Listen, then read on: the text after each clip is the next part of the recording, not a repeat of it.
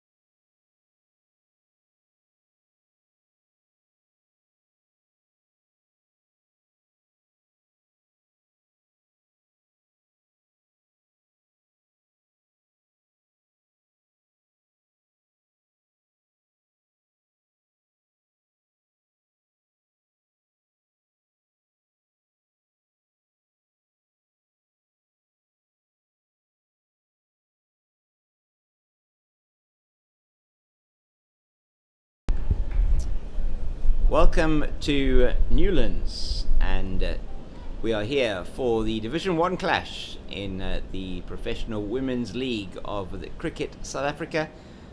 I'm James King, the Cape Fox, and I will be taking you through the action here today.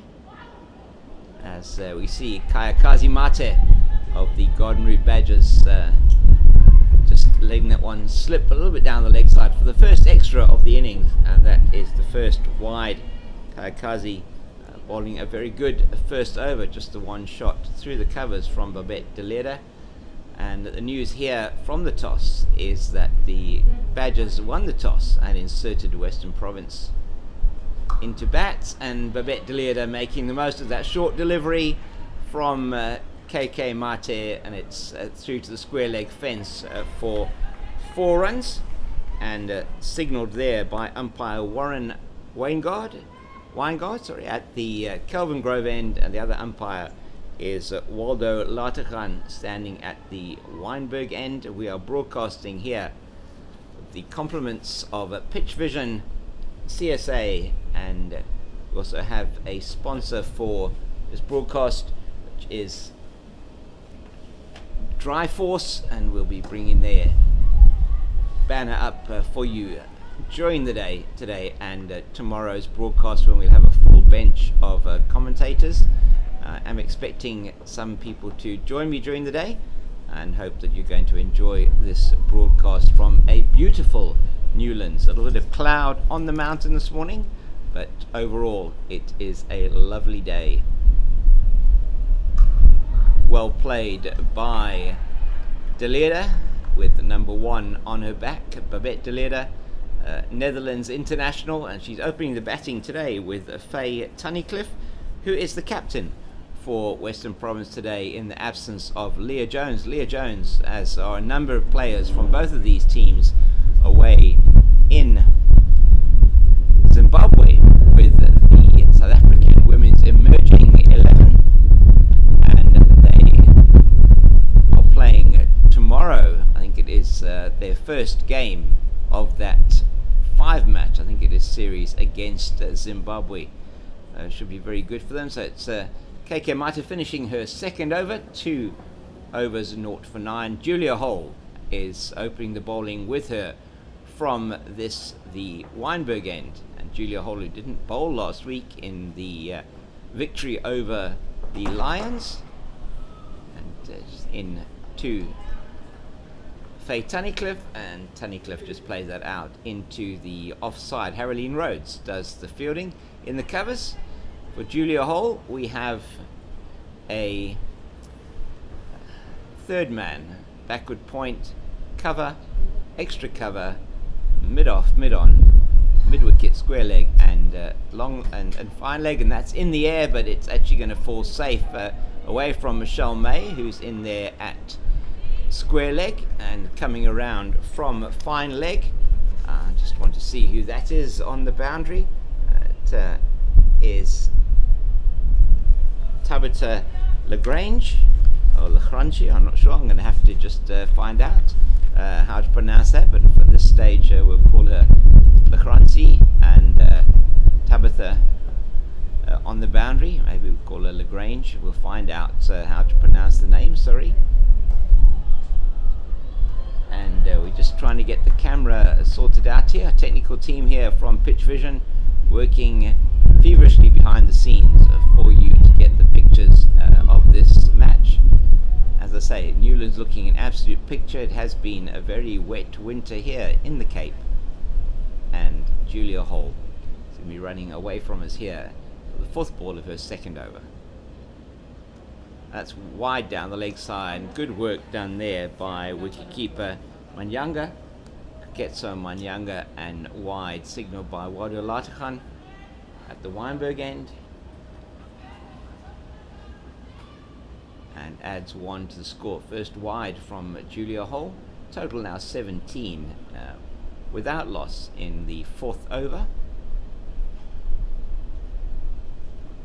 Oh, that's just the edge down into the ground past the wicketkeeper Manyanga, and it goes down to third man, and fielding there is that looks like, just trying to see who's at third man, the player that I haven't seen before. Faith de Jonk is down at third man.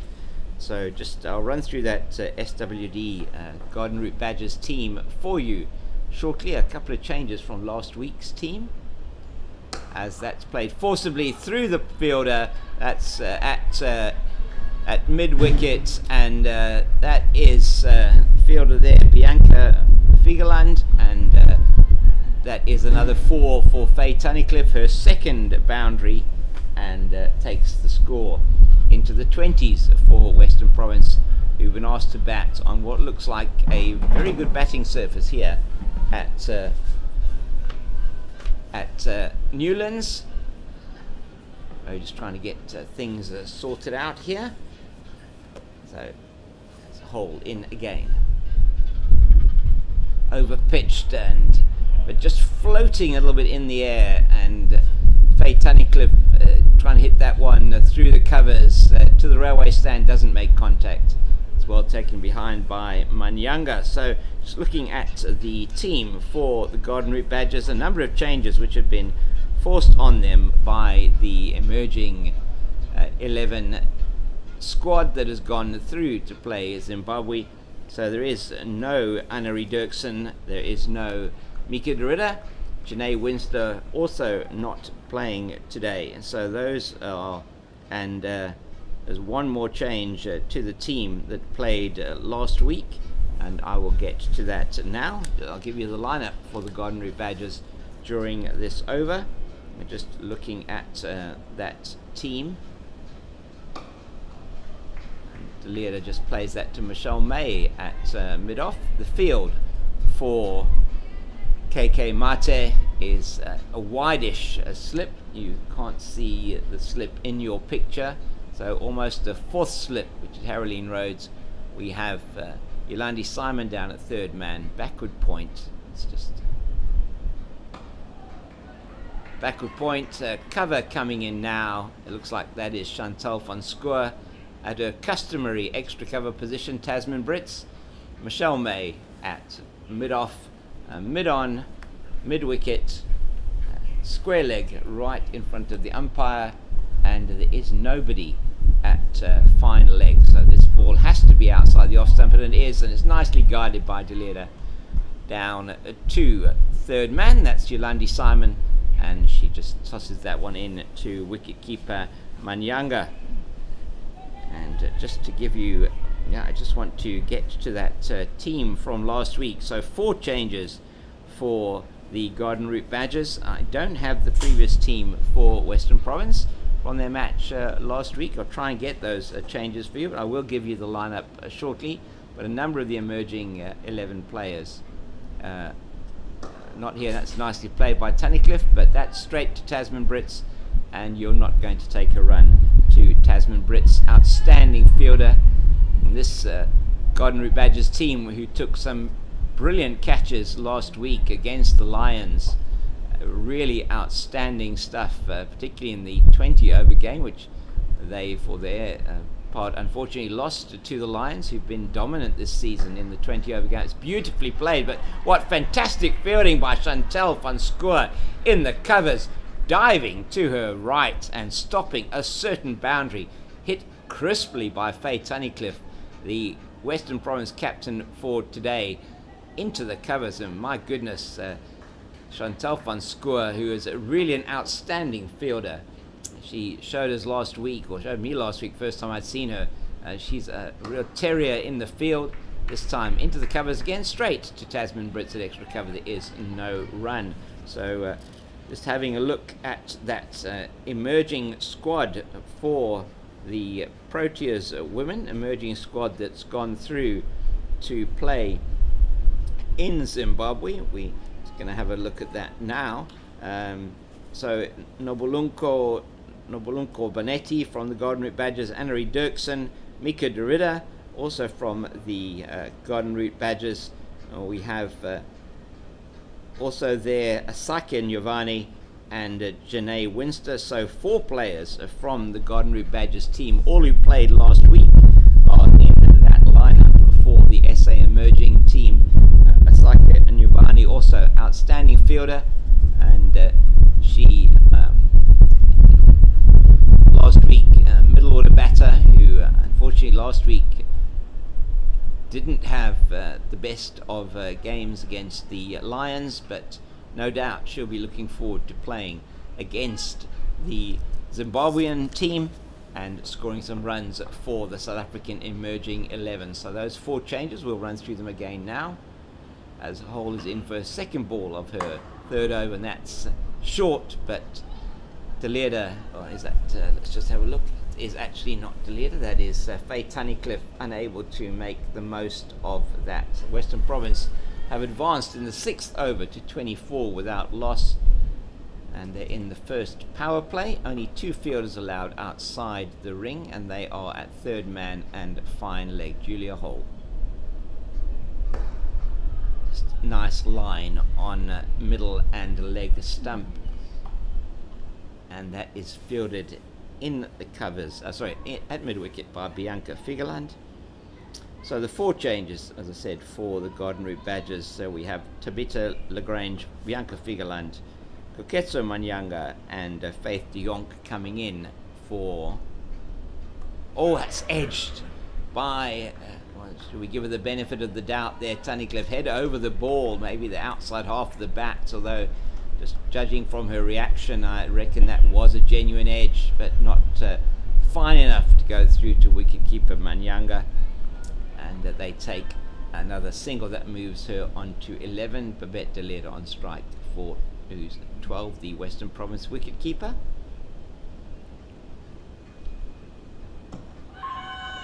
Oof. And inside edge there, I think Julia Hole just practicing her appealing skills. Last week, Hole, who was outstanding in the field, took a brilliant catch one-handed to take the wicket of, I think it was Sonette Fillion Low in the match last week, one-handed, leaping up to her right-hand side in the gully. Off an absolute screamer it was. That's far too short. Down the leg side, we signalled wide. They will not take an extra run as Manyanga struggles to hold on to that one.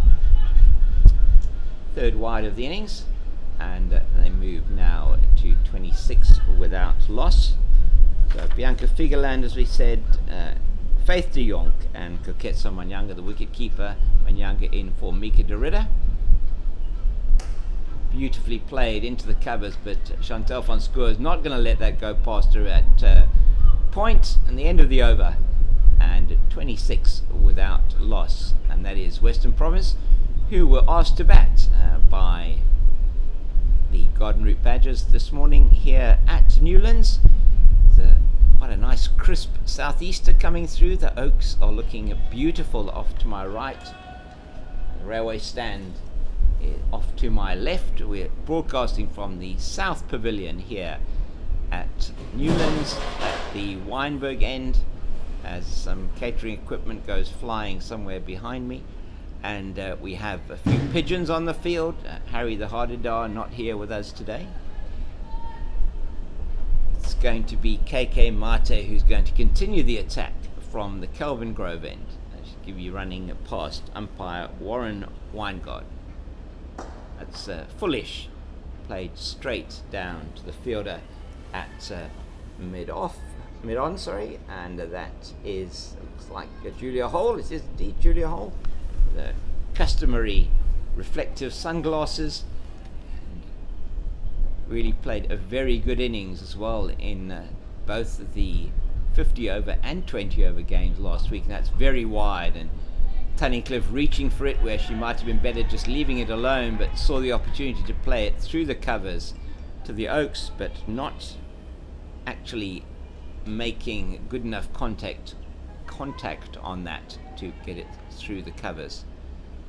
So Yolandi Simon at third man. We have a gully point, cover, extra cover, mid-off on the offside, and that's played into the leg side. It's through the gap at mid-wicket, but it's not going to go to the boundary.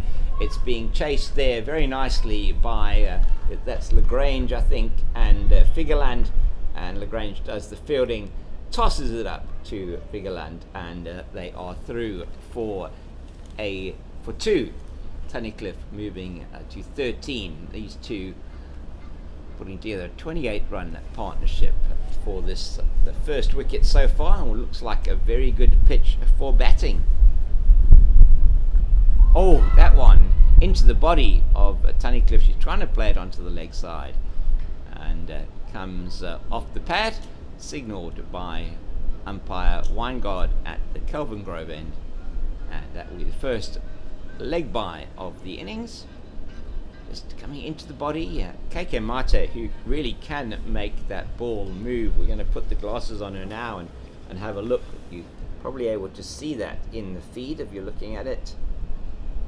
It's another delivery where she's rolling her fingers over the seam, try and get a little bit of movement and maybe get it to stop in the pitch a little bit. Just played very nicely down to mid-on to Julia Hole. And so just trying to run through the field here and see who is where. Michelle May just stretching there at mid-off, and that is outside the off stump. Much slower delivery from Mate, and it bounces a couple of times before it gets to Manyanga. She can't hold on to that one, and unfortunately for her it goes through for a bye, so another extra in the over. So Grange it is with the number 108 on her back, came across to assist and field that one, and we hope that this is coming through to you loud and clear. It's quite blustery here at Newlands today, but one does expect that in the summer months with the southeaster here. The wind channeling through, and the ground here comes through from the Weinberg end along the railway line and across the field. 30 without loss after 7. Currently batting at 4.3 runs and over. Delieta 12, Tunnicliffe 13, and it is going to be Delieta to face Hole. That's on the leg side. She just tickles it down fine, and they're not going to get more than 2 as Lagrange is round incredibly quickly from the position that she holds at fine leg. And so for Tunnicliffe now, Julia Hole has a third man. Looking who that is. So we've got a third man, backward point, cover, extra cover, mid-off, mid-on, mid-wicket, square leg and fine leg, a conventional field, and that is Tunnicliffe trying hard to get that wide ball. It's just tossed up invitingly for her outside the off stump. Good bowling this from Julia Hole, and she really invited Faye Tunnicliffe to have a go at that particular delivery, and she did, but didn't make contact, probably fortunately for her. That one very wide and will be signalled as such, just perhaps losing that slightly in trying to get a variation. Julia Hall.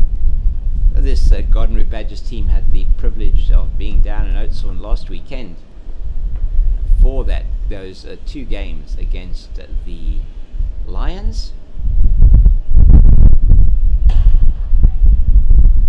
Nicely fielded in the covers by Tasman Brits. Extra cover is where she patrols in the early part of the innings. So both teams today have their momentum Proteas players with them, and so Tasman Brits is in the team. Annery Dirksen, who's with the emerging team, that's beautifully played by Tunnicliffe, but well fielded by Michelle May in front of the square leg umpire. And that this classic ring field for Hole. 5-4 offside leg side field, just containing the batters at the moment. That one's a bit short, and she's out. Has she got it? No, it went through the hands, unfortunately, of the fielder, and that one was played very, very forcefully, and Bianca Figeland cannot hold on to that, unfortunately for her. Just lost the flight of that one. I did, and I think she's hurt her hand. Maybe just the umpires are coming to have a look. I think the physio is waiting there, the Garden Route Badgers physio waiting to see if she needs to come on to have a look at Bianca Figeland's finger, and hopefully she's going to be okay. She really is struggling. That was hit with some power by Faye Tunnicliffe, went through the hands of the fielder and down to the boundary for 4. I think that is Tunnicliffe's 3rd boundary. I'm going to get some confirmation from the scorers. Sarah, 3rd boundary for Faye Tunnicliffe. And she plays that one very nicely, and very good fielding once again by Michelle May in front of the in square, just diving away to her right, prevents what would have been at least 2. They get through for a single. End of the over, 37 for no wicket after 8. Western Province, after having been asked to bat first.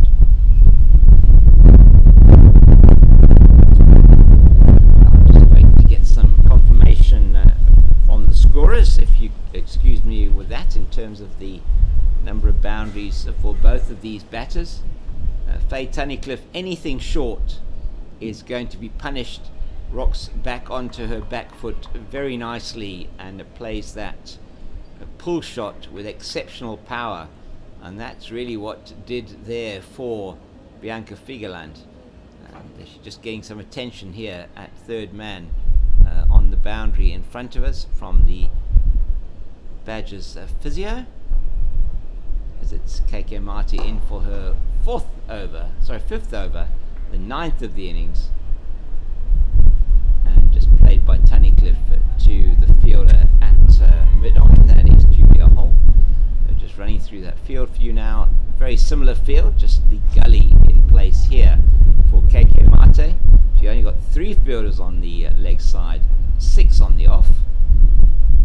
That is out in the gully, but it is nicely fielded in the covers. I think that's Faith de Jonk, number 6 on her back, coming around. It is indeed Faith de Jonk coming around from the position at point and fielding, but not before they're through for a single. So it's the Netherlands and the Western Province wicketkeeper Bibette de Leerde who's going to be facing up to KK Mate. Mate bowls that one. Good one outside the off stump, almost on a 6th stump line, and Chantal van Schoors in quickly from extra cover. Sorry, from cover, should I say. That's Tasman Brits at extra cover. So we have a third man, gully, backward point, cover, extra cover, mid off, mid on, mid wicket, square leg, KK Mate towards us from the Kelvin Grove end. That is going to be signalled wide by umpire Warren Weingard, and another extra to the total of 5th wide of the innings. 39 without loss after having been asked to bat first here at Newlands. The first of 2 matches. Tomorrow we're going to have the 20 over game. Today the 50 over match, and we'll run through as well some of the stats from the 50 over competition, as we can go through those for you, and just to give you an idea of where these 2 teams are positioned. Western Province at the moment 2nd from bottom on the log, 5th on the log. It's a very important game for them. It's played through the covers, and there is nothing that either Faith de Jonk or Chantal van Schoor are going to be able to do with that one. Bisected the 2 fielders at point and cover, and rolls away over the boundary down to the covers in front of the Oaks, and those are the plastic covers, not the people fielding in the covers. And that is another boundary to Babette Deleda. I think that is her 3rd boundary, if I'm not mistaken, and those have mostly come through the offside. She's very good on that front foot through the offside. It was in the air, but safely. This one just angled down to Haroline Rhodes at gully, and there is no run. And the end of the 9th over, 43, just batting just shy of 5 runs, and over 4.8 to the over so far for the Western Province opening pair.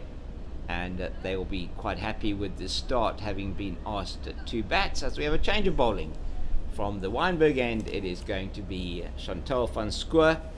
Very impressed with Chantal van Schoor last week. She has a very interesting action, quite effective bowler, wrist action. She does very much like a Jasprit Bumrah type of action. I know that's the purists will probably not be happy with me for saying that, but she does have a shortish run-up, manages to generate for the women's game a good amount of medium pace, has the variation.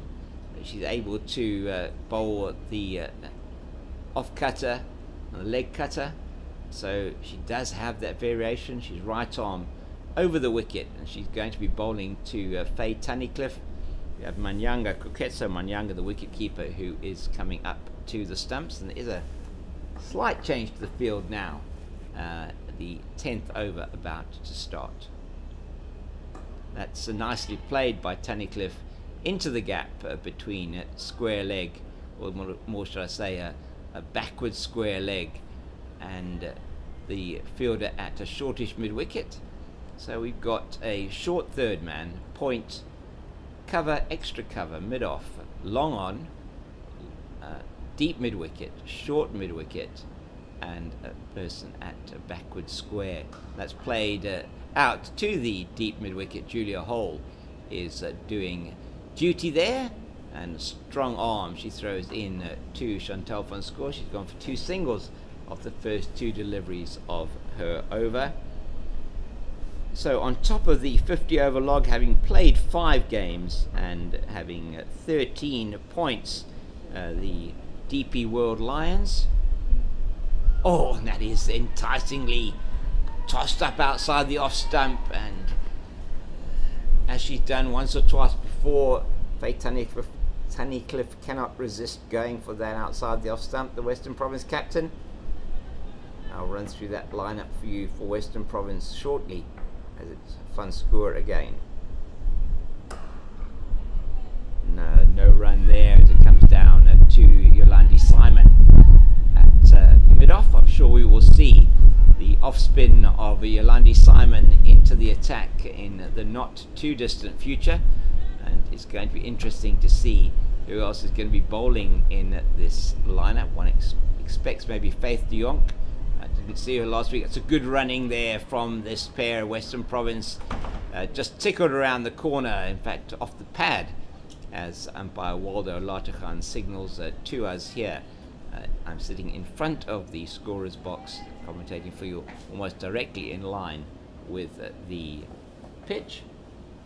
And we're just trying to get a few things sorted out here with the camera. The technical team working once again, as it is van Schoor, and laid into the covers, and that is Bianca Figaland who does the fielding, and there is no run. End of the over, 46 gone, and that's the end of the first power play, and run rate 4.6 runs on over, and that is signalled from the umpire there at the Kelvin Grove end. And as I said, it wouldn't be long before we were going to see some of Yolandi Simon. It is Yolandi Simon into the attack now from the Kelvin Grove end, replacing Kayakazi Mate. Mate, who in her first spell, 5 overs, 0 for 18, and that in her first spell, and already been replaced at this, the Weinberg end, was Julia Hall. Get her figures now. So it is going to be Simon who is going to be coming in with her off spinners from the Kelvin Grove end, past umpire Warren Weingard. And she is in towards us now. Tosses that one up nicely above the island. That's beautifully played by Tunnicliffe. A big chase for Faith de Jong here, but she's going to make it to get to the ball first, and tosses it in, not before they've taken two. Really good athleticism in the field there from de Jong, and she cuts that one off just in front of the boundary at third man, angled very nicely by Tunnicliffe, who moves there with that onto 22. Deleda 18, 48 for the loss of no wickets. Western Province having been asked to bat here at Newlands in this 50 over clash with the Garden Route Badgers. It's Simon again towards us now, and it's nicely bowled. She goes back, and you heard that, you possibly heard that in the effects microphone, that little cry from Yolandi Simon, sensing something here. It is possible.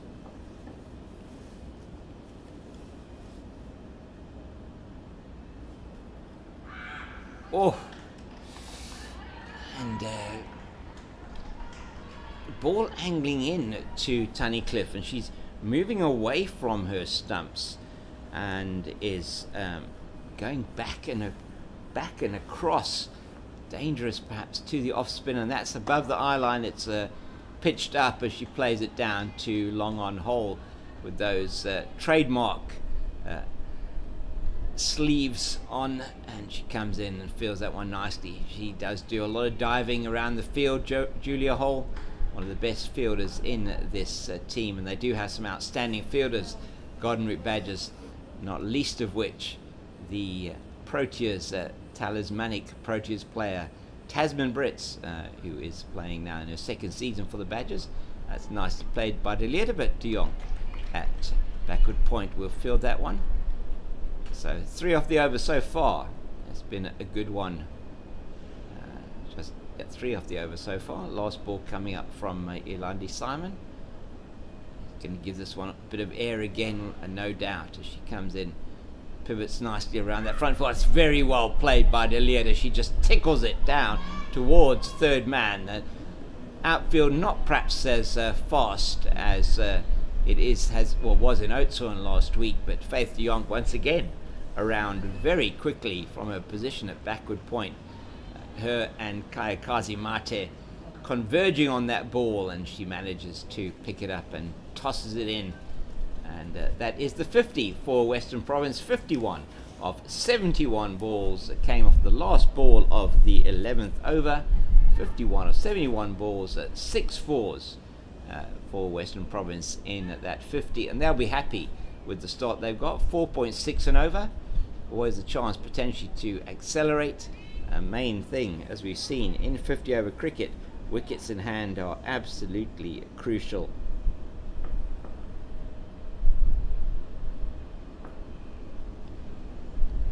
Van Score in to Tunnicliffe and just played to Brits, who's now at mid-wicket, the short mid-wicket. So for Van Score, the same field as last over, short third man, point, cover, extra cover, mid-off, long on, short mid-wicket, deep mid-wicket, and backward square.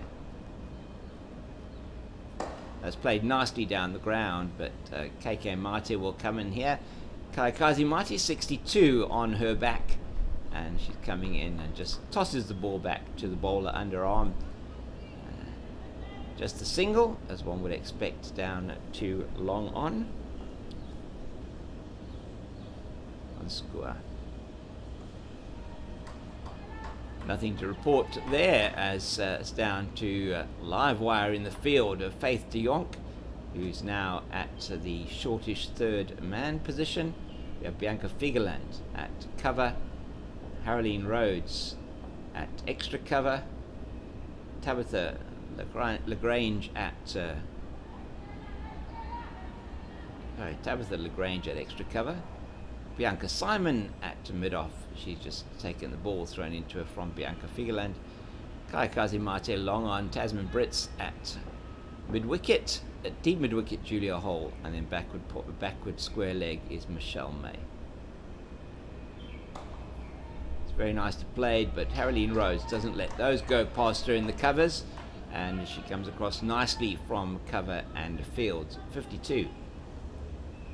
With one ball left, 52 without loss, one ball left in the 12th over.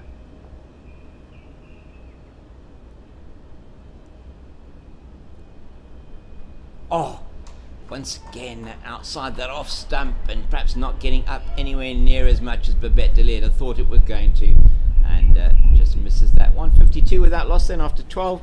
The Western Province team today with a number of players from Western Province in that emerging lineup, and let's give you those players from Western Province. So it's Laura Goodall, Leah Jones, and Andre Stain, who are missing from this Western Province lineup, all with the emerging 11. Leah Jones, captain of Western Province, who was also the captain of the emerging SA emerging women squad, and we wish them all the best for that series against Zimbabwe. Leah Jones, inspirational captain here for Western Province, along with Janae Winster, who's the normal captain for the Golden Root Badgers, as Faye Tunnicliffe just plays us down the ground to Julia Hall at long on. Just a standard middle over fare here in this 50 over match. One of two matches being played here this weekend at Newlands. 50 over match between Golden Root Badgers and home team Western Province, and de Leerde tries to play this one through mid-wicket, but she's not going to get that past Tabitha Lagrange at mid-wicket.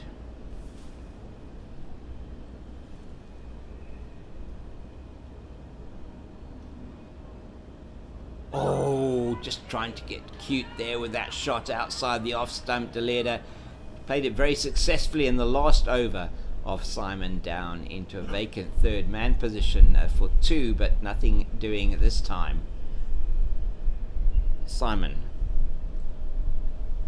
in, and again very nicely, and just tickled out into the covers, into the leg side field, and that is a single any day of the week with the field set deep. That's Bianca Figeland on the backward square leg boundary. So three fielders out now in the deep on the leg side, which is the area perhaps that Faye Tunnicliffe will target. She plays it back past the bowler straight, and the bowler very upset. She didn't get her hand on that. It looked like it was in the air for a little while, and just hitting the ground there was bowler Yolandi Simon, as that one went past her, but no real damage done. Just threw down to long on for a single. Julia Hall coming in and doing the fielding. Simon again, that's beautifully bowled, and unfortunately for the bowler and the wicket keeper Manyanga, very unfortunate for them there, is that Manyanga cannot effect the stumping, and they go through for just the one by, I think was it two that they scored there. It was actually Tunnicliffe facing, I think, there on that one, and two byes there that they took, as it was KK Mate coming around to field that one. So that's 2 overs bowled by Simon. She's been very economical. 2 overs and 0 for 8. Van Score even more economical. 2 overs, 0 for 3. So the run rate has gone down from 10 overs. It was 46. They've only scored 10 of the next 3 overs. 56 without loss. Van Score again from the Weinberg end. That's played nicely out to deep mid-wicket.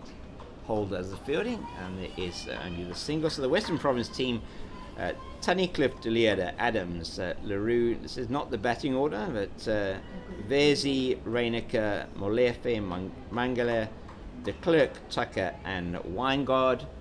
And we will run through that in a bit more order for you. In fact, we'll give you the batting order shortly. Beautifully played into the cover. What great fielding there by Haroline Rhodes, diving away to her left-hand side. Hopefully she hasn't hurt herself there. Perhaps her shoulder.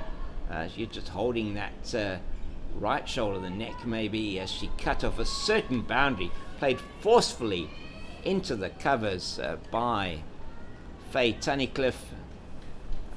Let's see, was that Tunnicliffe or was that De Leerde? Sorry, very similar. In fact, that was De Leerde who played that into the covers, and this one just tickled around the. Sorry, was Tunnicliffe who played that into the covers? De Leerde just tickles this around the corner, but Michelle May is equal to that task. So a 5-4 offside leg side field. Just run through the batting order for you for the Western Province. De Leerde and Tunnicliffe opening, and Kelsey Adam, Nadine de Klerk. It is going to be Khotatso Molefe in at 5. Yandiswa Mangala in at 6. Is that just not played convincingly by De Leerde?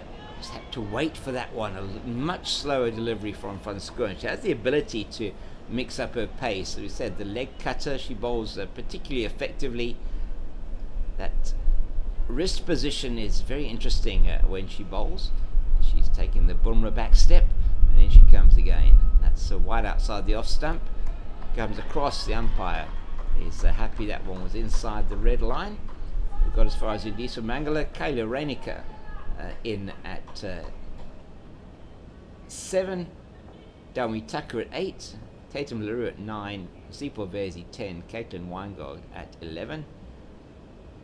Looking forward to seeing Caitlin Weingard bowling later. Sipho Verzi always outstanding for Western Province, as well as Tatum LaRue, the very seasoned campaigner here. As this broadcast brought to you by CSA and also brought to you by Dryforce, your 24-hour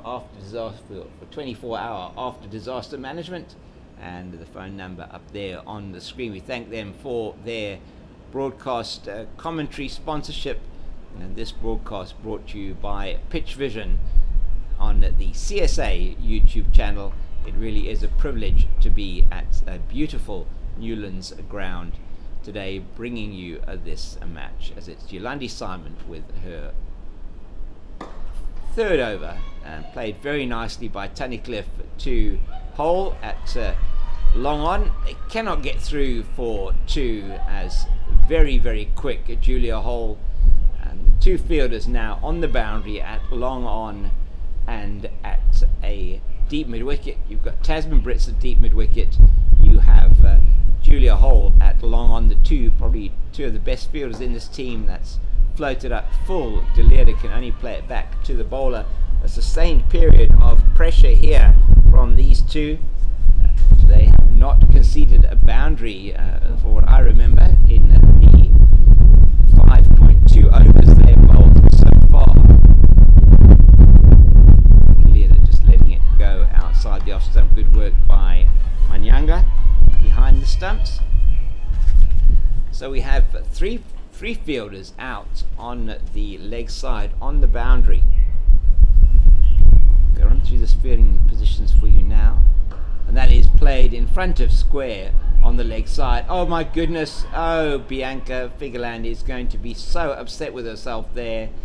Just a regulation stop, got her body behind it, but unfortunately going through the hands, bouncing off the knee and going through to the boundary in front of the railway stand for 4.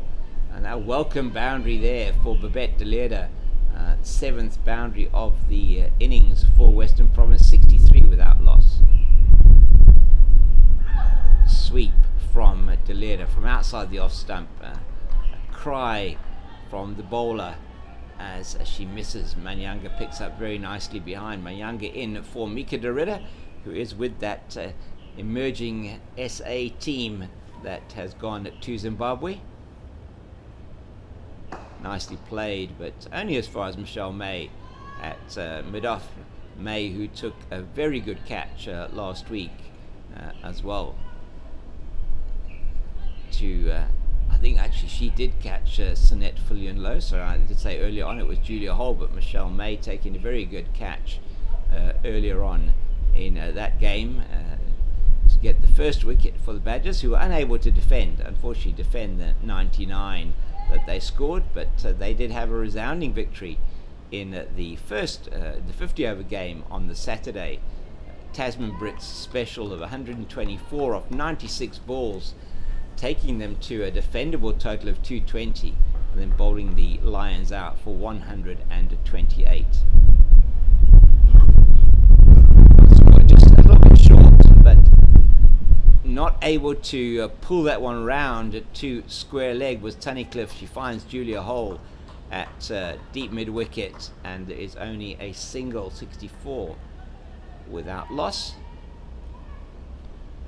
So it's a 5-4 offside leg side field. We'll go through the field at the end of after this delivery.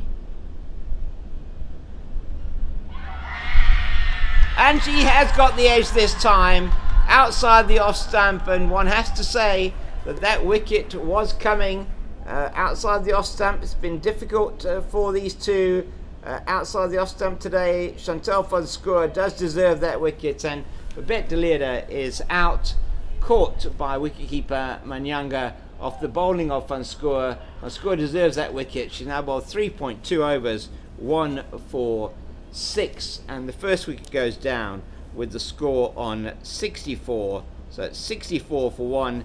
That is Babette de Leerde, who is caught behind, and de Leerde's numbers 26 off 51 balls, a strike rate of just over 50.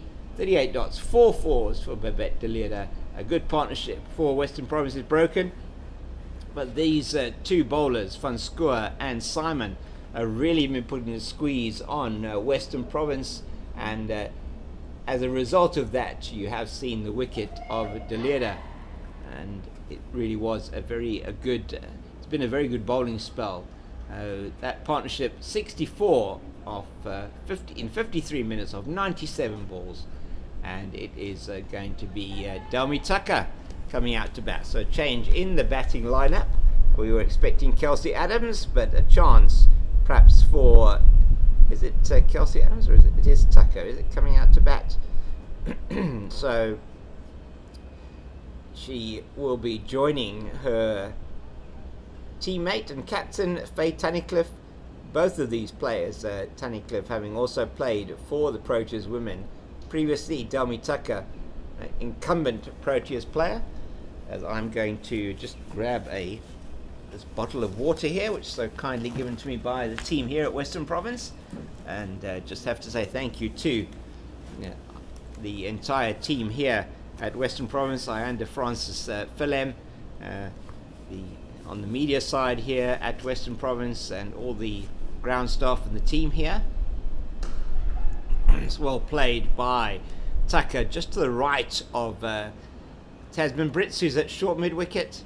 Well fielded by Julia Hole in the deep. She hit that with some power, did Delmi Tucker. She's off the mark straight away off the first ball with that single, and Tasman Brits no chance to catch that, even though it was in the air. So perhaps a chance for Tucker to get some time out in the middle. Van Schoor will have other ideas, but she's bowling to Faye Tunnicliffe now, and that's slightly short of a length. Kaya Kazimata will do the fielding in front of us at long on. Tosses it to her teammate Yolandi Simon at mid-off, Maybe she is the designated ball carer for today. Every team has somebody who looks after the ball. Of course, in this, but in this format of the game, Tucker plays it out softly to Haroline Rhodes in the covers. They all have somebody that looks after the cricket ball. They play with two balls here, so 25 overs with each delivery, and from either side they use a different ball. Nicely angled by Tucker, but there is no run there as Faith de Jonk is around very quickly from a short third man position. End of a successful over, very good one by Chantal van Schoor, picking up the wicket of Babette de Leerde. She's bowled 4 overs, 1 for 8, and that does reflect how excellent her bowling has been. Her bowling partners also applied the pressure. Yolandi Simon, 3 overs, 0 for 13. She's going to continue the attack from the Kelvin Grove end of this beautiful ground in front of the media centre and the broadcast facilities at the northern end of the ground. We're speaking to you and broadcasting from the southern South Pavilion today, and that's just down the leg side. Not sure if that came off the pad or the bat. There is not going to be 2 there though for Tunnicliffe. She did not get a bat on it. Signalled by Warren Weingard that is a leg bye. That's the 3rd leg bye of the innings. 2 byes, 5 wides so far, and neither of these two, as far as I can remember, having bowled a wide yet. So it's been a really good spell from these two working together in partnership to put the brakes on this Western Province batting lineup. Tucker gets a full toss, but she can't make enough of it. Van Schoor does the fielding at a mid-wicket, sorry, at extra cover.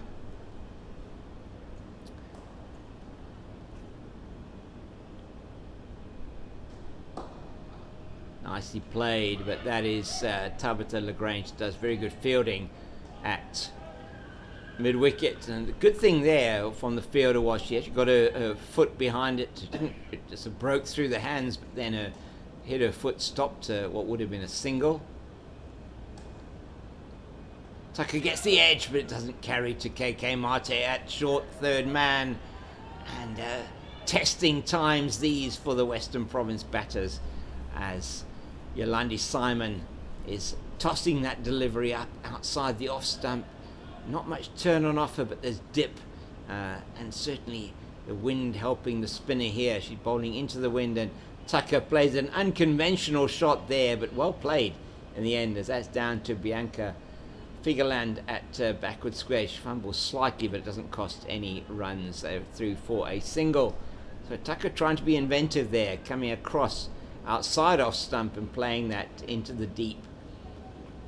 So we've got, with 1 ball left in the over, 68 for 1.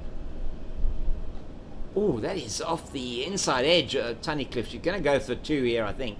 No, she says no, as Figerland's onto that very quickly. Good throw into Manyanga. They just take the single. 3 off the over, and well, just the 2 off the over, in fact. And that is 69 for 1 after 17, batting at just over 4 and over.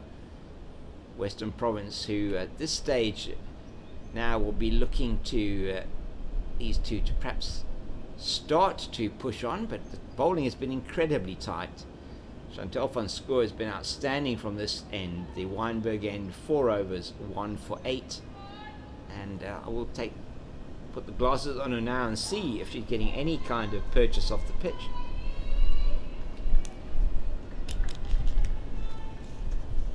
She's going to be coming in to Faye Tunnicliffe. And again, she can't only bunt that down, and that's actually good running by Tunnicliffe as Simon comes across from mid-off, and Tasman Brits also running from a position mid-wickets. And you'll see that Simon did hit the stumps, but Tunnicliffe, you would have also noticed, safely into her ground. If you have just joined us, the news here is that Western Province lost the toss this morning. Goddenrich Badgers have put them into bat. That's a good shot from Tucker, just waiting on that one outside the off stump, slightly short from Van Schoor, and she plays that beautifully past point through to the cover boundary for her first, should I say through to the point boundary for her first boundary. She moves on to 6.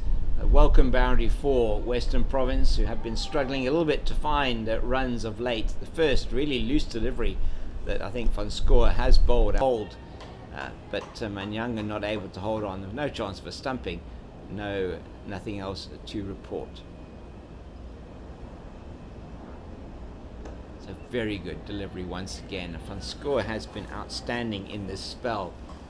Just that one ball that didn't quite go to her liking.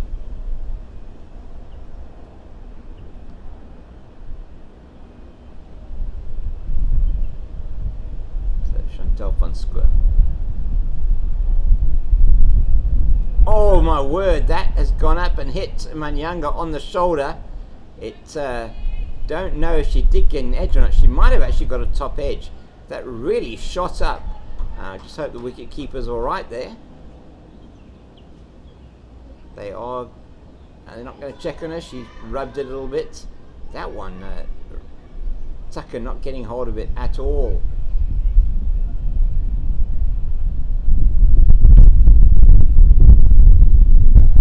So the Austin again, but nicely fielded in the covers there by Bianca Figeland. Makes no mistake with that one. Good fielding, end of the 18th over, and it is 74 for the loss of 1, 4.2 and over. So as I said, Western Province put into bat. Their 50 came up off 70 odd deliveries. There were 46 without loss at the end of 10. 50 came up in the 12th over. These two bowlers, the first change bowlers, have been outstanding. Opening bowlers as well were quite economical. Julia Hole going for just under 6 and over, 4 overs 0 for 23. Mate 5 overs 0 for 18. Van Schoor 5 overs 1 for 13. Simon, who's about to start her 5th over, 4 overs 0 for 15. The player who's out, Babette de Leerde, just slightly over pitched, and Tunnicliffe lays down to Hole at long on for a single. Babette de Leerde caught behind by Manyanga off Van Schoor for 26. So we have got a short third man, point, extra cover. Just coming from a deep point now, or deep extra cover. Cover, should I say, cover, extra cover.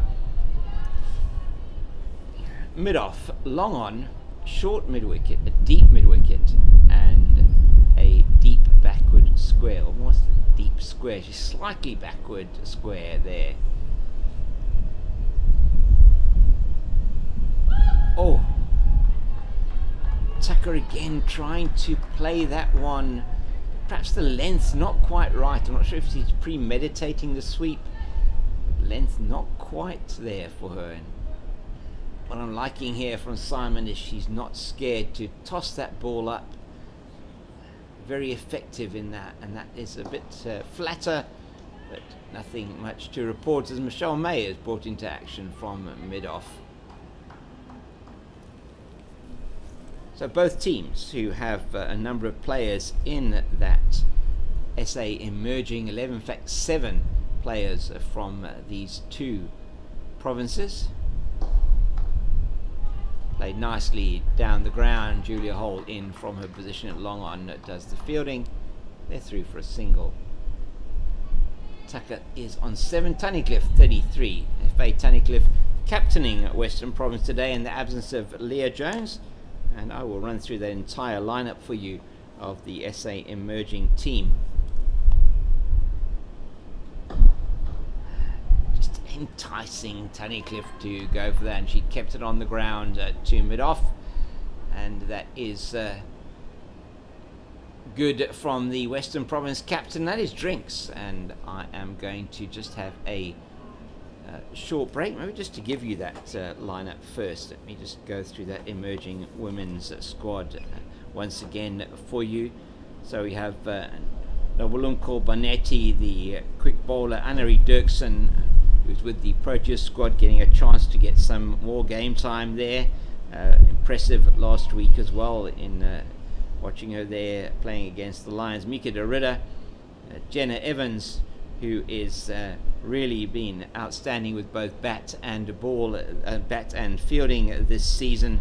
Laura Goodall from Western Province, Sayanda Hlubi, Leah Jones, the captain, Tiboko Masheke, Lise Marie Marks from the Titans, Rafiwe Moncho, Seshni Naidu from the Dolphins, Saka and Giovanni, Nondumiso Shangase, who is the alternate captain as well. So we've got two captains, Leah Jones, Nondumiso Shangase, according to this, and Andrew Stein from Western Province, Shangase also from KZN Dolphins, and Janae Winster from the Garden Route Badgers. Janae Winster, the captain of the Garden Route Badgers.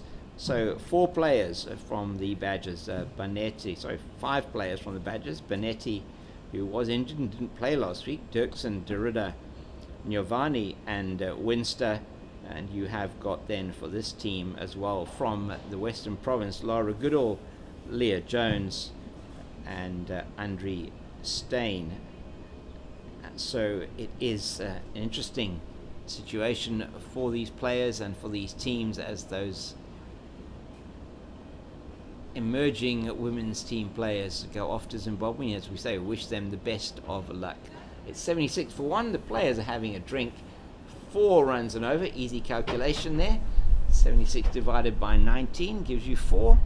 And that is the umpires having a drink as well in the middle. Not too hot here in Cape Town today, but in the sun it's always going to be a warmish day.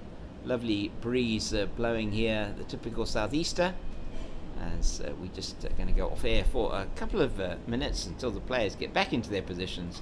We'll be back with you now. For me, James King, the Cape Fox, just goodbye for now.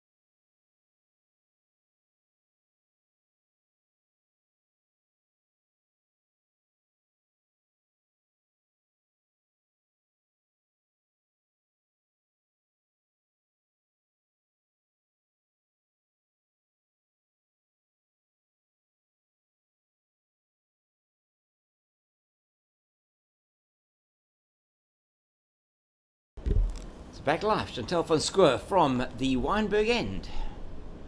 And just, I'd say, bunted down to KK Mate here in front of us with the number 62 on her back. She fields that at long on. We have 4 van Schoor. He's bowled 5 overs, 1 for 14. Short third man. Nicely worked wide of Tasman Brits at short mid-wicket.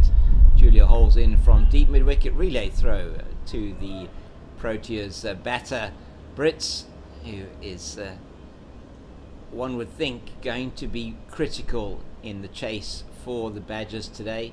Western Province on what is now not looking like such a good batting wicket. These two, van Schoor and Simon doing exceptional bowling, going at a combined number of 3 and over. Really has been good. And that's, oh my word, Haroline Rose tries to get to that, but it's forcibly played in the air through the covers and down to the cover boundary for 4. It just sat up and asked to be hit, and Delmi Tucker said thank you very much, I will do so, and plays it through the covers for her second boundary, and she moves on to 12. Tunnicliffe 34. Faye Tunnicliffe captaining the Western Province team today. Nearly a slip of the tongue there. She's capturing the Western Province team today in the absence of Leah Jones, who's with that SA emerging squad, who is off to Zimbabwe. First match tomorrow for that team. Oh, angling into the legs. Bit of excitement, but nothing to report on that. Francois has been outstanding. Only 2 deliveries that have gone off to the boundary, both through the covers. She is really bowling to her field here. She has got this generates quite a lot of pace from a short run up, and that one's given a lot of air. Very good fielding off her own bowling. She really is an outstanding fielder as well. Live wire in the field, covers a huge amount of ground very quickly.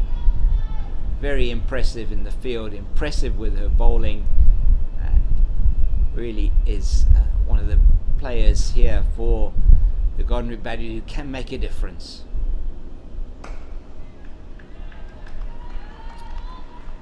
Very good over once again. Excuse me, just that boundary which she conceded off the over, 4 off the over, 82 now after 20. So it was 46 after 10, 82 after 20. So you can see from that just how well these two have bowled. So only the 36 runs coming off the second lot of 10 overs. It's been Simon and Van Schoor who put the brakes on Western Province. The wicket of Babette de Leerde during that time as well. 64 was the opening partnership. These two have put on 18 for the second wicket. It's nicely played again. That goes past Tabitha Lagrange at short mid-wicket through to Julia Hole at long on. She's done a lot of work today in the field, has Hole. She's moving around from for Simon. She's at long on. For Van Schoor, she's at deep mid-wicket. So she's going to be seeing a lot of the turf here at Newlands today. Oh, and that's an attempted reverse sweep, and I think Tunnicliffe unsighted there. Perhaps Manyanga was in the way of the ball. I think she would have taken a single otherwise, not able to do that. So on the offside, we have a ring field all inside the circle. The only things that are moving outside of the circle are the pigeons here at Newlands today, and that's played through to the right of Benetti. That is good running, it's good fielding, very good cricket all round there from both teams. Just played forcibly out by Tucker into the offside. Benetti runs quickly round to her right and fields, but not before Tunnicliffe, who called Tucker through for the run, is through for the single. 84 for 1.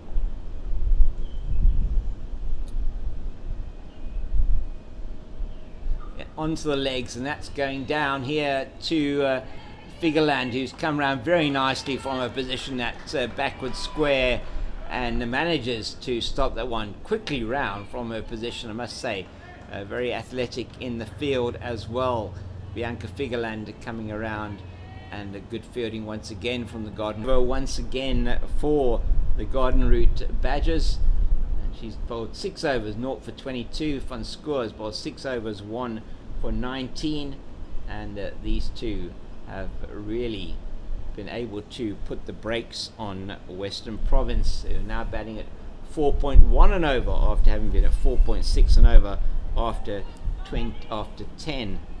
So very good bowling from this team. I just want to go through some of the stats for you. So just looking at the current Women's League and the information we have here on the team, just looking at the top averages, and it is in the first division, it is Tasman Brits, who has only batted in the 2 innings, but has 134 runs at an average of 67. So she's equal second with Zula from the Free State.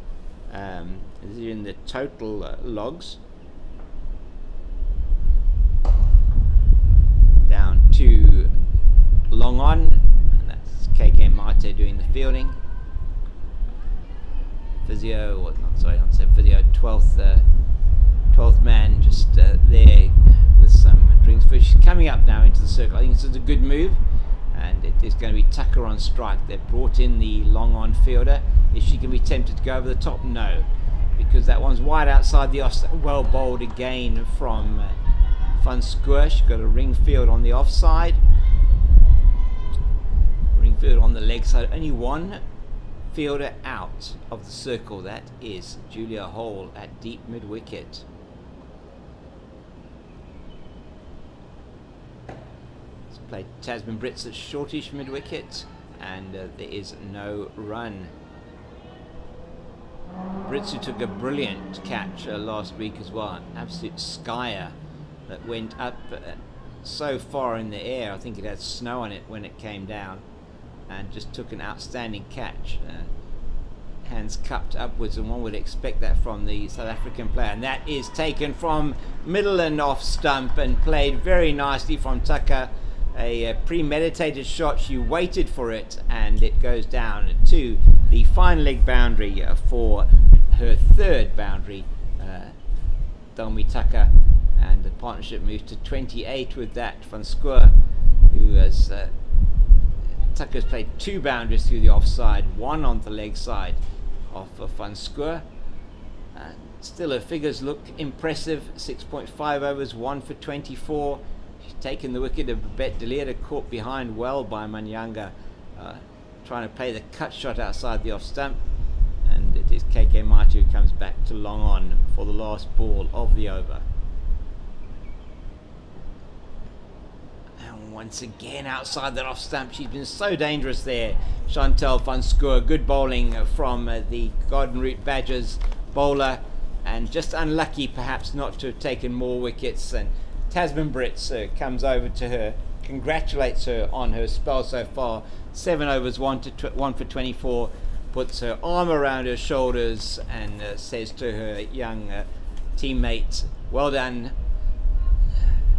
and keep up that good work that you're doing today. She's been good in the field, has Van Squir as always for the Garden Route Badgers, and this team certainly massive amount of potential, and they are in a positive position. I mean, on the log they have played less games than some of the teams above them. That's played into the covers, but very nice fielding from Faith de Jong at backward point. So for Simon, we got a short third man, backward point, deep cover, extra cover, mid off, long on, short mid wicket, deep backward square. That's leg side-ish, and it's gone down the leg side. There's a muted appeal from the bowler and from Tabitha Lagrange at mid-wicket. The wicket-keeper doesn't appeal. She's chasing that ball down to the leg side. That is another, was a leg by there. Tunnicliffe, though, is on 40. In fact, probably was a run. Tunnicliffe on 40. And Tucker on strike on 17. And, ooh, my word. That could have been very interesting there had Tucker not quickly got that bat in. She certainly, from a footwork point of view, was out of her crease, just quickly getting the bat in when she saw that Manyanga was alert to that. Not sure what that came off, but just bobbled up in the air. Manyanga doing outstanding work behind the wickets.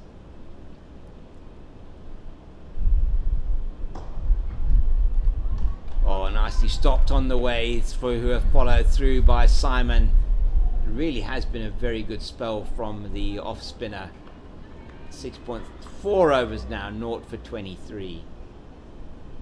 Yolandi Simon impressed last week, and she's impressed me this week as well with this control. She pivots nicely around that front leg. That's going to Tasman Brits in the deep, and that trademark slide, strong throw in, and that's not a short boundary by any means here at Newlands. And as far as she can hit the ball over the boundary, it almost seems that as far as she can throw it in from the boundary, the strength she has. Really outstanding fielder in the deep, in fact an outstanding fielder. That's in the air, but it's going to bounce short of, oh my goodness, poor Bianca Figureland is having a tough time in the field. She came in to try and execute the catch of Tunnicliffe, and that just bounced in front of her, and with the spin on that ball, spun away from her, desperately threw out a right hand, but could not stop it. Down into the railway stand for 4 it goes, and that's Tunnicliffe on to 44. Tucker has 18. This partnership worth 34 for the second wicket, 98 for the loss of 1. Western Province after 23 overs, 10 extras in that total. The player out, Babette de Leerde, for 26 when the score was on 64. Good opening partnership, batting at about, they were just about 4.2 and over. So they've kept the run rates in and around the 4.2, 4.3 range. They have, and it's Faith de Jonk who's going to be coming in. It's a change of bowling, and we have Faith de Jonk who's coming in from the Wynberg end. Not a player that I have seen bowl before. Looks like she's coming in off a shortish run up. I'm expecting her probably to be spinning the ball. Looks like she's right arm over the wicket, and she's actually just pretty much straight up bowling, and that's played past the fielder at square leg, and goes to deep backward square boundary for 4. There's nothing Michelle May can do about that. Just set up beautifully off a short of a length delivery from Faith de Jonk, and that brings up the 100 for Western Province. 102 for the loss of 1 after 23 overs and 1 ball. 144 balls, 12 fours, 83 minutes for the Western Province 100, and they'll be happy that this is setting up the platform as they probably look to target these two, both Proteas or former Protea players, Tunnicliffe and Tucker, who are looking to set a platform. Tucker now moves to 22. That's I think her 4th boundary. Tunnicliffe on 44. 12 fours in this innings, and that's played nice. Oh my goodness, poor Tabitha Lagrange just gets wrong-footed by that, thinks it's going off to her right-hand side. It may well have just spun slightly off the square and goes off to her left. She can't come across to field that, and that goes through for another boundary. So de Jonk, of the first 2 deliveries, has gone for 8. It's relieving some pressure that was placed on these 2 Western Province batters. Tucker cashing in on those 2. That's again nicely pitched up, but that's not going to get past Simon at mid-off. That's better from de Jonk. She's just coming in like a medium paces, slowish medium pace. Not really getting any turn on the delivery. That one is in. That one in, stops in the pitch a bit. That's better from de Jonk. She's going to have to get that line and length right, and she's doing that now. 3rd and 4th deliveries in the over. Very good. The lady of slight stature. She's been very energetic in the field today. She's just looking to get that line and length right. Ball is stopping in the pitch slightly. It seems a slightly slow pitch, as no mistake this time from Tabitha Lagrange at extra cover. So we've got a short 3rd man, point cover, extra cover, mid-off, long on, short mid-wicket, deep mid-wicket, and a backward square. That's Tasman Brits at backward square leg, and that's played through the... Oh, what great fielding! That just bounced in front of Haroline Rhodes, and she gets down very well to stop that one in the covers. My goodness, she is a good fielder, is Haroline Rhodes. And this Golden Route Badgers team really do impress in the field. I know there's been 1 or 2 instances today, players that are coming in, and just to remind you, they have 4 changes from the team that defeated the Lions last week in Oudtshoorn, and those 4 changes enforced on them as a result of the SA emerging team going off to play against the Zimbabwe. That team starting off their tour tomorrow, and those changes in this team for Golden Root Badgers. Mika Derrida, Asoka Nyovani, Annery Dirksen and Janae Winster out, and that's a big loss for them, but it gives the chance, as this one's out to hole at long on, gives a chance for some of the younger players to come in. And so we have those 4 changes. We have Manyanga at wicket keeper in for Derrida. We have 2 batters at the top of the order, Lagrange and Figeland. That's Tabitha Lagrange and Bianca Figeland. And we also have Faith de Jonk in from a bowling point of view to replace Janae Winster, as that is tucked down to long on by Tucker. And Tunnicliffe is on 45, Tucker on 27. Faye Tunnicliffe, product of Somerset College in Somerset West. That's played beautifully through the covers by Tunnicliffe, and that takes her to 49. Simon just over pitching, and she does not miss out. She bisects Van Schoor and Rhodes, who are at extra cover and cover respectively. There's nothing that they can do about that. And beautifully played by Tunnicliffe, just one away from another half century for Faye Tunnicliffe. She has looked impressive early on, quite difficult for them. Some of those outside the off stump, perhaps not pitching or coming through as she would have expected, and she is looking in a good touch today.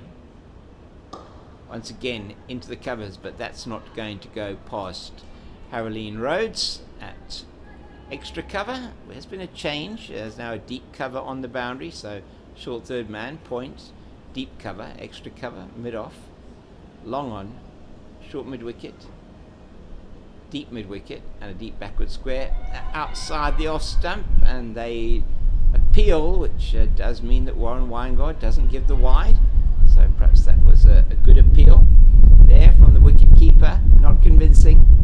They are going to have to get that chorus work going better, the Golden Root Badgers ladies. And that, I thought that perhaps was going to be the 50, but not. In that case, that's through to Tasman Brits at short mid wicket, and Brits as fielding as she does, just stopping any thought of a run. 112 for 1 after 25, slight increase in the rate here. Western Province 4.5, so just 0.5 of a run, if you can get such a thing. 0.5 of a run below what would be exactly 4.5 and over. Partnership is 48, so 2 milestones that are very close here is the 50 partnership and Tunnicliffe's 50, so 48 the partnership, Tunnicliffe on 49. Faye Tunnicliffe captain for today in place of Leah Jones, who is off in Zimbabwe with the emerging squad. And just to look at some of these numbers for you, as I said, Tasman Brits second on the averages for the season so far, 67 after that 124 last week for her against the Lions. And the best Western Province player, Sarah Smith, who is unfortunately injured and not playing today. She's got 129 runs in 3 innings. 2 innings where she's been batted 3 times, 1 not out. Her average 64.5. The next best Western Province player, Andre Steyn, who's also with the emerging team. Sarah Smith, who's injured and not playing today.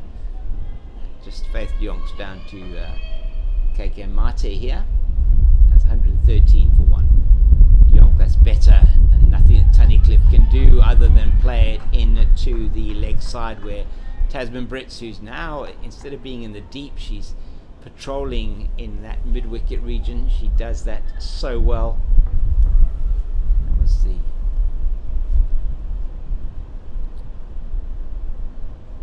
it's nice from De Jonk, and that is going to be the 50, both the 50 partnership and the 50 for Faye Tunnicliffe. She raises her bat to the dugout and acknowledges the applause. She's very happy with that. Her first 50, I think that is, of the season. And the partnership 50 off 38 minutes, 61 balls, 7 fours. Tucker scored 28 of those. Tunnicliffe 1 and 1 extra. And we will get the numbers for Faye Tunnicliffe shortly for you as well, for her 50. Partnership 50, Tunnicliffe 50. As this one's played in the air, but it's not going to carry. Pascour lets it bounce. Tucker just trying to get that one away off a shortish delivery from Faith de Jonk. And it's just a single. She moved to 29. Faye Tunnicliffe, 50 off 63 balls. She's got 5 fours, 92 minutes at the crease. And she really has played all around the wicket, but a very strong leg side performance. That's played very nicely by Tucker from outside the off stump. It's going down towards the boundary. Will Bianca Figueroa does. That's really, really good fielding from the Garden Route Badgers once again. And Michelle May, who chased with her all the way down there, takes the flick back from her. And but they are through for 3 runs. Are the 2 batters for Western Province. Tunnicliffe now on 52. Ouch, that must have hurt. In fact, they were through for 2. I thought that was 3. In fact, only through for 2. de Jonk throws out a foot at that one, manages to deflect it down, and it is Simon who does the fielding. They go through for the single, 118 for 1 after 26 overs, so 6 off the over.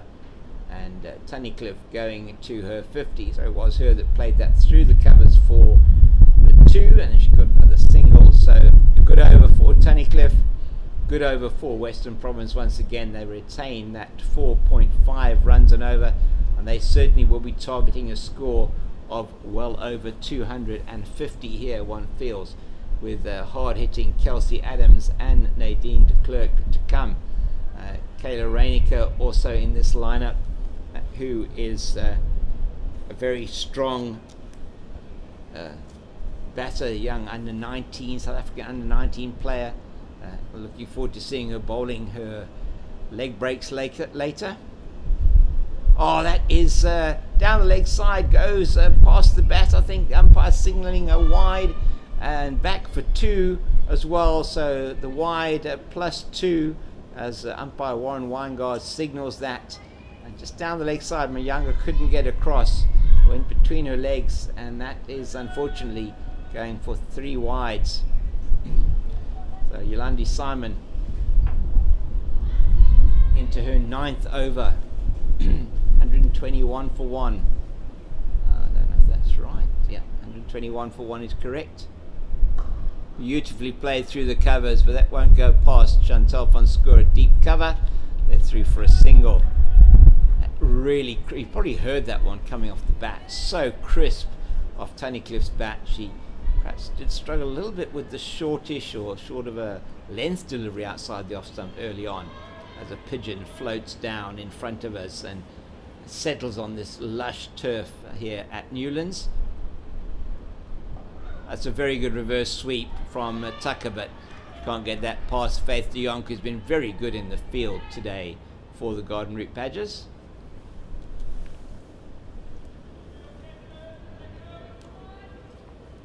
You can never underestimate the amount of work that goes into preparing a team like this to really field so incredibly well, and it really is a credit to the coaching team at the Garden Route Badgers, as that's fielded nicely by Haroline Rhodes as well in the covers. And today they have a whole flock of pigeons just at extra cover assisting them, so should it go through past the batter, past the fielder, it may well be stopped by one of those pigeons. They look big enough to be able to stop the cricket ball perhaps. And it's played there to Tasman Brits at short mid wicket. No run off that one.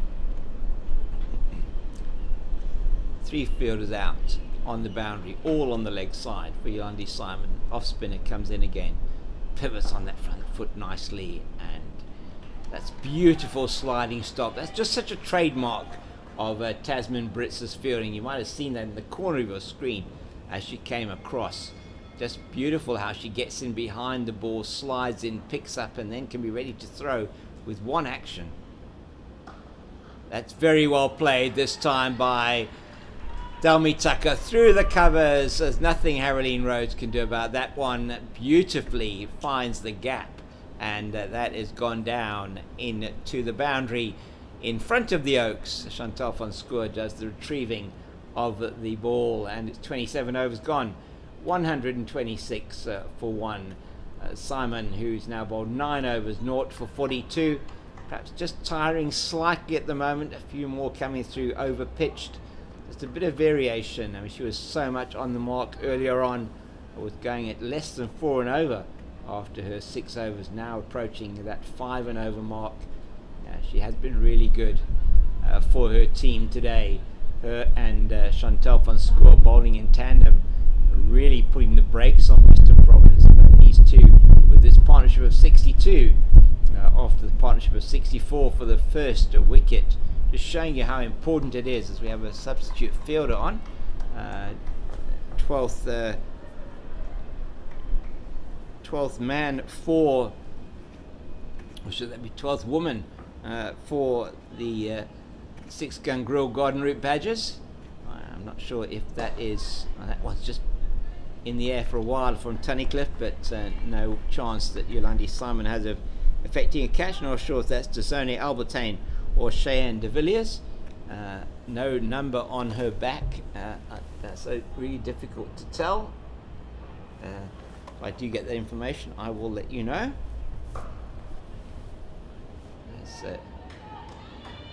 Figureland does the fielding in the covers.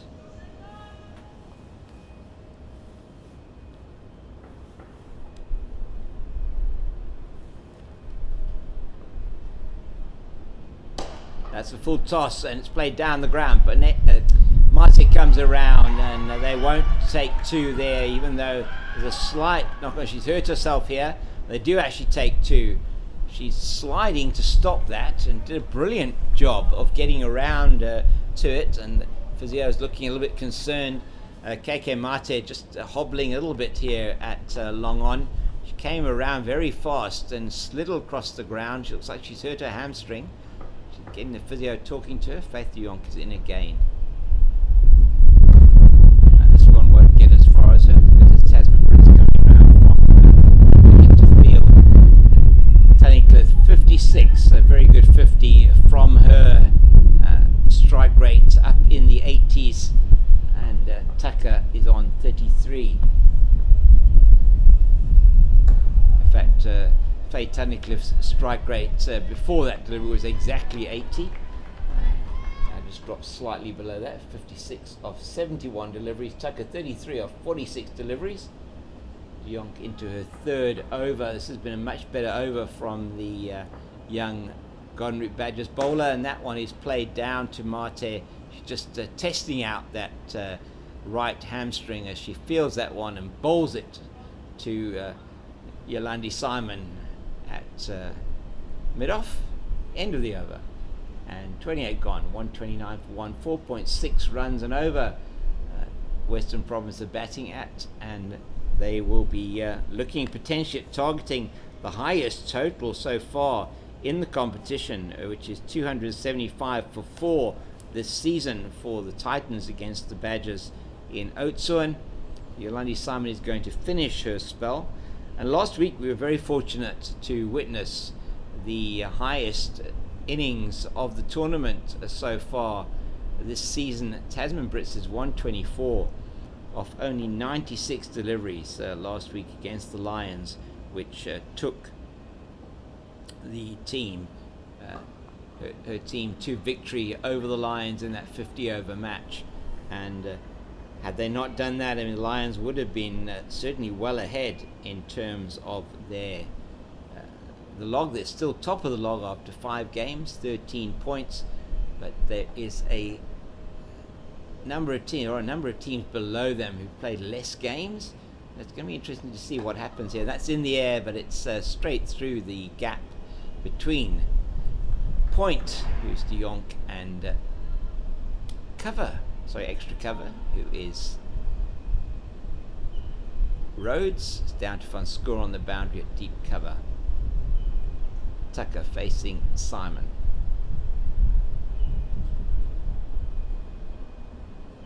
Nicely played by Delmi Tucker, and that's well fielded by KK Mate.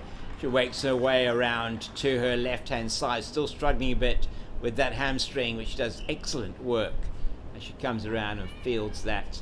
Partnership's moved to 67, the highest of the innings, only been the second partnership of the innings. 64 for the first wicket, 67 for the second wicket, unbroken so far. 131 for 1 to 28 and a half overs. That's played again nicely by Tunnicliffe. Scatters the pigeons who are between, just off the edge of the square and in front of Chantal van Schoor at deep cover. She does the fielding and it is just the single to Faye Tunnicliffe. 59. Tucker on strike. Simon, 2 balls left in her spell. 9.4 overs, 0 for 45. That's a good delivery, and they are going to take the single. Good running, although there was a little bit of hesitation in the middle. De Jonk just not able to pick that one up cleanly, otherwise you could have been some trouble there. Good return in to Manyanga behind the stumps. Manyanga's been very good behind the stumps today, I must say. Good work by the young wicket keeper, who's in for Mikidorida. Beautiful shot from Faye Tunnicliffe. She bisects the gap between extra cover and mid-off. There's absolutely nothing that can be done about that, and that is another boundary to the Western Province captain. 63, she's on. Tucker 35. 73 is the partnership as Michelle May comes back onto the field. She was a player that was off the field, and a substitute fielder is running off.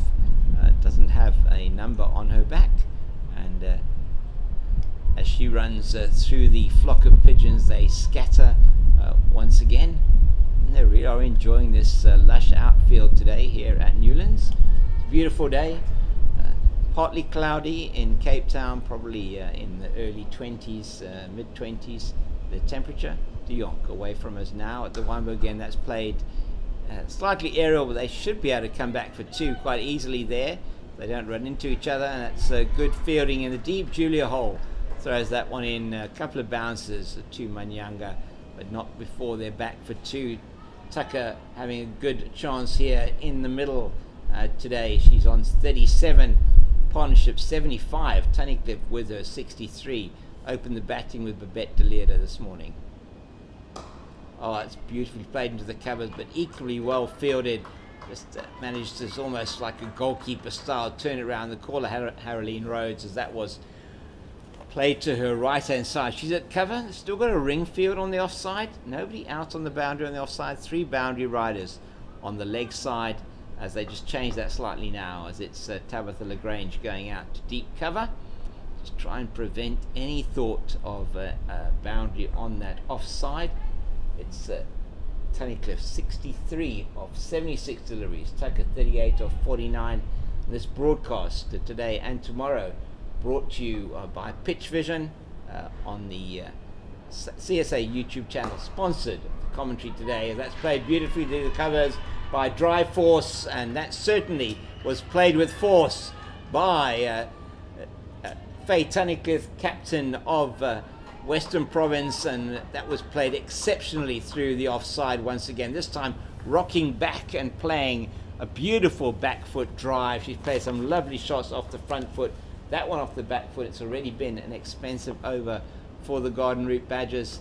De Jonk just struggling with her length, and not so much with the line but more with the length, as Tasman Brits just slides across the field once again to pick that one up, and prevents any thought of a single. Running very fast across to her left. A lot, one feels, is going to depend on Brits and how well she can bat today for this Garden Route Badgers team.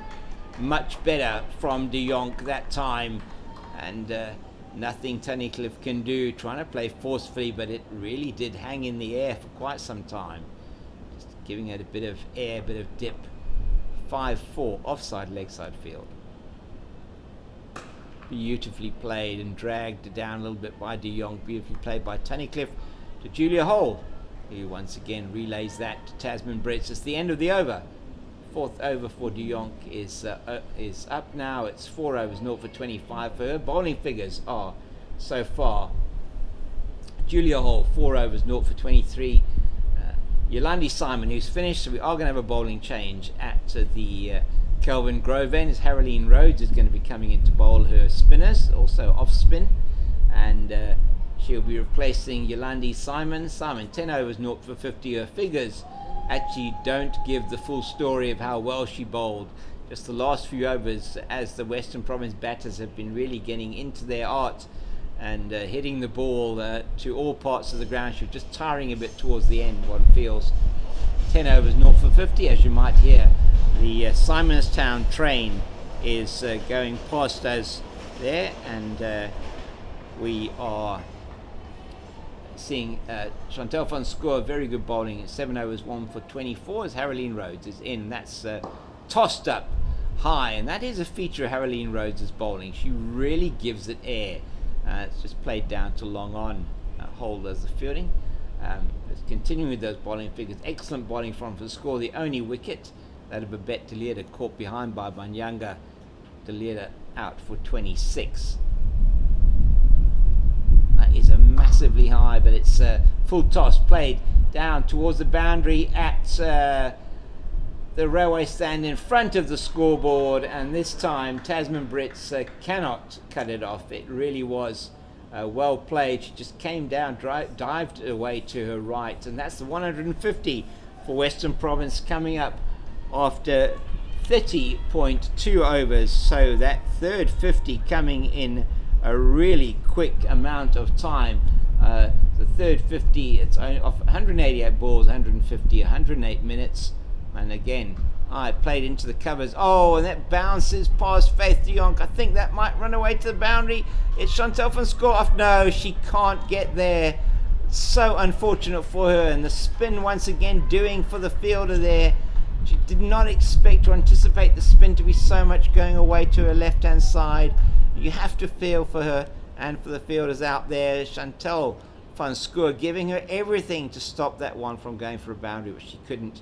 Tucker moves in to 46, just one hit away from going for that 50.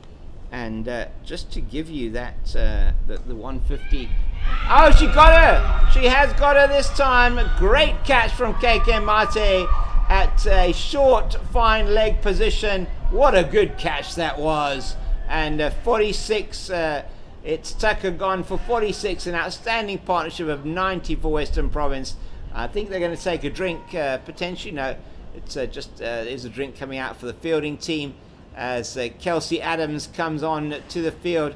Very good innings for Delmi Tucker there. 46 off 52 balls.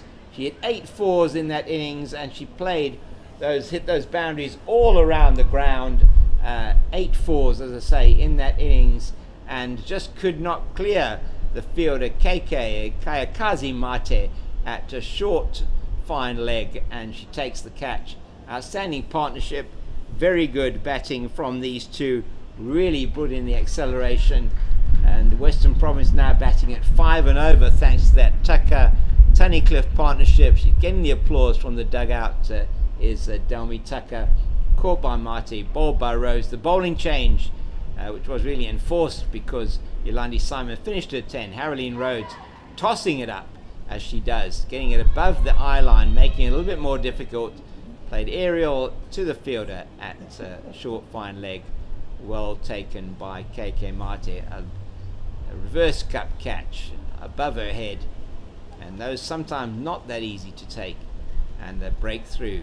It's now the hard-hitting Kelsey Adams that is at the crease with her captain Faye Tunnicliffe. Western Province here certainly at this stage with 20 overs to go, or 19.2 overs to go, will be targeting at least 250 plus, already on 5 runs and over, and a 6th bowler for the 6-gun grill Garden Route Badgers, Haroline Rose, and that one is high, tossed up and played out over Tabitha Lagrange at mid-wicket, down to Tasman Brits on the deep mid-wicket boundary. So we've got the 5-4 leg leg side offside field, so 4-5 offside leg side field.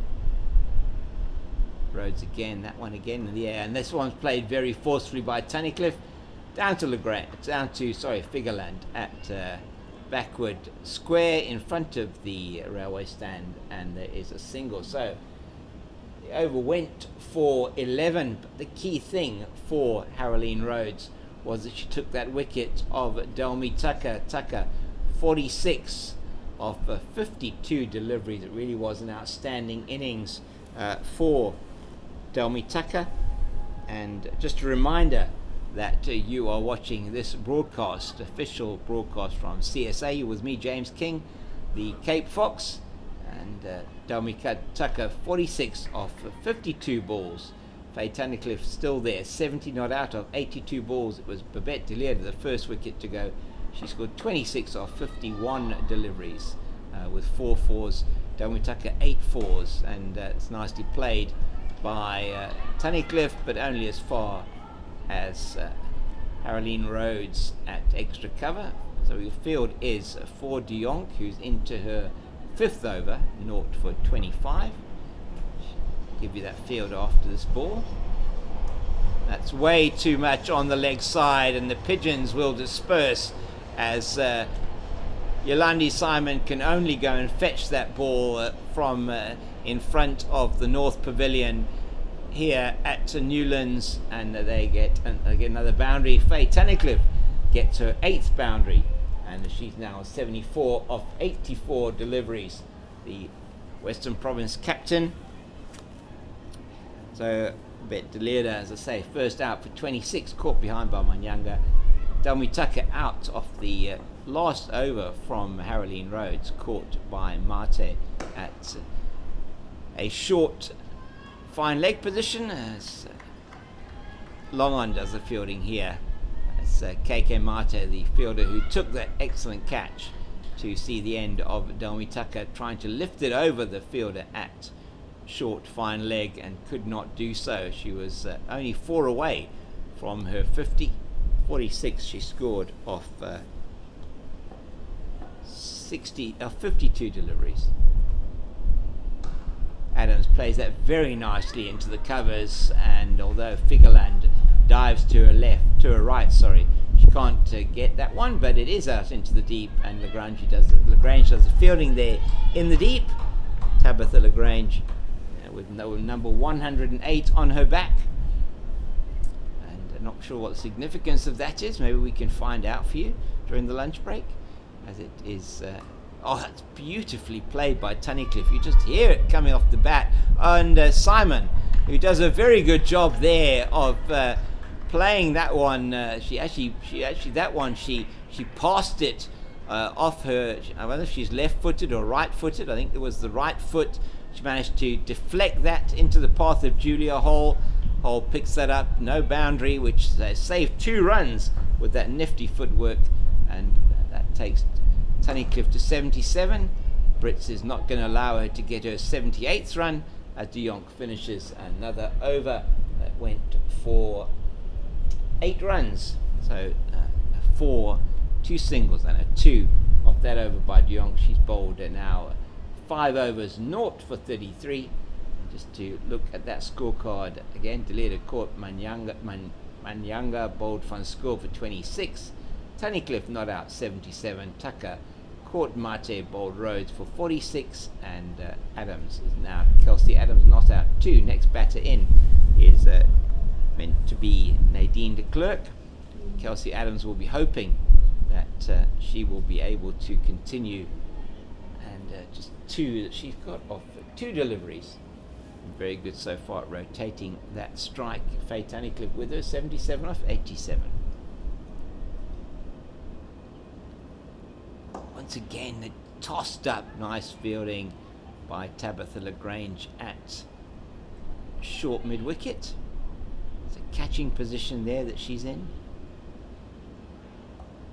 Swept to short fine leg. Mate does the fielding. So we have point, cover, extra cover, long off, long on, short mid wicket, deep backward square, short fine leg. Played and but not well by Kelsey Adams. Just cannot get that bat onto it. Haroline Rhodes making it difficult for these batters by tossing that ball up into the air. One's a lot flatter, and Kelsey Adams takes a bit of a risk by going back to that, but picks it well, and it's slow off the pitch from Haroline Rhodes, and through to Tasman Brits at deep mid-wicket.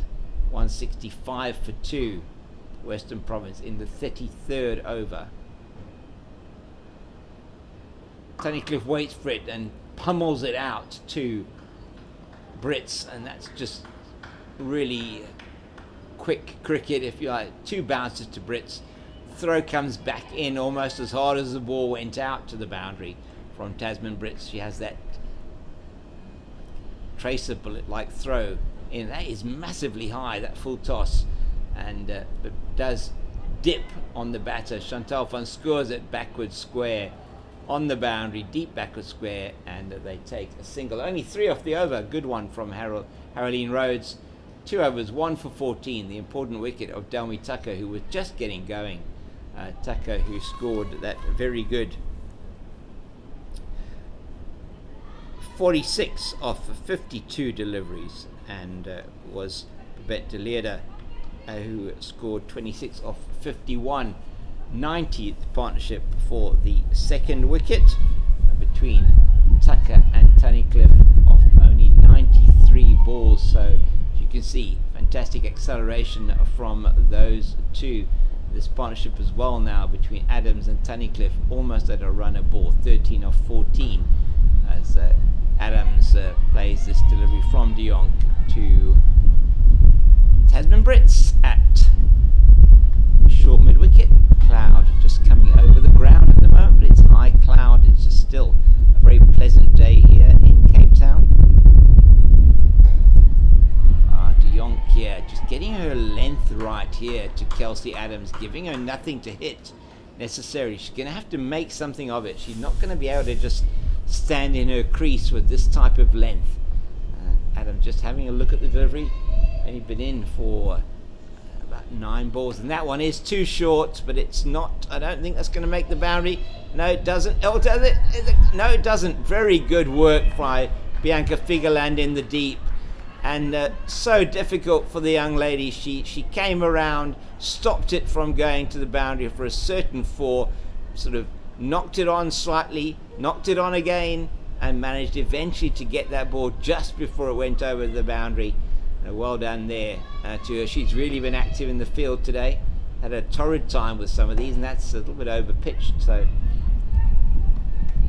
just not quite getting that length right here is Faith de Jong, but she's come back well this in the last 2 overs. Short again, but Adams can only play that one down to square leg. Tasman Brits around very quickly from a position at short mid wicket, and Fields next to the umpire Warren Weingard at square leg. Umpires today, Warren Weingard at the Kelvin Grove end, and Waldo Latachan here at the Weinberg end. It is De Jong, last ball of her over, and that is outside the off stump, moving slightly away from Tunnicliffe. She has a full swing at that, not able to make contact, and there is no run. So exactly 5 and over, 170 for the loss of 2 after 34 overs, and it has been just short of 2 hours in the field so far. Very good over rate from the Garden Route Badgers bowlers, the 6 Gun Grill Garden Route Badgers, and their home ground, the 6 Gun Grill Recreation Ground in Oudtshoorn. I was there last week. Beautiful ground, it must be said. Very picturesque as well, with the Outeniqua Mountains to the south, the Swartberg to the north as its roads again, and that ball is tossed up almost as high as the Swartberg Mountains from Haroline Rhodes. She's got 2 overs, 1 for 14. That first over punished by Delmi Tucker, but she had the last laugh, did Haroline Rhodes. That waits for that one, does Kelsey Adams.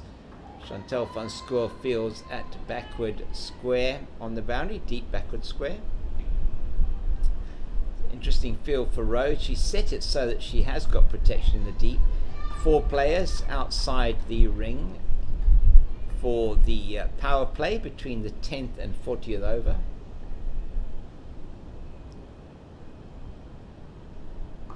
That's very well played by Tunnicliffe and well fielded by Van Schoor. In fact, outstandingly fielded by Van Schoor. She was round to her left incredibly quickly, stopped the ball from going for a boundary in front of the railway stand, picked it up quickly and threw it in, preventing them from coming back for the second. So that is only 2 off the over so far. That could easily have been a 4. And that's in the air again from, oh my goodness, the sweep nearly does it for the Garden Route Badgers again, as Kelsey Adams plays that one off the top edge.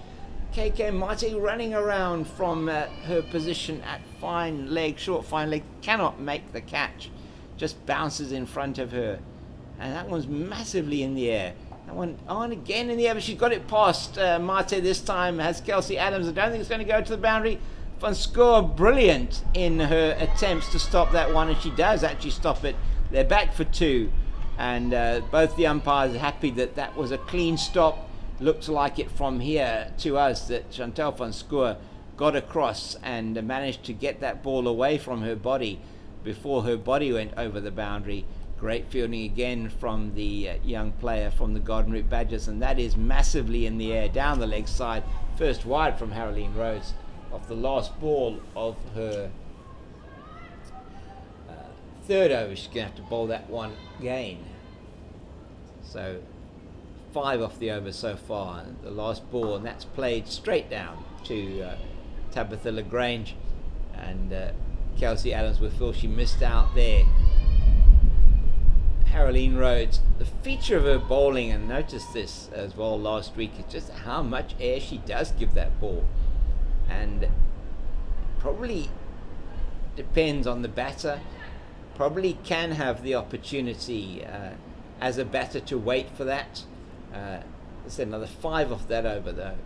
You get 175 for 2 after 35, exactly 5 and over for Western Province. And you sense there will be, we're going to have drinks soon, it looks like. 35 overs have been bowled, 2 hours and 3 minutes. We've been bowling and batting here at Newlands. Beautiful day.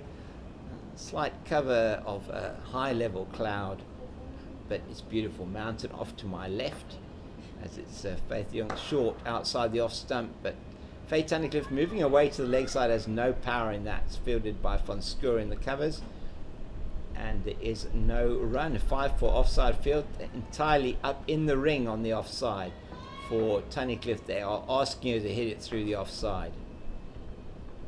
She plays it through the leg side past Brits. I don't think they're going to cut that one off. It's played with an immense amount of force by Tunnicliffe. What a good shot from Faye Tunnicliffe. Takes her into the 80s.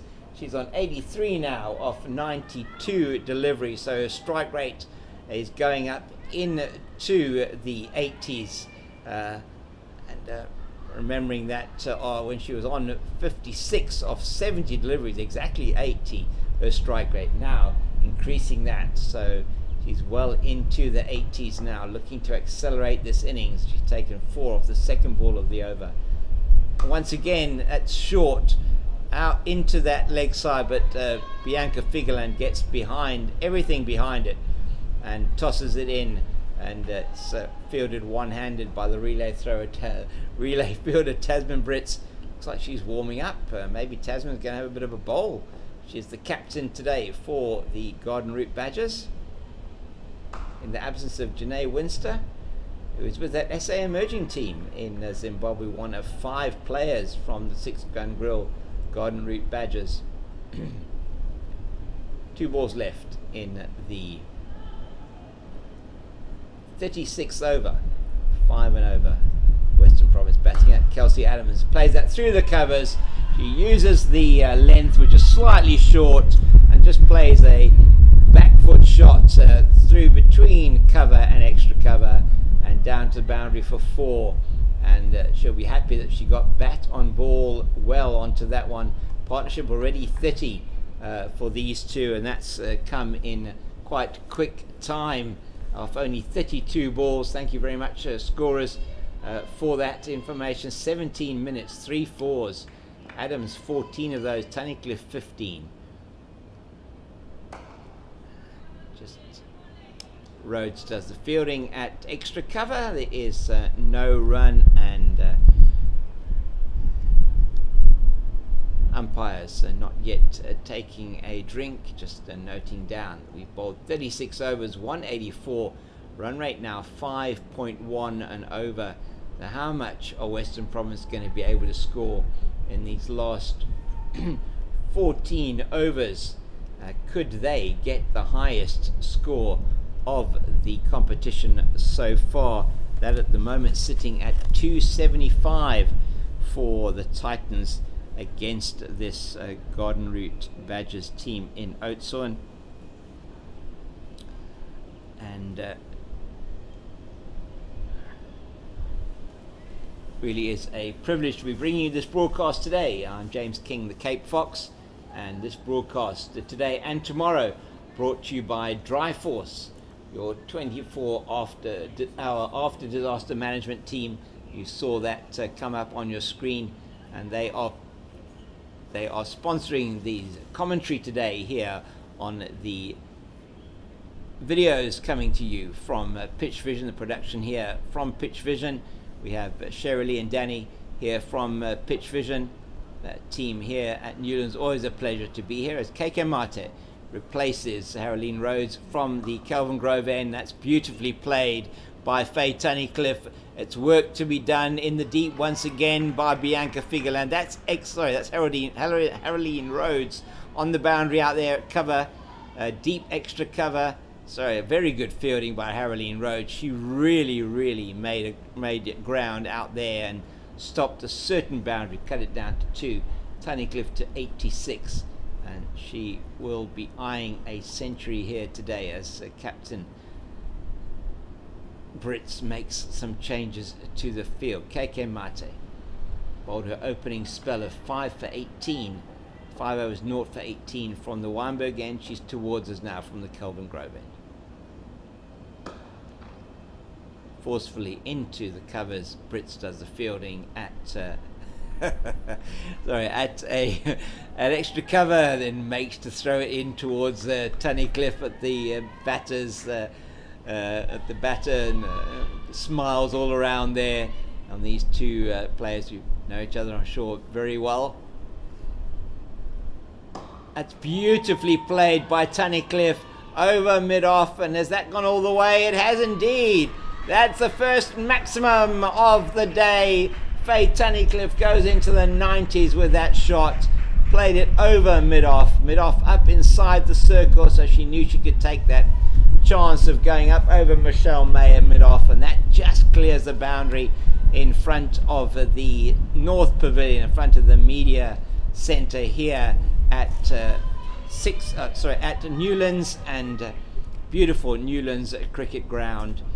And it is Faye Tunnicliffe making her presence felt here off KK Mate. Outside the, she gets the edge, just bounces in front of Van Schoor at short third man, and that Tunnicliffe would have been mortified had that gone to hand. She's on 92, eyeing a century here. Is the Western Province captaining today in the place of Leah Jones, is with that SA emerging squad.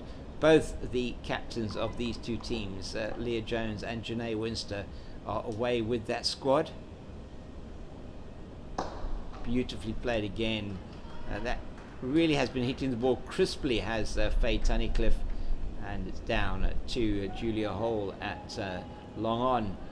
5.2 runs on over now, 36.5 overs gone. This is the first over of the second spell upon Benetti. It's Benetti, listen to me. Mate, sorry, I'm thinking of Nomboleko. Benetti, who's with that SA emerging squad. Just dabbed into the offside. Bianca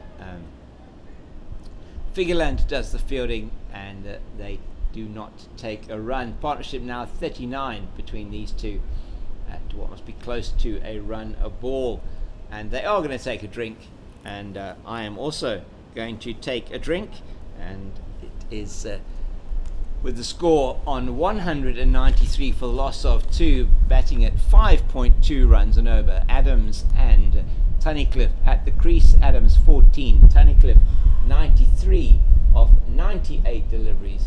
Adams 14 off 21, and it's time for the second drinks break of the day.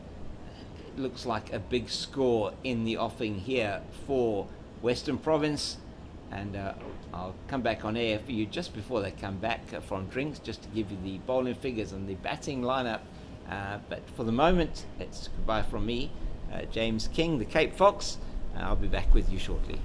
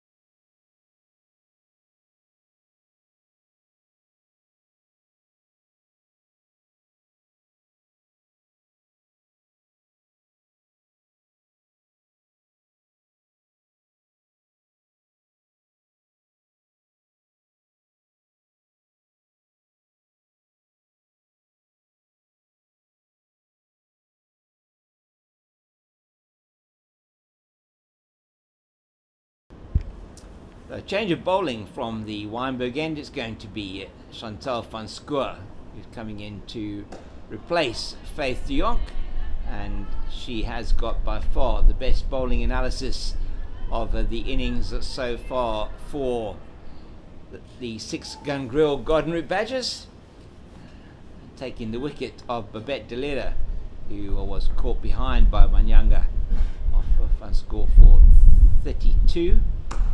26 off 51 deliveries, as Faye Tunnicliffe takes her 94th run of her innings, and she will be targeting that 100, and will be looking at certainly getting that century today. Will be Faye Tunnicliffe, the stand-in captain for Western Province today, in the absence of Leah Jones, who's with the SA emerging team in Zimbabwe. Adams, now 14 of 22 deliveries. She's been punishing anything short, struggling a little bit with that ball that's short of length. This broadcast today, the commentary being brought to you courtesy of Dry Force, your 24-hour after disaster management team. Well, that's in the air, but it's going to go over the head of the fielder at mid-wicket and bounces in front of the long-on fielder. A bit unlucky there, perhaps. Van Schoor, top edge from Adams. Very strong on the back foot is Kelsey Adams. Really can hit the ball hard. Perhaps lucky for her that did not go any further. She moves up by 2 to 16. It's good to have Vincent Barnes here. Just been here in the corners. Another one in the air. This time Haroline Rhodes. Oh, she still can't get to it. Just for a single there, Haroline Rhodes. And always good to be here at Newlands, and so many of the legends of South African cricket that have made, or this is their home. And as we see Van Schoor again to Adams, that's short, and she's going to take full toll of that one. I don't know if Brits is so good in the field. That is outstanding work from Tasman Brits out on the cover boundary. The Garden Route Badgers captain, she cuts it off with that trademark slide and throws it in. No chance of a second run for them. 5 off the Van Schoor over. 8 overs, 1 for 29 now is Chantal Van Schoor, and really good bowling from the young 6-gun grill Garden Route Badgers bowler. By far the most impressive of the team so far. KK Mata, the opening bowler, is going to be coming in again from the Kelvin Grove end. 198 for 2. Partnerships have been very good for Western Province today, and we talk a lot about that. Commentators in terms of building partnerships. This one's 44. And it was the opening partnership 64 between De Leerde and Tunnicliffe, then 90 between Tunnicliffe and Tucker, and this one already worth 44. So Tunnicliffe holding the innings together, playing the sheet anchor role. She's on 95. Nicely played down past Yolandi Simon to Julia Hall at long on. They're through for yet another single. Tunnicliffe 1 hit away from that century. I think it'll be her first 100 of the season for Western Province. And just have got some of the numbers for the figures for the season. Just going to have a look at some of those if we can. As trying to force that one away on the leg side only as far as Yolandi Simon at short mid-wicket. And there is no addition to the score.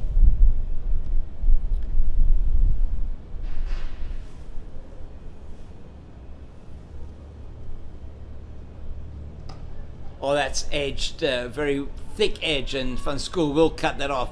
She's really quick over the ground, but not before the Western Province batters. Adams and Tunnicliffe are back for 2. And that one just splicing off the outside edge of the bat. It's a 200 for Western Province coming up in the 38th over, 38.4 overs. So the that 50 coming in only 8.2 overs. So really batting at a runner ball. That's 201 now, and those say that 50 coming up very quickly. In fact, at a runner ball exactly for the fourth 50 of the innings. This partnership worth 48, with that second wicket falling at 154. It's only 2 runs away from a partnership of 50. 4 runs away for Faye Tunnicliffe. Plays that beautifully through the covers. That may be the boundary that takes her to 100. It is going to be the boundary that takes her to 100. She lets out a massive cry. She is so excited about that. Faye Tunnicliffe. She picks up her bat and her helmet, signals to the team, takes a bow, and well, she might do. Faye Tunnicliffe 100 off 104 balls, 10 fours and one mighty 6 down the ground, over the boundary towards the northern end of the ground. Take a bow, and she does indeed, and she deserves that bow. Faye Tunnicliffe, captain of Western Province, opening batter. She goes to 100. The partnership is 52 for these two, and it has been an outstanding batting display. Saw off the new ball, and this partnership now 52 off 51 balls, batting at more than a run a ball. Wow, that is really a great innings for Faye Tunnicliffe, and she will be really, really happy with that. And I think that is the possibly even the first century by Western Province in the competition. I'm going to have a look at that now if I can. That's in the air. Are they the fielder there at short, fine leg? Not going to get there, but well played. Faye Tunnicliffe, 100 of 102 deliveries. She's going to face up to Chantal van Schoor now as Kelsey Adams once again gets the top edge on a sweep. But that's Faith Yonk there at, I think she's fielding at that short, fine leg position. She is indeed. Cannot get around to take the catch. Tunnicliffe opening up now. Is just going to bounce in front of Tabitha Lagrange, who does exceptionally well to read the spin on that. Catches it catches on the bounce one hand. We're not playing one hand, one bounce though.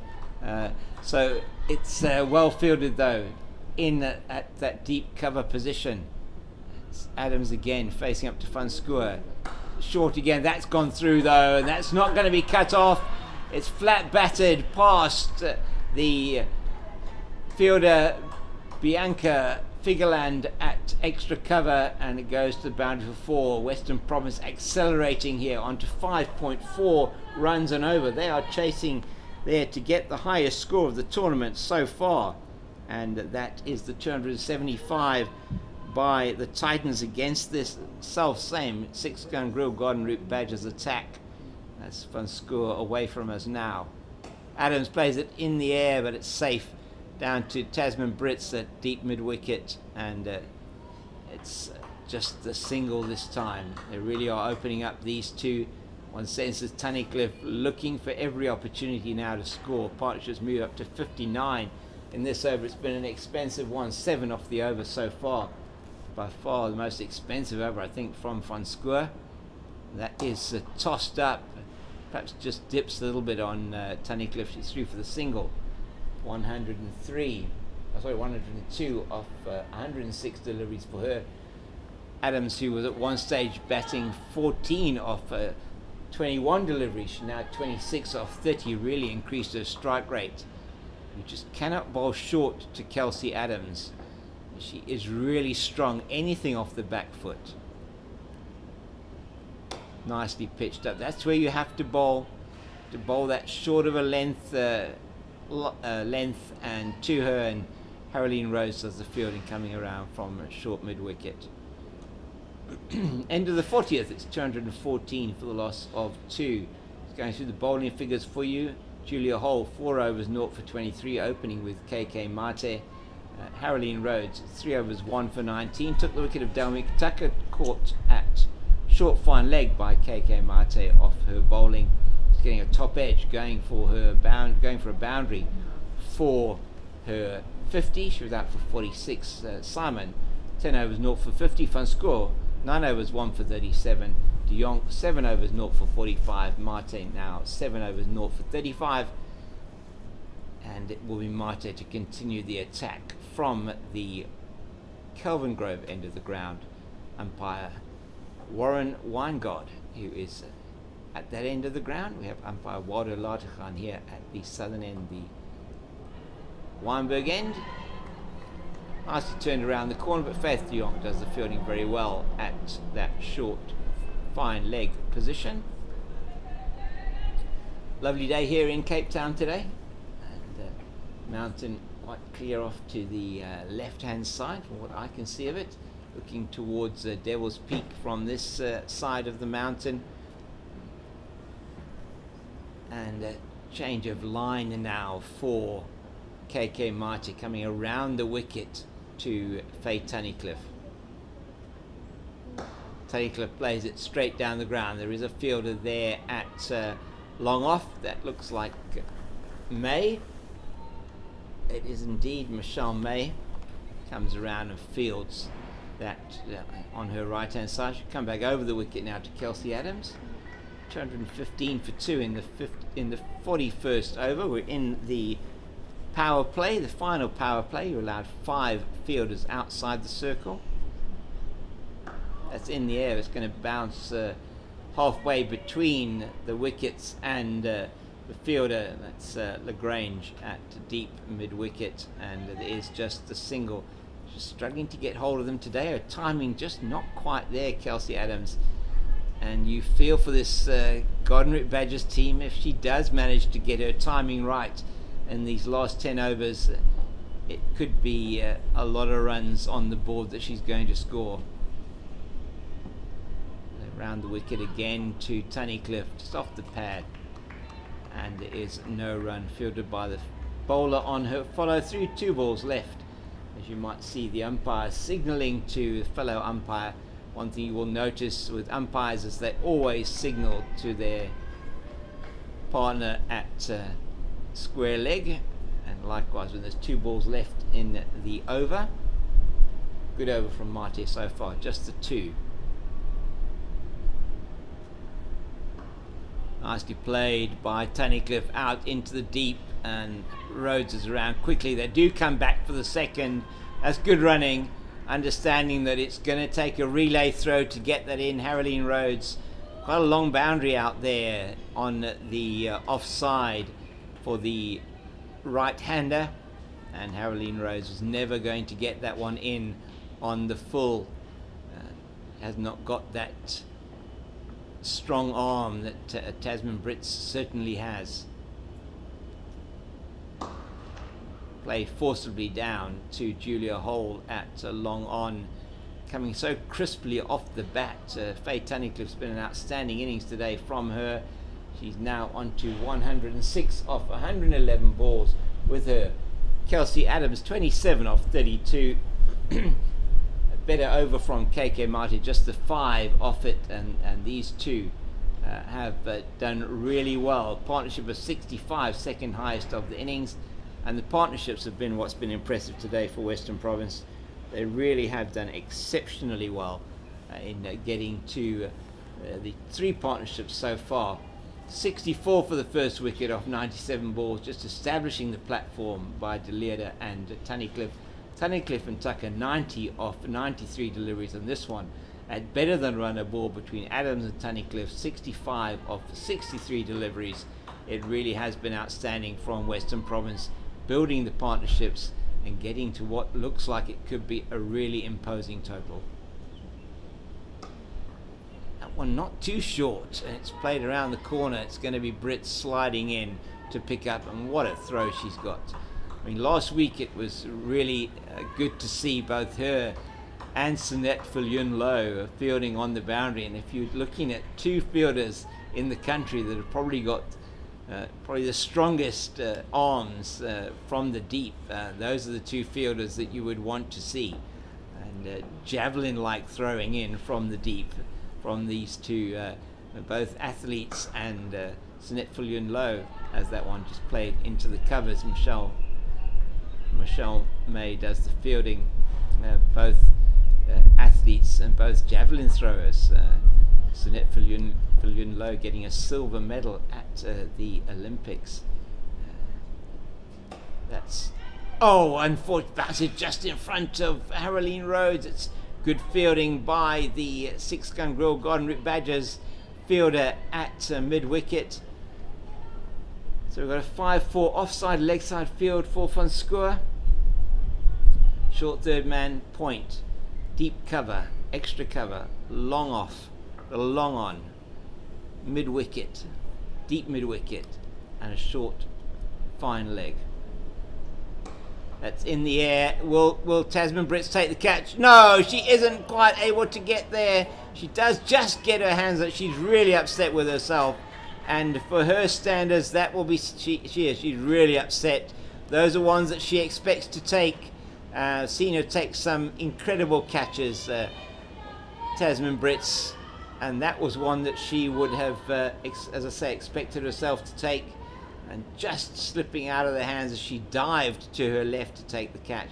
2 runs is the result. This along the ground, Rhodes is not going to get there, but Mate will clean up at long on. They take another single. So 1 ball left in the 42nd over. Excuse me. Western Province batting at 5.4 runs to the over as they seek to get a score that is going to be very difficult for this Garden Route Badgers team to chase. That's in the air. It's high. Mate is not going to get there. She tried very desperately to get in top, but she really fielded that well. Outstanding lesson there. If you couldn't see it, but she came in, got her body behind the ball, knew she wasn't going to make the catch, but managed to then get everything behind it to prevent a boundary going through. 6 off the over from Van Schoor, and that is her 10 complete. 10 overs, 1 for 44 the spell from Chantal Van Schoor. For me, the pick of the bowlers for the Garden Route Badgers today.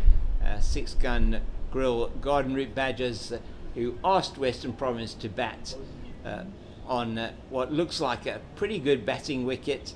Early on was perhaps sticking a little bit in the wicket. Did find the ball outside the off stump. If you were trying to play it square, the wicket was a risky shot to play, and that did bring the first wicket when Babette de Leerde was caught behind by Manyanga off the bowling of was Chantal Van Schoor, and Manyanga, who took that catch very well, and standing in today as a wicket-keeper for Mika de Ridder. We are going to have a change of bowling from the Kelvin Grove end as we see who's going off the field. I think it's is that Bianca Figerland? It is. Yeah, it is. I think Figerland going off the field. Is that Haroline Rhodes? I'll check for you now. Who's actually gone off the field? It is actually Rhodes who's gone off the field. Figerland's still on the field. We've got a substitute fielder on. As I say, I'm not sure who that substitute fielder is. No number on the back. It could be either Dezone Albertine or Cheyenne de Villiers, the 12th and 13th woman, respectively. And just looking at the score, I'm going to try and give you an idea of just in terms of Western Province. I think that might be the first century for Western Province this season. I have got some of the most recent scores from the One-Day Cup. Just can't see whether that was a 100 or not. And dead ball for the first delivery from Julia Hole in her second spell. First spell 4 overs, 0 for 23. Western Province 226 for 2. 5.4 runs to the over. Still looks like a good bowling lineup for Western Province. That's Shortish played straight to Brits at short mid wicket. So slightly a different field here for Julia Hall compared to what we saw for KK Mate.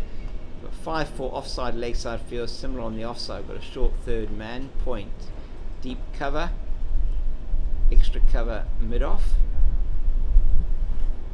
Nicely played there by Faye Tunnicliffe down to the fine leg boundary. Not going to be cut off. That one isn't, as we only have a square leg next to the umpire. Nobody fine on the leg side. If you do, if it does go down fine onto the leg side, bowling leg side, it's going to be punished, and confirmation that this is the first 100 for Western Province for this season. Thank you very much, Ayanda, Falem and Claire to Blanche for coming through with that information for me. Really appreciate that. And So first century for the Western Province team, and in fact it is the first 50 over century for Faye Tunnicliffe as a Western Province player. Thank you very much, Claire, for sending that information through to me. Claire to Blanche, who's not with us today here at the ground. So a massive milestone for Faye Tunnicliffe, as that's once again pulled just straight down to long on. That's Yolandi Simon down there. Normally a Julia Hole, who's been there for the majority of this game, patrolling that long on area. She's of course bowling now. Not been a bad over so far, 5 off it. That's going to be in the air. Oh, and unfortunately overrunning it slightly. Will she cut it off? Does look like it. She gets her hands to it, does Tabitha Lagrange, but she cannot stop. She cannot hold on to it. So catching been a bit tough. A couple of good catches taken. 2 catches now that we know have gone down. That was a really tough one as well for the youngster. Hit hard to her. Kelsey Adams is really very strong on anything short. She played that one over the inner field, over Bianca Figerland. KK Marty comes around, but they're going to get back for 2 quite easily as the deep cover comes around to her left and fields. Nothing that the opening bowler for 6-gun Grill Garden Route Badgers can do about that one, as it's a good over then in the end for Western Province. Once again, 9 off it of Julia Hole, and what was a reasonable over has turned a little bit sour for them towards the end. 5.5 runs on over, 7 overs to go it is for Western Province. So 7 overs, they will certainly be looking at getting more than the 40 runs that will take them to the highest total of the season. And so Western Province, with wickets in hand, will certainly be looking to accelerate. Kelsey Adams, as I was saying earlier, if she can get that ball off the middle of the bat, then it is going to be very difficult to control this run rate. So from this end, a forced change, because Chantal Foscour finished her bowling from this end. Her spell of 10 overs, 1 for 44. It's going to be Faith de Jonk. It's going to be bowling her medium pacers, 7 overs and 0 for 45 in her first spell. Played a lovely shot to the left of Yolandi Simon coming around from long off, but they don't have enough time to come back for the second. Just not enough to her left. Just doing up her shoelaces there is Kelsey Adams. Faith de Jonk cannot afford to drop this ball short of a length or short at all to Kelsey Adams. Adams has now got her eye in. She's on 34. Partnership is 82. It's come at a very brisk pace at in or around a run a ball. Faye Tunnicliffe now on 116 of 119 deliveries. Bear in mind, 124 is the highest score in the competition this season, scored by Tasman Brits off the Lions attack last week in Oudtshoorn. Yeah, that's where you want to be bowling to Adams, and Van Schoor comes around, but she can't prevent the single. And that is a good calling and running by Adams. There was a run there all the time as she had to come around sharply to her left from mid-wicket, Van Schoor. That's very well played by Tunnicliffe. She just waited for that one, paddled it round on the leg side. That's going to go to the boundary once again for 4.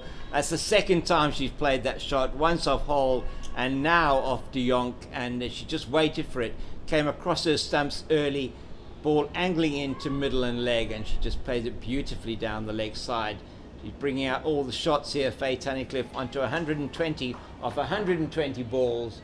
So she's batting at exactly 100 strike rate, and she really has accelerated. I was saying 56 off 70 deliveries she was.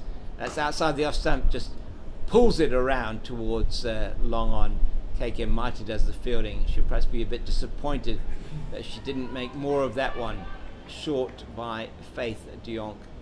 And this is going to be a tough ask for these 6-gun Grill Garden Route Badgers bowlers to keep this run rate in check. Played beautifully down the ground at one bounce to KK Mighty. Perhaps not as straight as Kelsey Adams wanted, but no danger there. Partnership goes to 89, just 1 run shy of the highest partnership of the innings so far. 8 off the over already, 1 ball to be bowled. Oh yeah, the full go outside the off stump, perhaps not getting that front leg far enough across Tunnicliffe, but not quite getting hold of it. 121 she is. Adams 36, 89 the partnership, and 6 overs left in the innings. 243 for the loss of 2. It's going to be Julia Hall again from the Kelvin Grove end. I'll give you the field once we have an idea what it is going to look like. And Haroline Rhodes is back on the field after some treatment.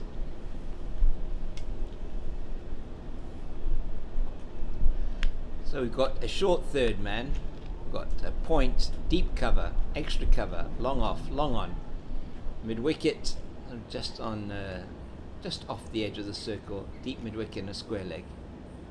Oh, that's going to run away down the leg side. I think she's got enough on that for it to go to the boundary. Yes, she has, and it runs away. There's nobody at fine leg and square leg. That's Faith Young. Stands no chance of getting to that. This is now the highest partnership of the innings, going to 93, and it is really coming at a fast rate. 93 off 82 balls, so batting at, I mean, that's well over 110 strike rate for these two. Outstanding stuff. And that's up in the air. I think that might be taken. Rhodes is settling underneath it, and she takes the catch. And that's the end of Kelsey Adams, an excellent 40. The partnership 93 then of 83 deliveries for these two, and we're going to get the figures for Kelsey Adams. She had to have a go at that one, but really has been outstanding from Western Province. 93 for that third wicket. Kelsey Adams goes 40 of 41 deliveries, just shy of a 100 strike rate, 3 fours, and she's going for that mighty shot outside the off stump. She's got a lot of twos and singles in that innings. She really has played her part in getting this Western Province team to what should be a total which is challenging for the highest of the season so far. Caught by Haroline Rhodes off the bowling of Julia Hall, just getting a sort of leading edge on that one. The bottom of the bat just looped up on the offside. Short third man does the trick. Was aiming to hit it over the leg side, and at the end of a good innings by Kelsey Adams. She'll be happy with that, probably disappointed that she got out ahead of a potential half century. And out into the middle now is Nadine de Klerk joining Faye Tunnicliffe, and sorry, isn't Nadine de Klerk, I do apologise, the scoreboard says Nadine de Klerk, it definitely isn't Nadine de Klerk coming out there. It is Kotatso Molefe. So Molefe coming out now to join her captain Faye Tunnicliffe.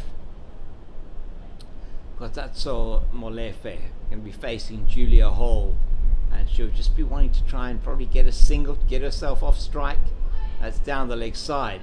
So it will be 1 run to Western Province anyway, although it is not a single. And to the batter.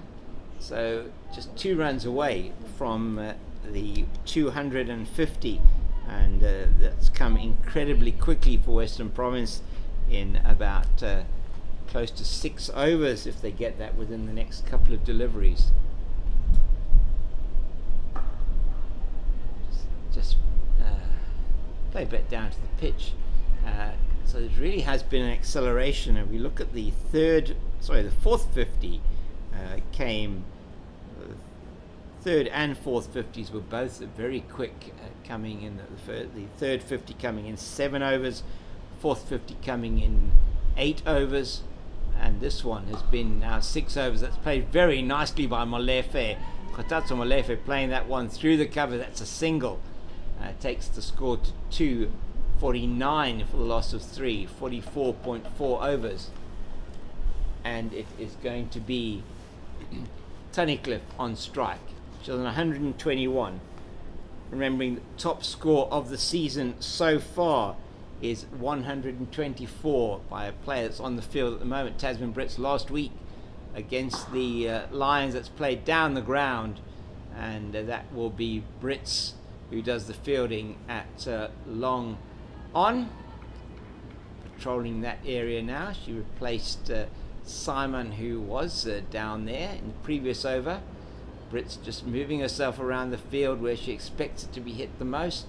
Tunnicliffe 122, 250 is up after 44.5 overs, and that is going to go. It's actually good running from Molefe. She picked the fielder out, realized that it was going to be Simon there, and she took that run. So 251 is the score of 278 balls. So that 250 coming off 277 deliveries, 27 fours, 1 6, and Faye Tunnicliffe has been the outstanding batter today for Western Province. It's the first 100 for Western Province in this particular season of 50 over cricket. It is Faye Tunnicliffe's first 50 for Western Province in the 50 over competition, and first 100 for Faye Tunnicliffe. I think I said 50. It's her first 100 in the 50 over competition, and she has been the anchor on which this Western Province team has built this innings. That's very well played by Molefe. It is protection though in the deep as it goes over Chantal van Schoor's head at mid-wicket. Mate round quickly for the 6-gun Royal Garden Route Badgers. Coming off Molefe's bat very nicely since she's been in. It's played down the ground. That might be a catch. Simon doesn't take it though. It goes in and it goes out in front of us here at long off. Don't think she was quite well positioned for that, and just put her hands out in front of her, perhaps just not staying in those hands. She's upset with herself as well, she might be, and that for me is, I think that's the third definite catch that's gone down. Not an easy catch, hit hard by Tunnicliffe, but she would have probably expected to take that one. And the field comes in now from for the deep cover, into conventional cover for Molefe. Outside the off stump, she gets a inside edge. It's going to go down to fine leg, and square leg comes around. That's Haroline Rhodes does the fielding. They through for 2. Good running there from these two. Molefe getting back quickly. So Khotatso Molefe, first time that I have seen her bat. Certainly is looking very accomplished out there. Hitting the ball hard. She plays that one nicely, just bunting it out into the leg side, and Van Schoor not able to pick up cleanly. Thinking she perhaps had a chance to get in and effect a run out, but not able to do that. Tunnicliffe 123 not out. Mangala on 6. So I thought it was Molefe. That's Mangala, sorry. She plays that one fine. They're going to take another single. Sorry. It is Mangala. Sorry, I do apologise to Yandiso Mangala. I have seen her bat before. I was thinking it was Khotatso Molefe. Do apologise. I'm not reading the scoreboard correctly here.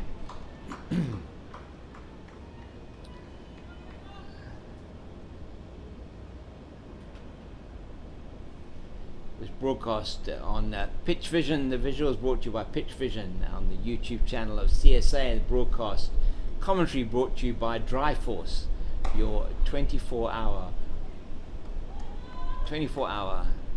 disaster management team. So thank you to Dry Force for the sponsorship of the commentary here today and tomorrow.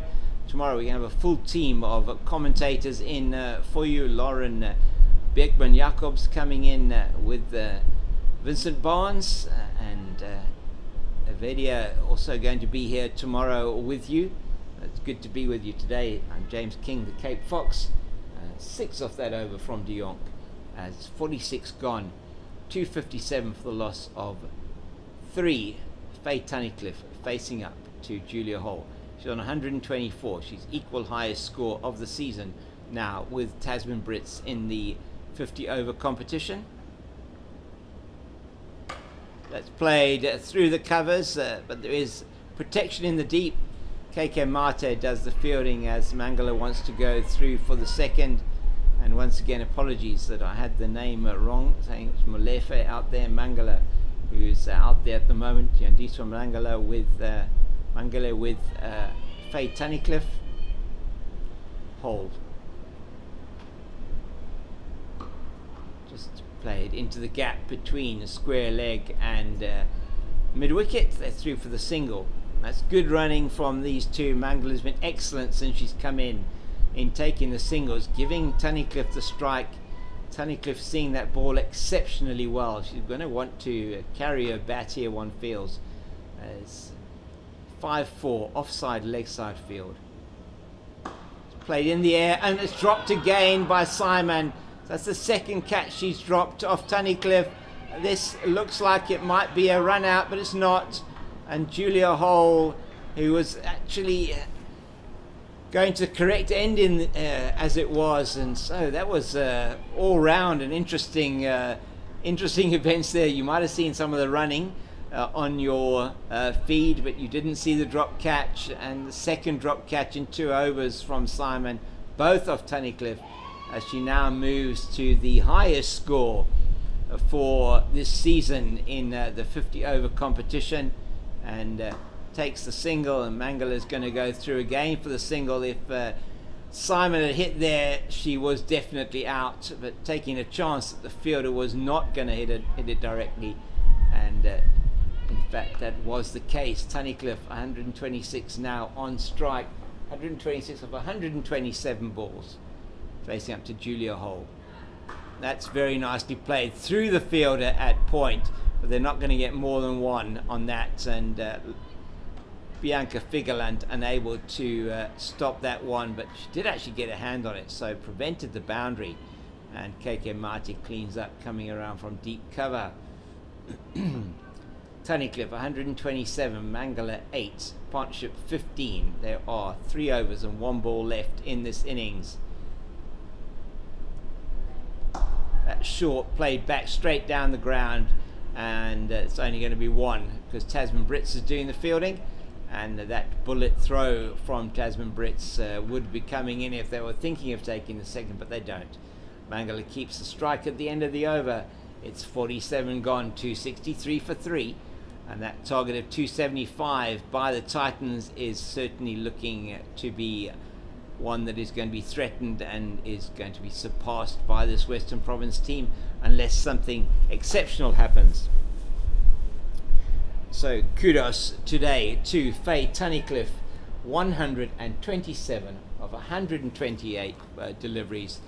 She has been there since the beginning of the innings, her first 100 in the 50 over format for Western Province, the first 100 of the season for Western Province, as it's KK Mate. She can be bowling the 48th and the 50th over. This broadcast commentary brought to you by Dryforce, your 24-hour after disaster management team, and it's brought to you by Pitch Vision on the Pitch Vision platform, courtesy of the CSA YouTube channel. We just want to thank CSA for the support for the commentary of these games and others around the country on YouTube.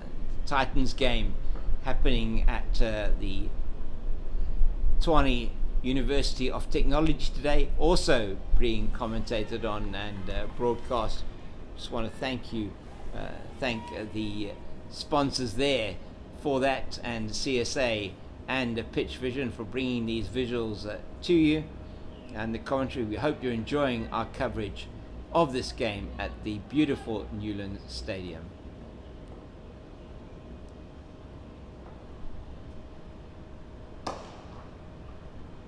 That's just a beautiful sound of bat on ball laid down the ground. It is Simon who does the fielding in front of us here. For Mangala, they bring in the deep cover. Does make sense really. She has been taking a lot of quick singles, so it's short third man cover, So point cover, extra cover. Oh, she tries very hard to get onto that for the catch. Does Mate can't quite get that right hand down, and Mangala comes through for the single. She's really rotating the strike exceptionally well, is Yandisa Mangala, which is really good to see. Giving the strike to her senior partner and captain for this game, Faye Tunnicliffe.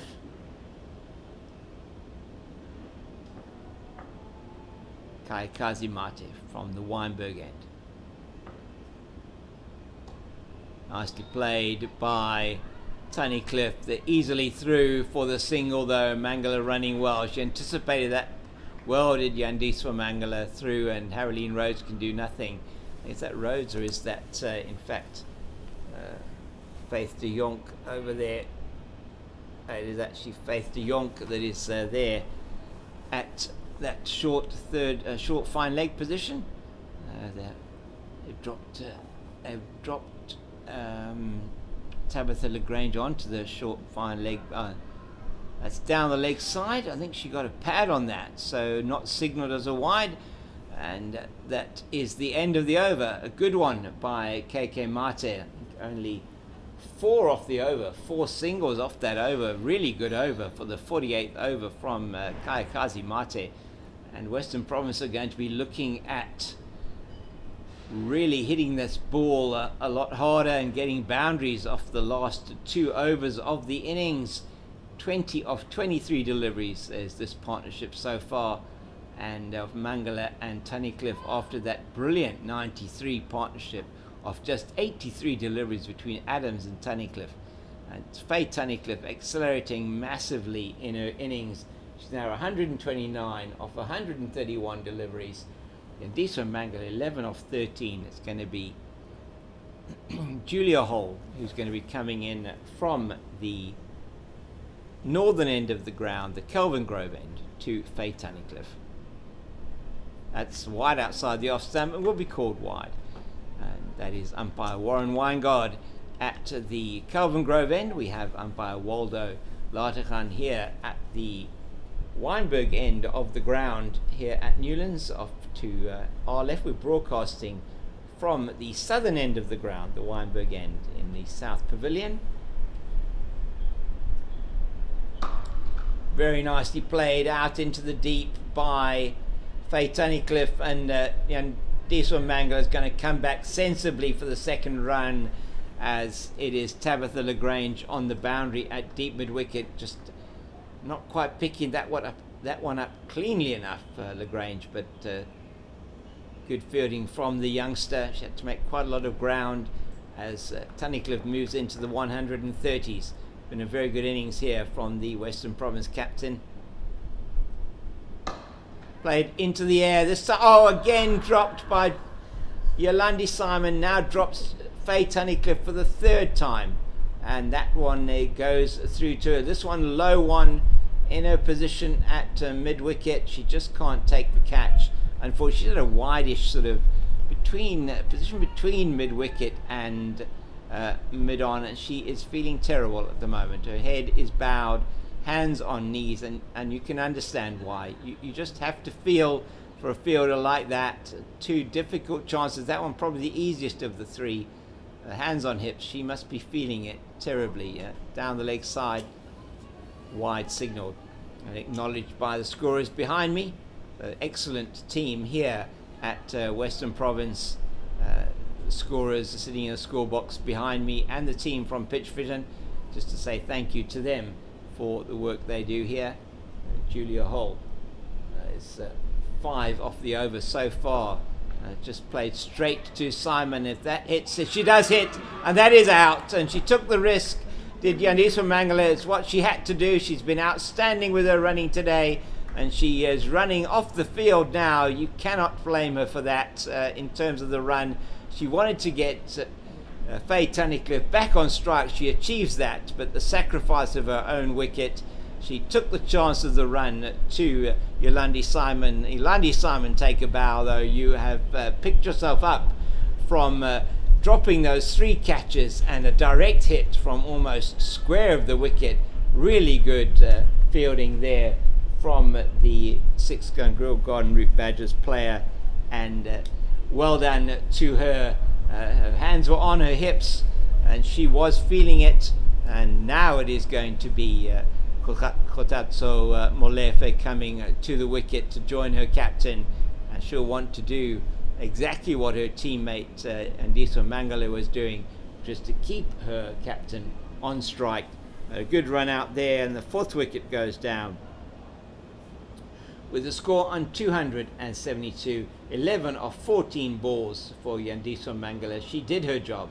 Run out, direct hit by Simon. She only had 4 dots in that innings of 11. Brilliantly played by Tunnicliffe down the leg side. She takes it from outside off. She moves quickly to the offside, and she plays it where there is no fielder. She moves onto 136 of 134 deliveries, so batting it better than a runner ball. There's still 2 deliveries left in the over, and that is now the highest score of the season in the one-day competition here for any team. 276, surpassing the 275 for the Titans.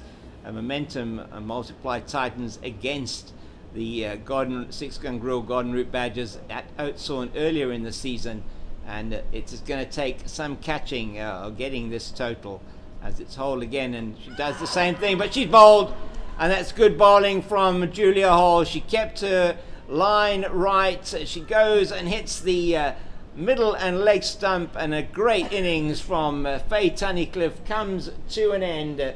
She gets that 136 off, I think, 134 balls. We'll get to that now. What an outstanding innings from the Western Province captain.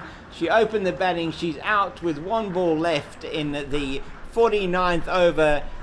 They are standing in the members' pavilion. They are standing in the dugout. A hug from KK Mate, and why not? It's been one of the innings of the season, the highest score of the season, and as Nadine de Klerk comes on and says congratulations to her captain, she walks over the boundary rope. She's been on the field for all but 7 balls of the innings. She raises her bat once again to the crowd, and so well she might, and she poses for that picture for the Western Province team and poses for her teammates. She's done her job out there today. Faye Tunnicliffe, 136 of 135 balls, 13 fours, 1 mighty 6 over long off, and well done to the Western Province captain. And it brings another Protea to the crease, Nadine de Klerk, who is now at bat, and well done, as I say, to the captain. The 5th wicket is down, that of Faye Tunnicliffe, but did she not do her job well? Julia Hall getting that wicket bowled, and nicely played here by de Klerk. She keeps the strike, which I think is the right thing for her to do. 277 for 5 after 49, 2 wickets in the over, 1 to run out. So that was Yandiso Mangala getting her captain on strike, and then Julia Hall holding her nerve there, it must be said. She'd been previously played with exactly the same shot that Faye Tunnicliffe tried once again. She'd be played off the off stump down to the boundary for 4. She bowled that line once again and was successful this time, with Tunnicliffe not quite getting contact onto the delivery and taking the middle and leg stump, and a wicket for Julia Hall. That's her first wicket as a KK Mate. It's going to be from the Weinberg end to bowl the last over of the innings. She's bowling to Nadine de Klerk, and de Klerk 1 off 1 so far. That's played over the infield. Tasman Brits is onto it quickly, just knocks it on, and so they're going to take a second, and they will get back easily for that run, and good running there.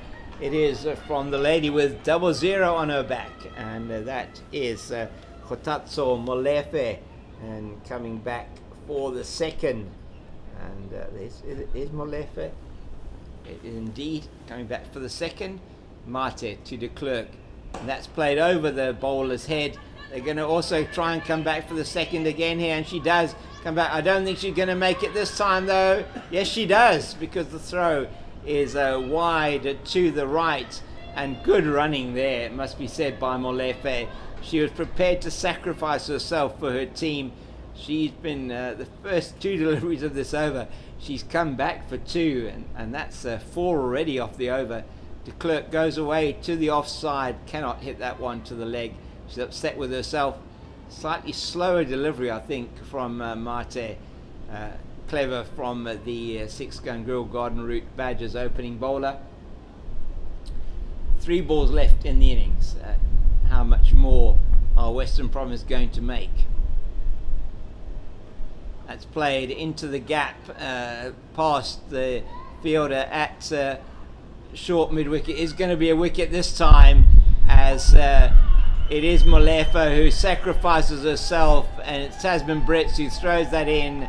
KK Mate picks up the ball, breaks the wicket as you saw, and sacrificing herself to keep Nadine de Klerk on strike is Molefe. She did that to make sure that the Proteas batter was on strike for the last 3 balls of the innings. So 2, and a single there. Coming back for the second was the wicket.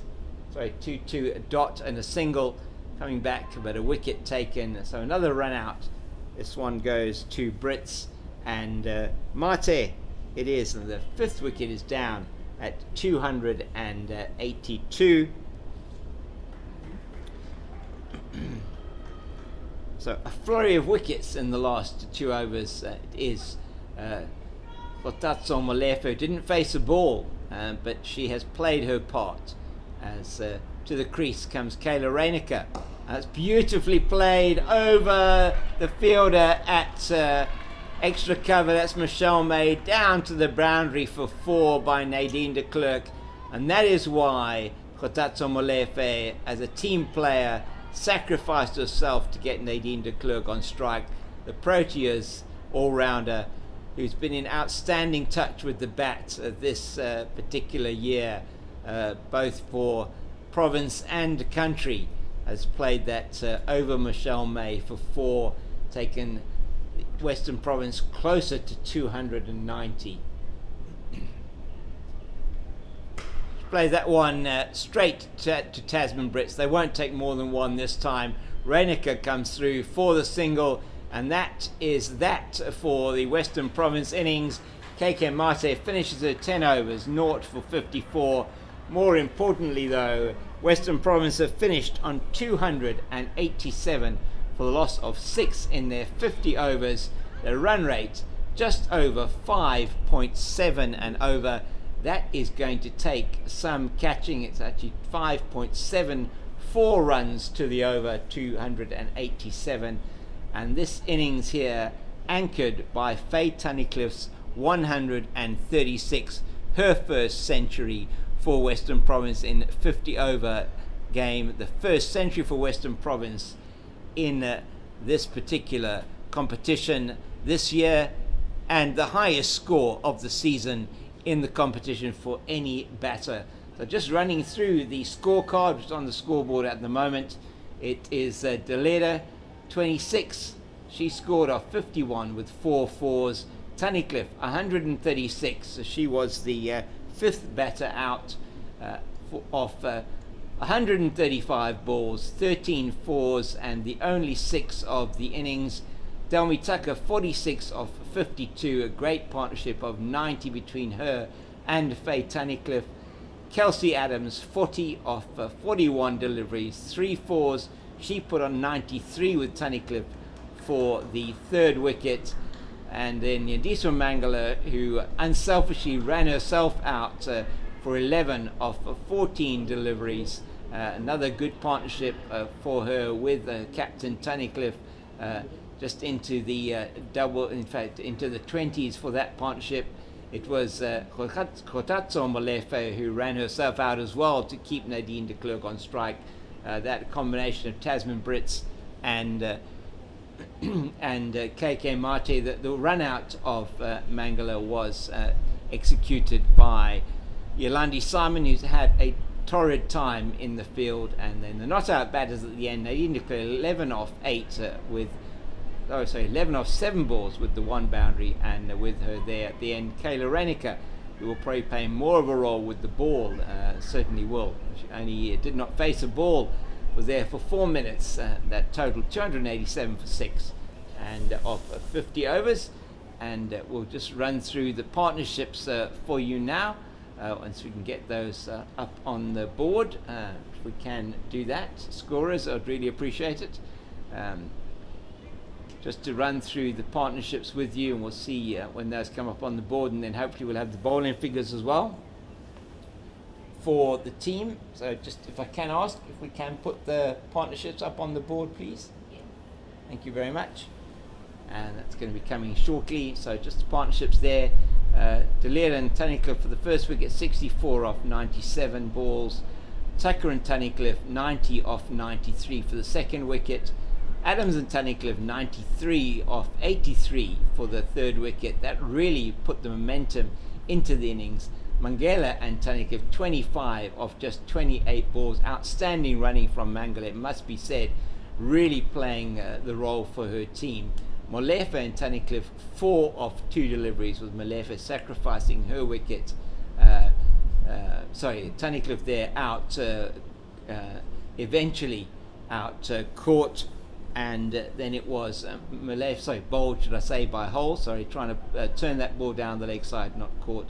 It bowled middle and leg stump, but an outstanding 136. Molefe and de Klerk, 6 of 5 deliveries, with Molefe then sacrificing her wicket to keep Nadine de Klerk on strike, and then 5 of 2 deliveries by Renica and de Klerk. So the key partnerships there, the 93 by Adams and Tunnicliffe, the 90 by Tucker and Tunnicliffe. It anchored this innings of 287 for 6 of 50 overs, highest score of the competition so far. Are we going to see from these two, from the 6 Gungrel Garden Route Badgers, Tasman Brits, are we going to see a Tasman Brits innings? We'll let you know that after the break. But before we go to the break, just to run through those bowling figures for the 6 Gungrel Garden Route Badgers. Probably pick of the bowlers for me, Chantal van Schoor, 1 for 44 off 10. Yolandi Simon, 0 for 50 off 10. They put the brakes on the scoring after Western Province has scored 46 in the first 10, only able to score another 26 in the second 10. So just to give you an idea of how dominant they were in the second half of the innings, it was 82 for the loss of 1 after 20 overs. So they put on put on 205 in 30 overs, in the last 30 overs, at just under 7 runs an over. Did Western Province, batting outstandingly well, with Faye Tunnicliffe really outstanding, her 136 today, an innings that will long live, certainly in my memory, in terms of that innings today, playing shots all around the ground. And just look at the bowling figures again. So Van Schoor, 1 for 44. As I said, Simon, 0 for 50. But those two were outstanding today for the 6 Gungrel Garden Route Badgers. De Jonk, 9 overs, 0 for 59. Mate, 10 overs, 0 for 54. Hole, who took 2 wickets in the end, 8 overs, 2 for 56. And Rhodes, 3 overs, 1 for 19. The important wicket of Delmi Tucker for her, and in the end it was just not enough from a bowling point of view to be able to restrict this Western Province team from getting the highest score of the tournament so far, 287 for 6 after 50 overs. And we're going to say goodbye for the moment from Newlands, the beautiful Newlands cricket ground, as the light roller is on the pitch in front of us, and I'll be back in about 20 minutes or so for the innings of the 6 Gungrel Garden Route Badgers, and we shall see if Tasman Brits can do something with her teammates, captain of the Garden Route Badgers today, to get to that total.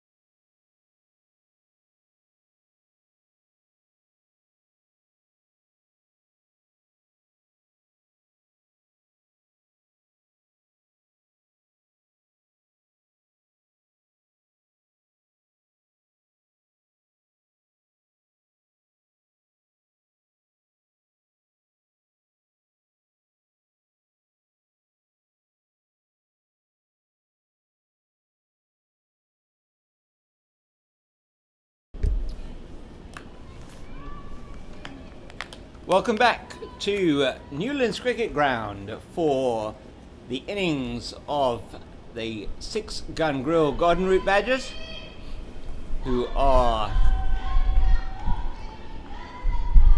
going to be opening up their reply to the 287 by Western Province, with Michelle May and Tasman Brits on strike to Nadine de Klerk.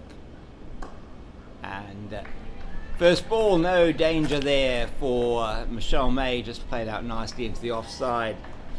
And Michelle May opening up here with Tasman Brits as the Simonstown train goes past us on our left hand side in front of the mountain and going on its way into the centre of Cape Town as Nadine de Klerk is in again from the Kelvin Grove end, down the leg side, just tucked into the leg side field, and that's fielded there by Molefe, and there is no run.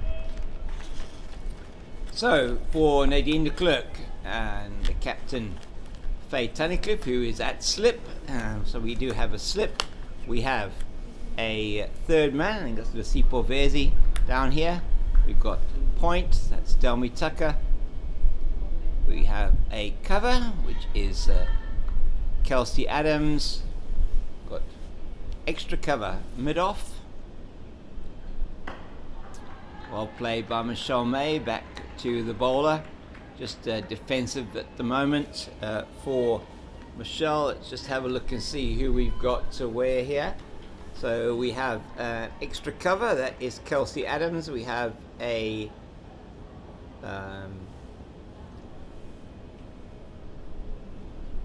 so more cover Kelsey Adams. Extra cover is Yandiso Mangala.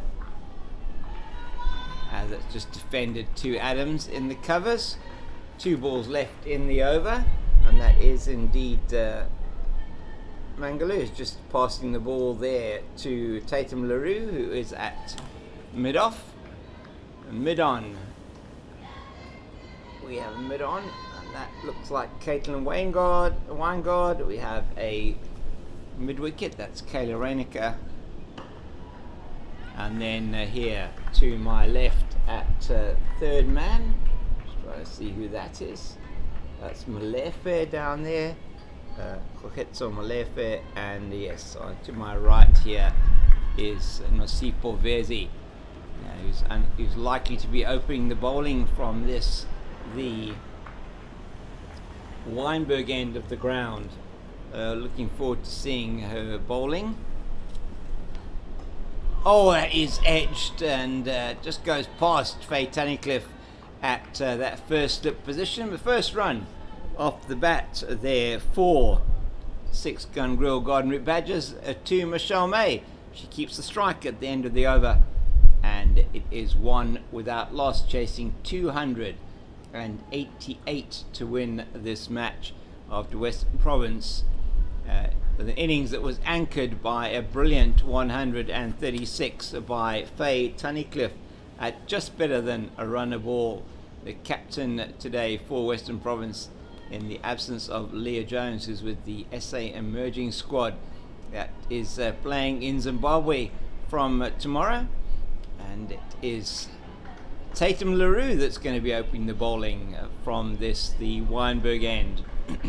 Long-time servant of Western Province cricket, always good to see her running into bowl, and she'll be going past umpire Waldo Lartachan, who's standing at the Weinberg end. That's down the leg side. Babette de Leerder has to do some work with a bouncing ball there, and that's the first wide of the innings, and 2 without loss.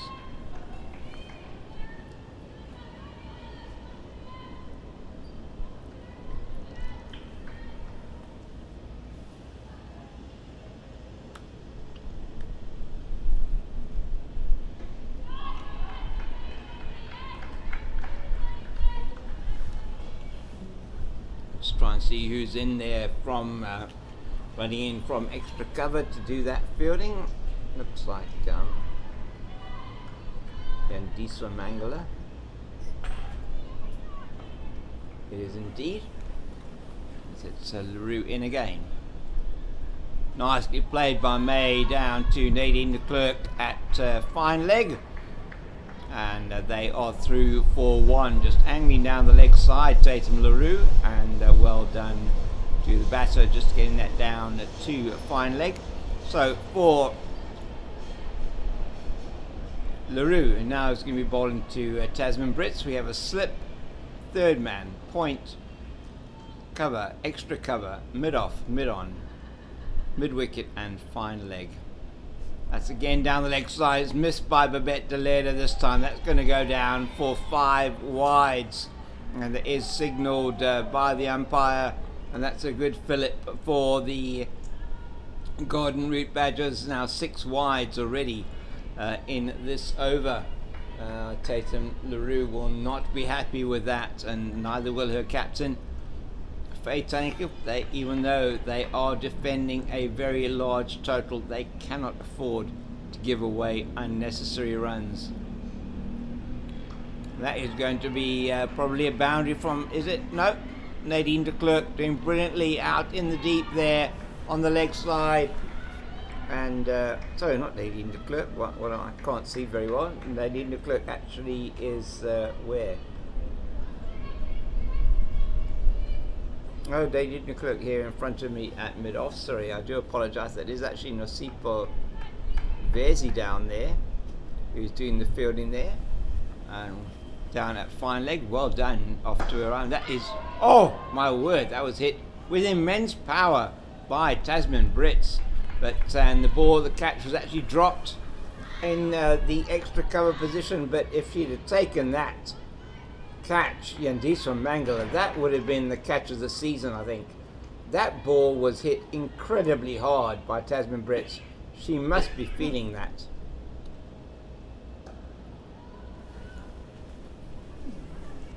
Yeah, that one's an easy single down to the left of Delmy Tucker at point. Sorry, apologies for not getting those fielders' names right. I'm just trying to get to see who's in what position here, and so a lot of floppy hats and caps around, so difficult to pick up some of the fielders.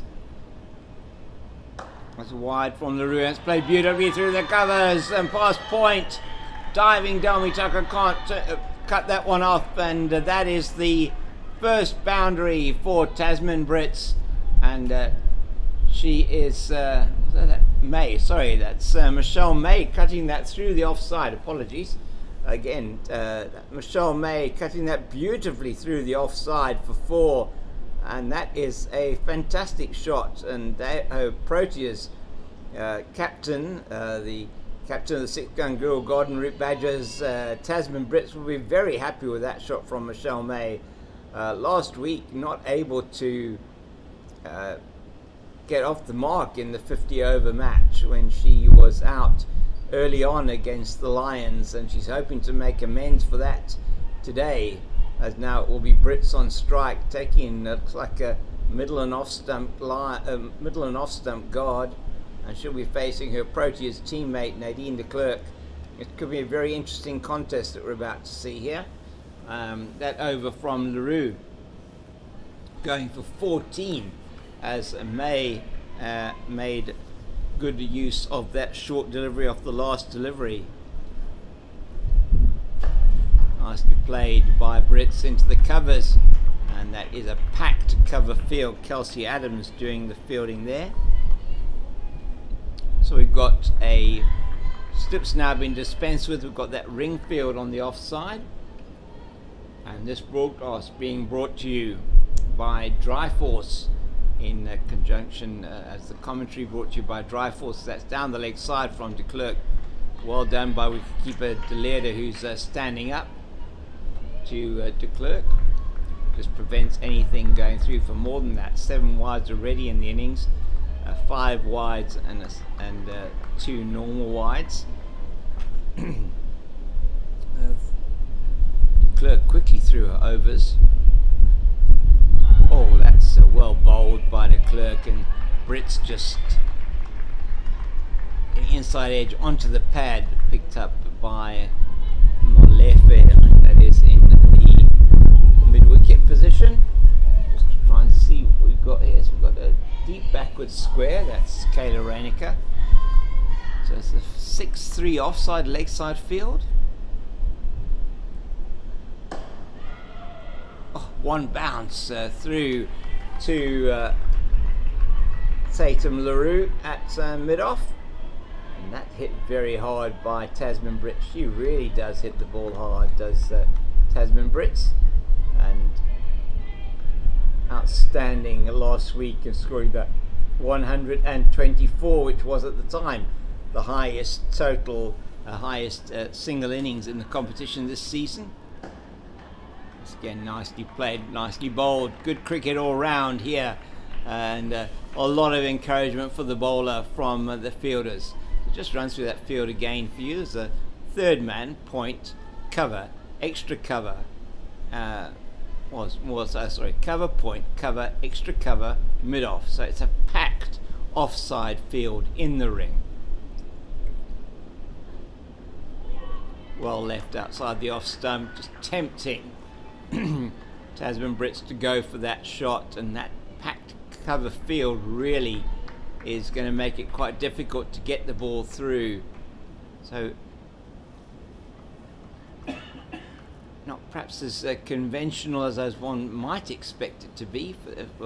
Might have expected a slip in early, but oh, brilliant from Nadine de Klerk, absolutely brilliant.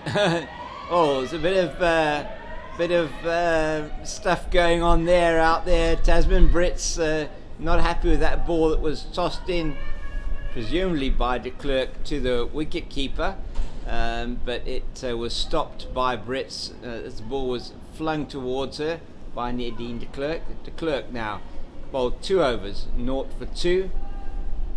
And that was just the one wide off that over from de Klerk. That seems like, okay, so that over is 16 now after 3. May on 6 at 1 very nice 4 off Tatum LaRue in the previous over by Michelle May. And a little bit more conventional it is now for May, as it's Tatum LaRue away from us now at the Kelvin, at the Weinberg end, and that's good running. Very good running. Delmi Tucker, hands on head as that throw into the bowler's end nearly caught Michelle May out, and ball just bouncing over the stumps. So what have we got? Got a slip, third man, point, cover, extra cover, mid off, mid on, mid wicket, and fine leg.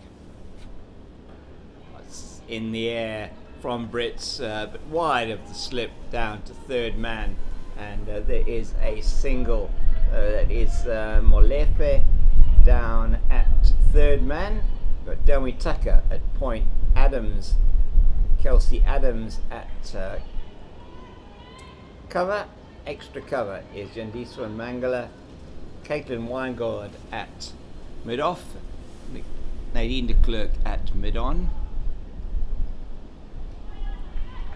Kayla Reinecker at mid-wicket, and Nasipo Vezi down on the fine leg boundary. It is a 6-3 offside leg side field for Michelle May, facing up to Tatum LaRue. It's been a better over so far from LaRue, just the 2 off it, 2 singles off the first 2 deliveries. Oh!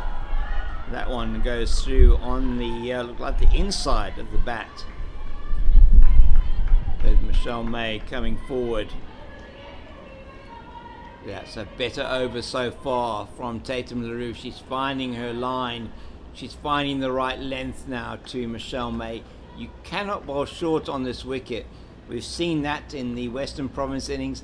Anything short of a length is actually being hit. Good fielding by Mangala in the covers. Just getting behind it. She was the one who took the full brunt of that full-blooded drive from Tasman Brits in the previous over. It looked like she hurt her hand, but she's doing very well. Seems to have recovered from that.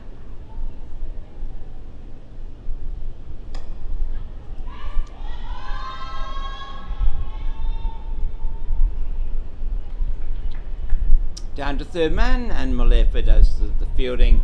And through for the single, end of the over, and a much better one for Tatum LaRue. Just the 3 off that over from her, and Western Province are certainly starting in the right vein here, with 19 conceded off the first 4 overs. Nothing really too threatening, I must say, from a bowling point of view yet from Western Province. Batters are looking quite comfortable. Tasman Brits hasn't really had much of the strike. 4 off 10, majority of the strike.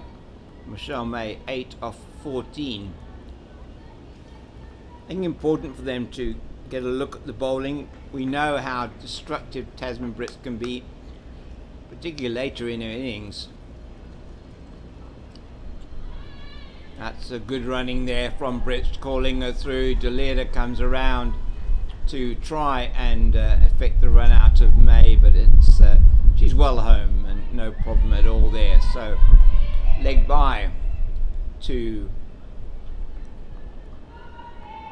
the 6-gun Grill Garden Route Badgers, and a slight change to the field now for Tasman Brits.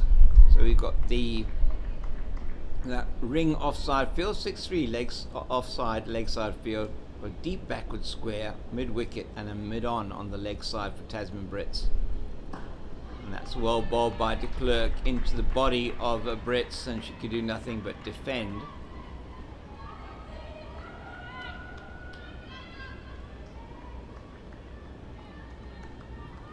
So we have a third man point cover, cover point, cover, extra cover, mid off, mid on, mid wicket, backwards, deep backward square. So the 2 fielders that are out on the boundary, which you're allowed to have in the first 10 overs, the power play. For those of you that are perhaps not familiar with the format of the 50 over competition, and most list day of 50 over games, is 2 players outside the circle in the first 10 overs, the first power play.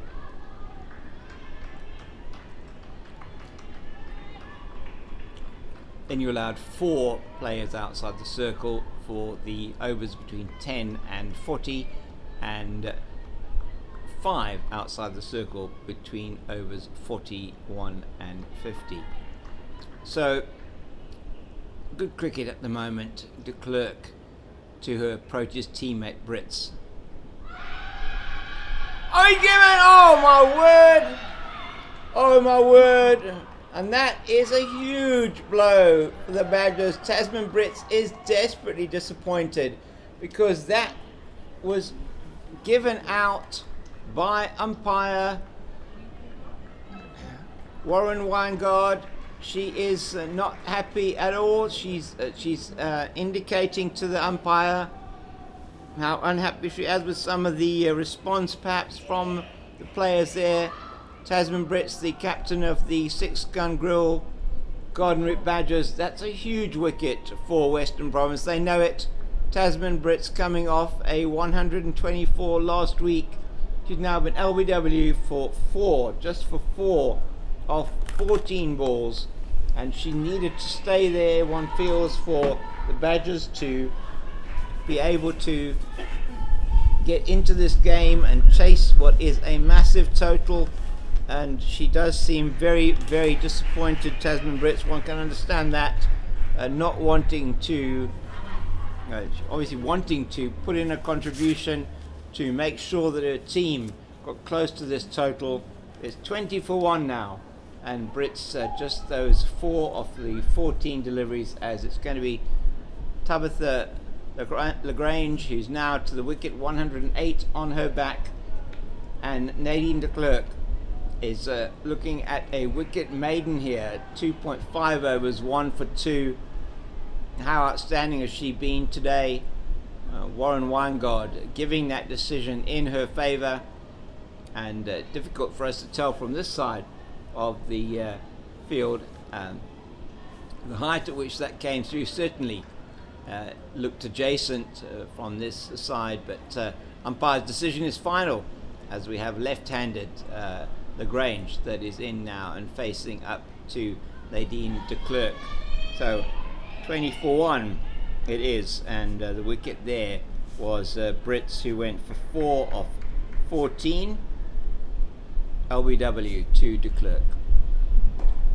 That's well played by Lagrange into the covers, and the end of the over, and a huge wicket in that over was a wicket maiden for Nadine de Klerk, and the fiery red-headed Proteas bowler, Proteas all-rounder I should say, has done the trick, done the job for her Western Province team, as she dismisses Tasman Brits, the in-form batter for the 6-gun grill Garden Route Badgers, for only 4 runs. Huge blow. Massive job now for Michelle May, and she's shown how good she has been on the short delivery. Can she be the one to take the Garden Route Badgers through? Quite a bit of movement on that one from Tatum LaRue, just coming into the right-handed batter. And what a spring in the step here for Western Province at the moment, as it looks like Caitlin Weingard is the designated ball shiner for the ball on this end. Number 10 on her back. Number 11, Tatum LaRue, away from us now, and that's a full toss, but hit straight to Mangala in the covers. So all out attack now from Western Province, as you would probably expect. There's a slip in place, almost like a second slip. That is the captain, Faye Tunnicliffe. Third man, point, cover, extra cover, mid-off. And that is not going to be caught in the covers. It's short and wide, and it is punished accordingly by Michelle May. Beautiful shot through the covers, and that's all Mangala can do, is go and pick it up from in front of the railway stand. And that is the second boundary for the opener for the Garden Route Badgers. Tatum LaRue straying in line and length, and it is punished by the right-handed Michelle May. Play straight to Delmy Tucker at backward point. There is no run. So LaRue's been a bit more expensive. She had a much better second over. First over going for 14, second over for 3. And just the boundary so far off this over. She wanted to tighten that up most definitely. On the leg side we have a mid-wicket and a fine leg. He's getting nice movement here, Tatum LaRue, possibly with the wind coming through from that gap here on the Weinberg end, comes across the ground.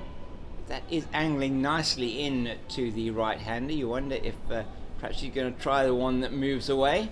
Well, I'll keep an eye on that for you.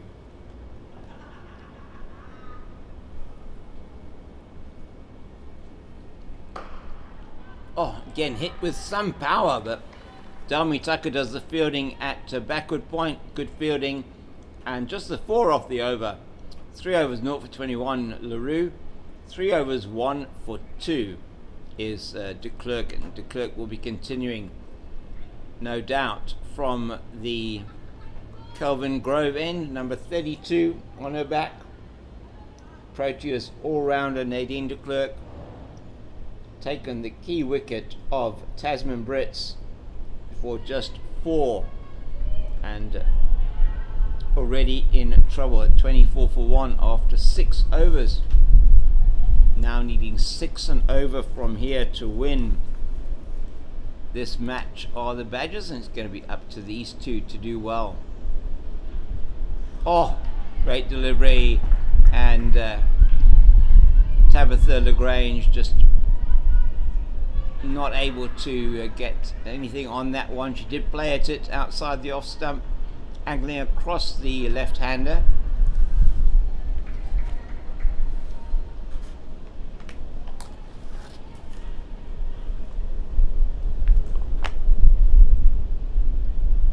It's in the air. She could be caught, and she is. That's it. That's the second wicket for de Klerk. A very good catch there. And who's that? Is that Mangala? Is that Molefe? So it looks like Mangala to me. Not quite sure. Who have we got there? Scorers, did you pick up who that was? It is Yandiswa Mangala who's taken the catch. That's an outstanding catch, running back, and she takes it with her hands facing up.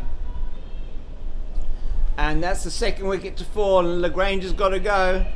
She's got a top edge to the one she was trying to work into the leg side, angling across her. She's almost playing against the natural angle of the ball, and she has to go. Unfortunately, in the Garden Route Badgers now in all sorts of trouble at 24 for 2, and only 4 added there as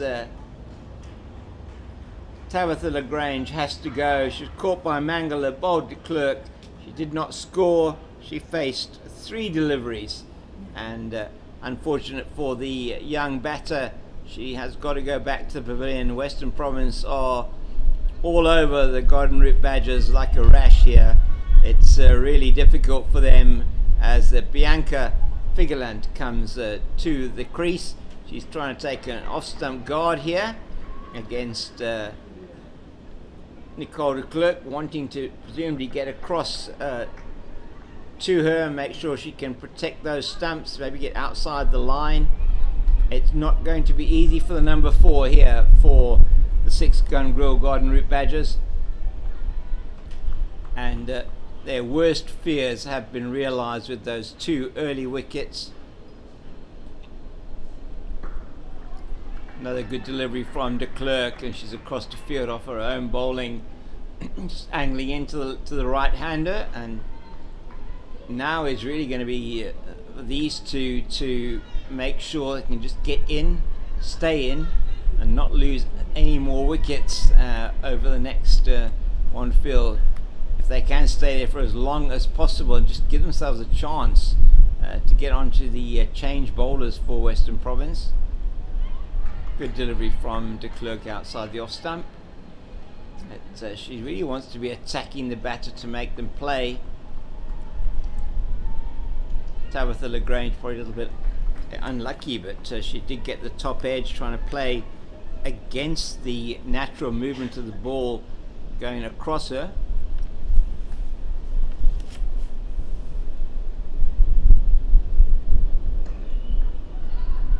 That's good running. Michelle May and Bianca Figerland there, just calling it through for the run, and that's the only the first run in 11 balls off Nicole de Klerk's bowling here. So not going to be a wicket maiden this time, but 3.5 overs, 2 for 3 for the Proteas bowler.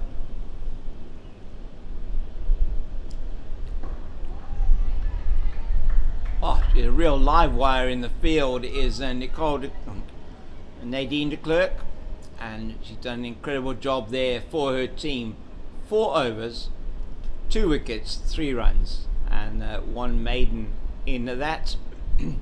And what an outstanding contribution she has already made to securing a victory for her team here as Western Province look to climb up the table after what has been so far not the sort of season in the 50 over competition that they would necessarily have been happy with.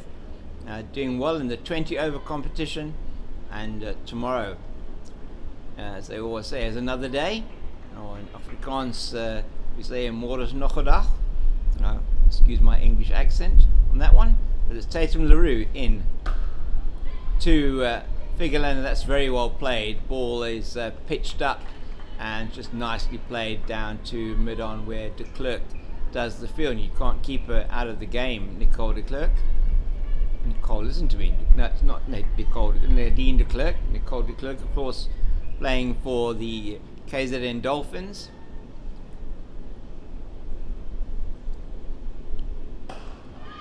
Oh, Kelsey Adams puts that down in the covers off Michelle May. It wasn't an easy chance, but you have to take them all similar to the chances that the Garden Route Badgers had earlier on in the day. But great to see all her teammates coming across and saying to her, don't worry, these things happen. can go down. They take a run as well. LaRue unlucky there not to get a wicket. She's into Figerland. That one off the inside edge onto the pad. It's all happening here at Newlands Cricket Ground today. Beautiful sunshine now coming down onto the ground. There is a bit of cloud around, but a lot of blue sky. Western Province well on top here. 27 for 2 in the 8th over of the Garden Route Badgers. Nicely played to the left of that gully position. That's Faye Tunnicliffe taking herself out of slip and got into a gully position. The ring field remaining the same. We'll run through that field for you now. Figerland plays that down to third man. It was a nice shot actually. A little bit in the air perhaps to begin with, but no risk.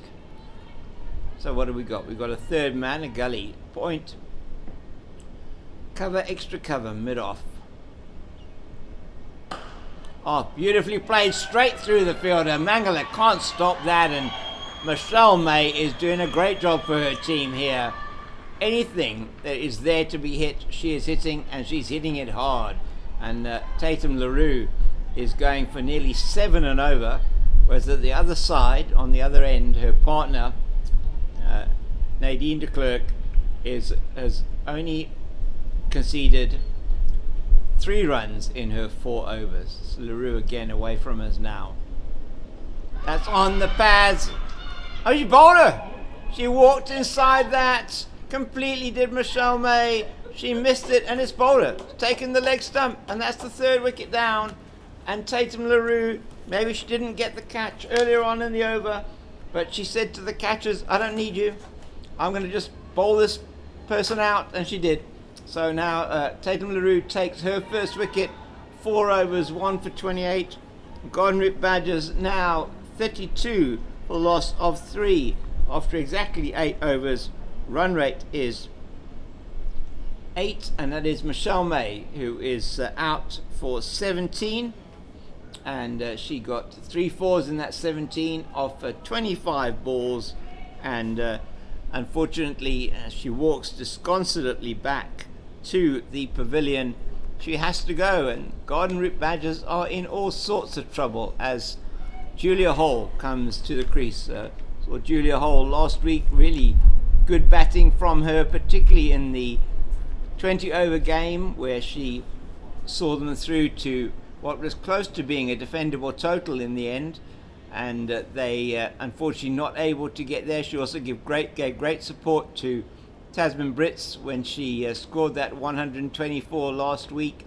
But this week just was not to be for the captain of the 6-gun grill Garden Route Badgers. Tasman Brits out for 4 as Michelle May was bowled by Tatum LaRue, as I said, for that 17.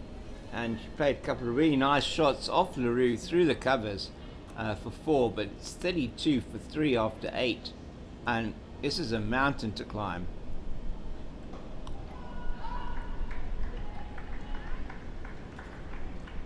And unsurprisingly, the Western Province team completely G'd up now, and they just sense that they can get another one out now, it may be another 1 or 2 that they can get out, that they're then right into the lower middle order.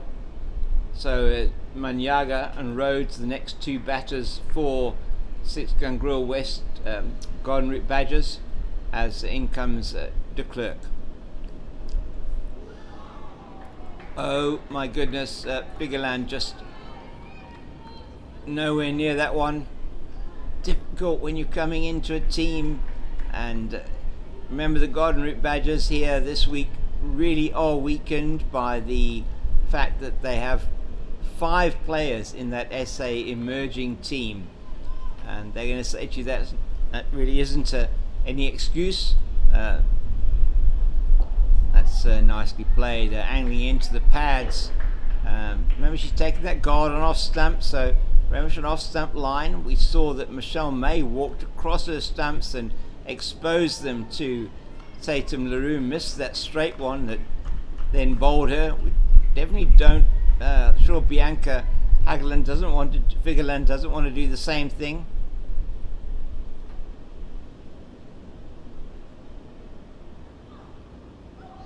Nice delivery, nice shape outside the off stump. This one moving away from the right-hander. So de Klerk showing you what good medium pace fast bowling in terms of the women's game, fast bowling is all about, where you just set up the batter, you bowl a few of them coming into the batter, you then bowl the one that goes away. That one perhaps just started a little bit too wide, she didn't have to play it. Oh, Nicole de Klerk falling over in her follow through. She did that very gracefully though, and it is no addition to the score. So we've got a slip, third man, point, cover, extra cover, mid off, mid on, mid wicket, fine leg. That's edged down past slip to Nosipo Vezi at third man, throws it into Deleda, and there is a single. So Figeland taking the strike at the end of that over. 33 for 3 after 9, and I think this is not just a mountain to climb. This is like a combination of the Otaniquas and the Swartberg all at once for the Garden Route Badgers here, and they are going to be facing, for the first time, it's going to be the spin of Kayla Reinecker, who's going to be bowling from the Weinberg end, and I'm going to be very interesting to see this, the 10th over of the innings. So haven't finished with the power play as yet. Remember, Western Province 46 without loss they were at the end of the power play, and the Badgers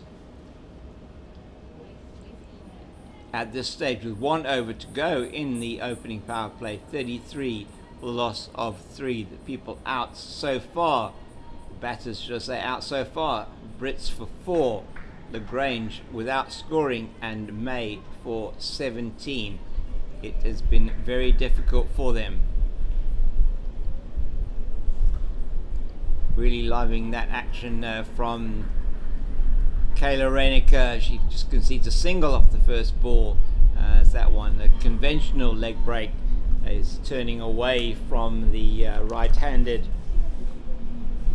May. So May, listen to me, from the right-handed Figeland, but just plays it into the leg side.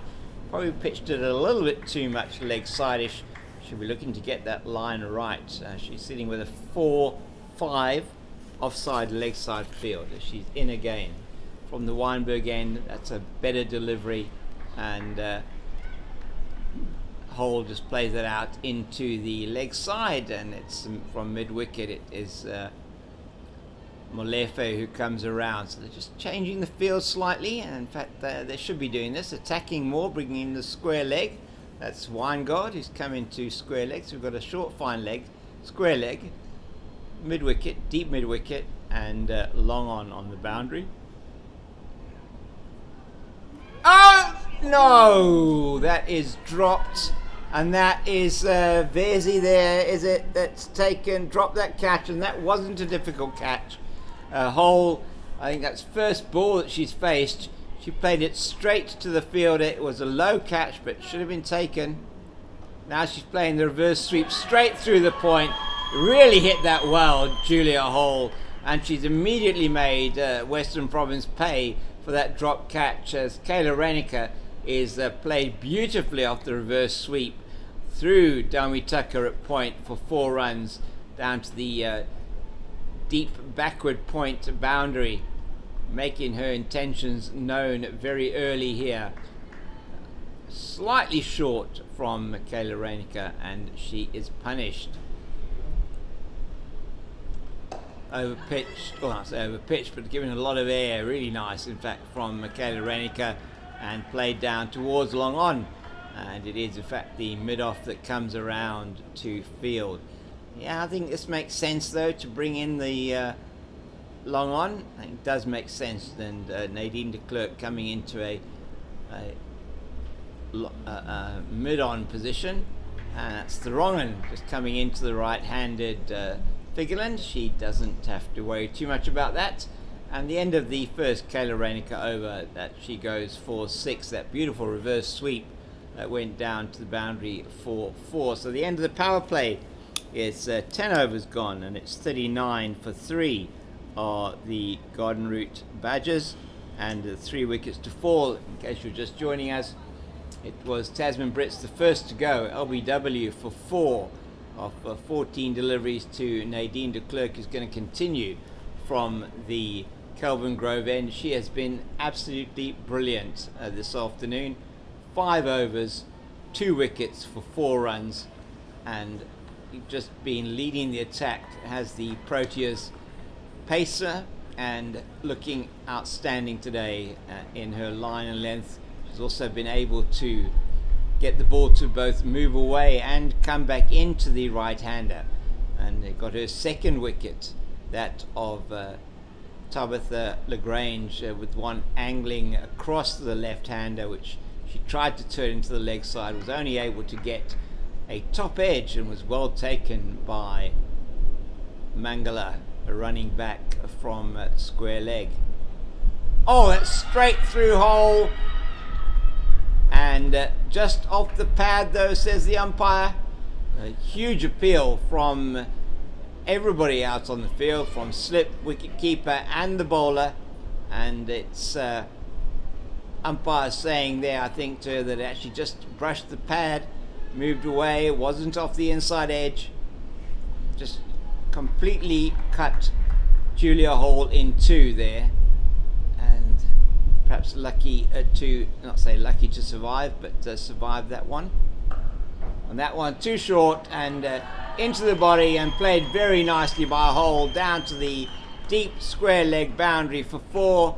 That's her second boundary, and well played by Hall there.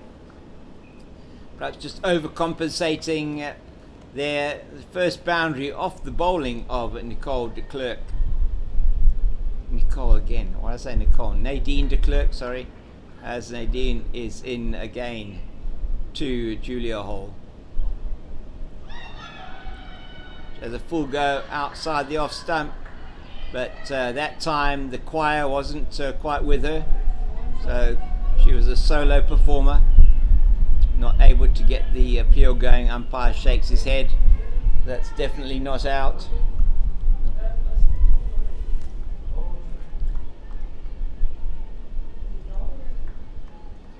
So it's Nadine de Klerk going to be bowling towards us from the Kelvin Grove end. Hole just play that to Caitlin Weingard, who is at mid-on. Number 10 on her back. You can see her there shining the ball. Is, I think, the designated ball carer.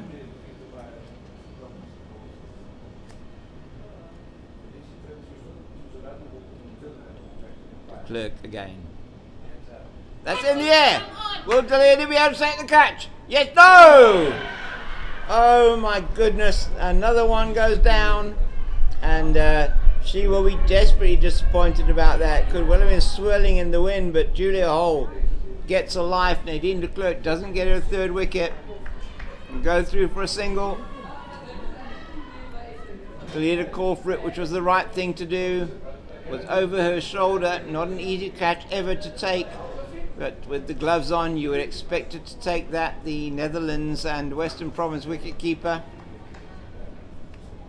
Good innings today of 26 for her.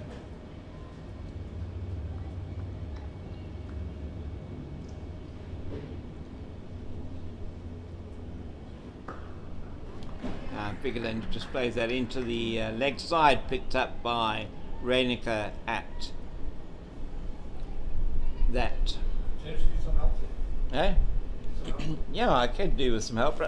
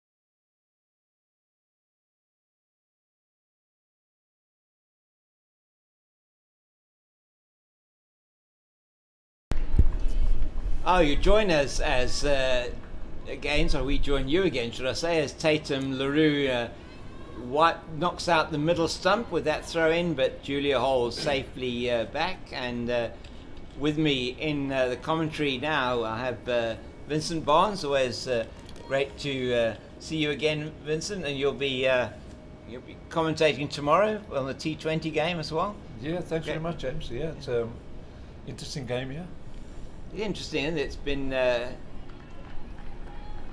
great innings put together by the Western Province team, highest innings of the competition team total so far in this tournament this season. As we watch Kayla Raynicker going through her paces, 287 with a brilliant 136 from Faye Tunnicliffe. We'll talk about that a bit more at the end of this delivery. What did you make of that innings from Faye? Unbelievable. Yeah, look, I missed the beginning part, but just watch her, construct that innings was fantastic. She had a bit of luck here and there, but it was a fantastic knock. That's nice, well played there down the ground by Figerland, and that's another boundary. That one was above the eye line, but she played it well, kept her eye on the ball, and that's often the difficulty when you're facing a leg spinner. But you perhaps don't quite gauge that dip, and Kayla Raynicker, who's young and early in her career, who's done very well so far, the under-19 area, and certainly did well in the under-19 World Cup, both with the ball and with the bat as an all-rounder. Just perhaps at this level, learning her art isn't an easy art, is it? Leg spin. No, she's an offie. Is she an offie? Oh, no, she's an offie. Okay. Look, she was part of the under-19 squad. Yeah. That played in the World Cup. Had a good World Cup with ball, more with ball than bat. She did, yeah. She's very young still, and she's probably going to be pushing the national side in the next few years. Exceptional spinner and obviously better. Nicely played there by Hole down to this is Molefe here at fine leg with de Klerk into her what is it now, 7th over now, and that's the 50 up for the 6 Gungril Garden Route Badgers. 50 off 76 deliveries with 6 fours. So, because they've got to the 50, this partnership now 18, with the 3rd wicket falling at 32. Oh dear, that is a no ball. It's going to be a free hit for overstepping there, Nadine de Klerk, and that is the first no ball of the match. In fact, no balls from the Garden Route Badgers at all in that mammoth 287 that Western Province scored. So it's going to be de Klerk again, and understandably there, Figerland having a full go at that, and the stumps cartwheeling, but it's just goes down in the book as a dot. It's a free hit from the no ball, and it always astounds me that even though you go through all the routines, that you can still be bowling no balls at whatever level. I think sometimes with bowling, and especially she's now into her 7th over, and she's bowling uphill and against the southern Yeah, it's true. You start looking for, start overstriding, and it can happen. Yeah, they shouldn't. For somebody with her pace, she shouldn't be bowling no balls. No. But she's into her 7th over. Yeah, she's bowled exceptionally well. But like I said, she's bowling uphill and against the southeaster here, so you can overstride and bowl a no ball. I think you don't sort of realise when you look at the field, do you? I mean, you know this field very well, but you don't realise that there is certainly from that side, which is I know the left armers like bowling from the Kelvin Grove end. Obviously with this. Oh, that is the stump that goes down, but this time it's a legal delivery, and that is taken Julia Holes off stump out of the ground. It does the cartwheel.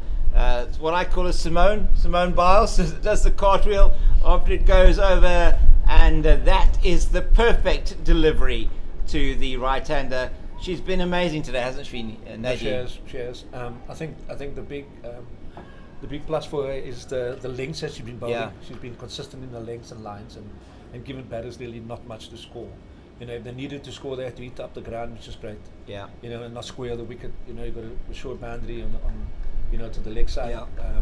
So yeah, look, she's done well, and obviously removed the main threat earlier, which is Tasman Brits.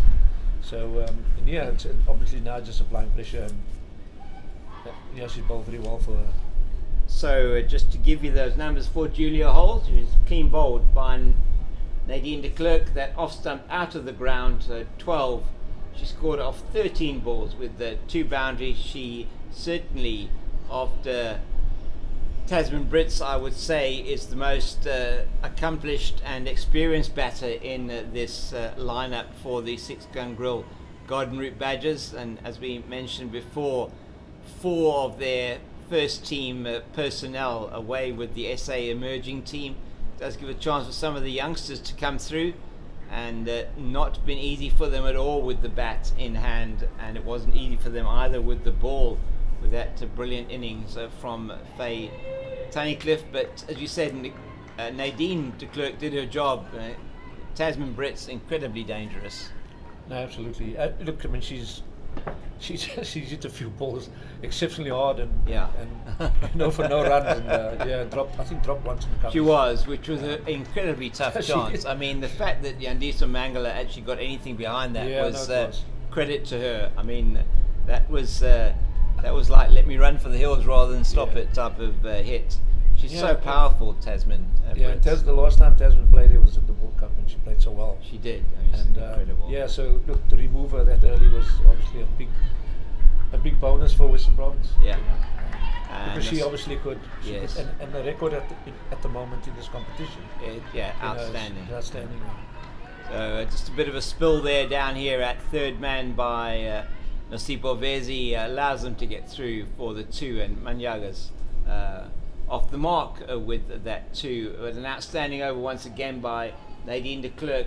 7 overs, 3 for 14. You sense perhaps that might be the end of the spell. I don't know, it's difficult to tell. But as you were saying, Vinny, she's going through, sort of getting to this point in a spell, probably getting a little bit tired. 7 overs on the trot. It's been an outstanding 7 over spell. I mean, picking up 3 wickets, the key wicket, as we were saying, of Tasman Brits, fresh off a 124 of 96 against the Lions last week. Now that's better from Kayla Reinicker, getting that length right there. She's got a very interesting action.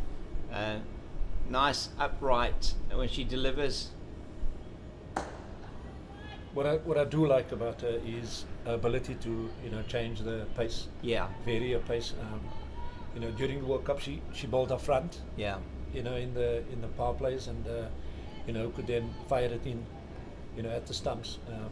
At the moment, she's aware that, the batters obviously have to take a few risks, so she can throw it up a bit. Yeah. And let him take some risks. Absolutely right, and interesting to see. I mean, do you think perhaps that?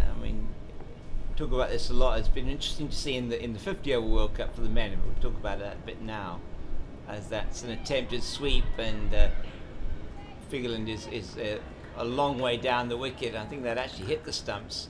It is no danger there for the new batter Manyaga. Figeland, as she's safely into her ground. It's Reinicker again. Manyaga forward, and that wasn't an easy one for her. And as you were saying, nice flight above the eye line. Yeah. Turning, a little bit of turn on offer. Seen 1 or 2 turns so far. Yeah, she's basically saying you wanna get some runs to have a go at me, and obviously putting pressure on the batters at the moment, and they're probably going to have to. They're a long way away from that total, and they're going to have to take some risks. Good over from Kayla Reinicker, just the 1 off it, and she's bowled 3 overs now, 0 for 12, coming back well after 6 runs in her first over.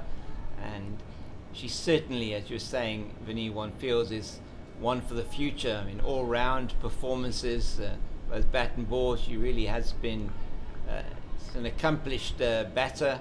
The more opportunities she has to play at this level and at more senior level, then really is going to be good for her. Busy with her matric at the moment, so may well be close to finish her exams, I think, but good to see her out on the field. De Klerk continuing from the Kelvin Grove end, and Bianca Figerland, who is the number 4 for the Garden Route Badgers, is got a big job to do here. Her and Manyaga are the two players that both of them not in the team last week that took on the Lions in that victory over the Lions, which was a bonus point victory for them. And to even get anywhere close to not conceding the bonus point today is going to be difficult. So, Klerk, outstanding, has been outstanding today. What's been good to see, and I mean, you as a practitioner of this art, sir, I mean, you know, she's able to move it both ways as well, which I think has been really good. The good thing about it, throughout the entire spell that she's bowled in, quite surprised that she's bowling in. Yeah, me too. Over, but obviously, she, you know, they see an opportunity here for her to get probably another wicket or two. So hence continuing. You know, they do have a nice bowling attack. They do. Yeah. And as we just saw that one swung now, she's quite skillful as a bowler. So you know, she's bringing all that international experience here today. Just going back on Kayla Reinicke, the good thing about her playing in this environment, you know, with under 19, she was almost the big fish in that pond, and now she's got, you know, a lot of experience around her and can guide her through her career, because she's a very, very excellent. I mean, she's an excellent prospect. Yeah, certainly. I mean, player really. I mean, between her and Karabo Meso was really outstanding from a wicket-keeping point of view in that tournament, but. Kayla was player of the match twice in that under-19 World Cup, and I must say this is actually good captaincy here, I think, from Faye Tunnicliffe, bringing herself into this catching sort of short extra cover position. Maybe she wants to be a little bit closer. Yeah, I think a little bit straighter, straighter on the drive. I think she's a little bit too wide, but what do we know? The next ball. Exactly. That does happen, you know. So there we go. There we go. The ball was straight to her. But they have got the runs on the board. Now it was a bit about what I was going to say earlier on, was about why would Kayla why would she have a long on? There seemed no reason why you would have a long on if you got all these runs to play with and you want to tempt them into actually trying to play over the top. Would you want to do that? She stops that well in the mid-wicket region. Another good over from Nadine de Klerk. In fact, I think that was another maiden. 8 overs, 3 for 14. It was a maiden indeed. So that's, I think, her second maiden. She had a wicket maiden earlier on in the piece, and she's taken 3 key wickets. Those are Tasman Brits, and then Bianca Lagrange, and then she took the wicket of Julia Hole. And that may well be enough for her for now. She's taken her cap, and she has been standing bareheaded most of the time here at mid-on. Once again, I don't necessarily understand why she's going to long on. I agree with her.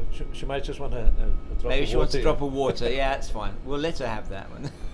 But you're right. I mean, you basically want the batter to take on long on and long off. Yeah.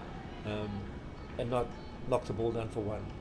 So it is interesting that if you're looking at this sort of 5-4 offside, 4-5 offside leg side field, that she's got 3 fielders positioned on the boundary on the leg side when you have a team 56 for 4. I don't understand that from a captaincy point of view, but I'm not on the field, so it's. No, I agree with you, James.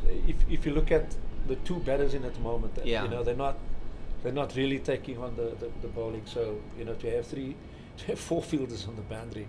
I see long offs also gone out. Doesn't make a lot of sense. No, doesn't make a lot of sense. I mean, that would have probably gone to a conventional mid-wicket. You had a conventional mid-wicket now. Yeah. I think a ring field on the leg side would be what I would want to have in there. Let them try and go over the top. Absolutely. And then they could potentially just make that mistake. And then have a play in close that you're not giving away an easy single. Because anything that goes anywhere to just slightly to the left or right of that mid-wicket, you're going to get a run easily.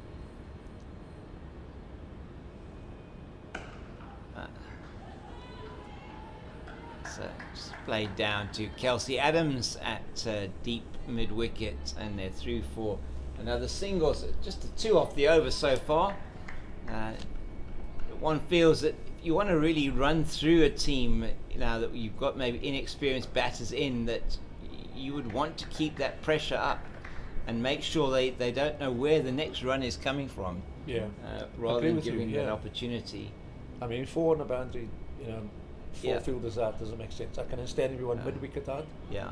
or square, but long on and long off out. No, doesn't I make a lot of agree, sense. yeah. I haven't seen either batter hit the ball up the ground. No. So you want them to take on long on and long off, and if they do manage to get it over, a great shot. Yeah. But the chances are that there's an opportunity for the wicket, and that's what Kayla should be looking at, and obviously the captain. Yeah. Surprised he's bowling another over. Yeah, maybe they're going to bowl her all the way through, and she's looks going like to take a nice long break. Well, I think you were saying earlier on, Vinny, that perhaps she's going to bowl it through, see if she can pick up a 5 perhaps. Opportunity is there. That one though is too much into the body of Manyaga, and she played that down to Molefe here at fine leg, and there is the single on offer 59 for loss of 4. These two coming together when the last wicket fell. That was the wicket of Julia Hole for 12, clean bowled by this same batter, Nadine de Klerk, and going for the run, but was never on, with Caitlin Weingard coming across quickly from mid-on. I'm looking forward to seeing her bowl a bit later. I don't know if you have seen her. No, I have. Okay, yeah. I've seen quite a bit of Caitlin. Yeah. In fact, did some work with her. Okay. And yeah, look, I would like to see her too. Very impressive young bowler. Yeah. So I'd like to see her bowl today. That's in the air, and it's just over the head of the fielder at sort of a wideish extra cover, and they're through for 2. That's a good throw coming in from Tatum LaRue there. But they do get through for 2 as Figurlin plays that over Manyaga at over Mangale at extra cover. That's the right thing. They are trying to get the wicket, and again close to getting another one there. They were. Good catch earlier on by Mangala. It was took it quite high off the bat of Lagrange as she tried to play against the natural movement of the ball across the left-hander of de Klerk. That's into the body, down to Molefe here at fine leg. But and we'll see Caitlin hopefully, as we say, a bit later, but a classic action that she's got. Yeah. Really flowing action. Yeah. Beautiful action. Beautiful run up, beautiful action. She's got, the one thing she does have is pace. Yeah. And we'd like to see that and let her keep developing that. And it's something that the national side needs, pace at the moment. Having Yes. lost people, having lost bowler like Shipman. Yeah. We need that pace. So it'll be interesting to see a ball. Which would be really good. Earlier on in the year, also got a call up into the, I think it was the emerging team as well, or was it the invitation team? Yeah. I think, wasn't it? Well, that was a game against touring New Zealand. Against the side. New Zealanders, that's right. Which I thought was really good. Give her the opportunity. Yeah. She, for me, is as well. I agree with you. An outstanding prospect. So just to recap on where we are at the moment. And just to indicate, this broadcast being brought to you on the CSA YouTube channel, visuals courtesy of Pitch Vision, and we have also sponsor for this weekend's commentary brought to you by Dry Force, and you'll be hearing more about them tomorrow in the 20 over game, when Vincent Barnes will be joined by Lauren Bierkman Jacobs, and it will be good to have that team with you tomorrow. And just so to recap on what's happened here today so far, if you are just joining us, Western Province put into bat this morning by 6-gun grill Garden Route Badgers captain Tasman Brits, as Janae Winster and three of her teammates are away on the SA emerging team duties. Amassed 287, the highest score of the tournament so far this season, with Faye Tunnicliffe hitting the highest score of the tournament of 136.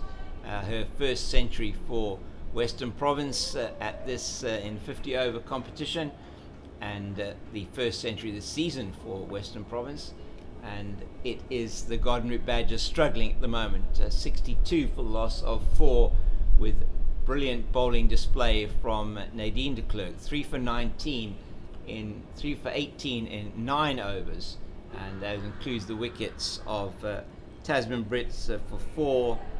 She then took the wicket of Bianca Lagrange for a duck, and Julia Hole for 12, clean bowled with the off stump out of the ground. That has really knocked the heart out of this 6-gun grill Garden Route Badgers response to that 287. It is Bianca Figeland and just trying to get the Christian name now of I think it's Koketso Manyaga, who are at the crease. It is indeed Koketso Manyaga who are at the crease for the Garden Route Badgers, and they have a massive job to do. 10 in their partnership so far.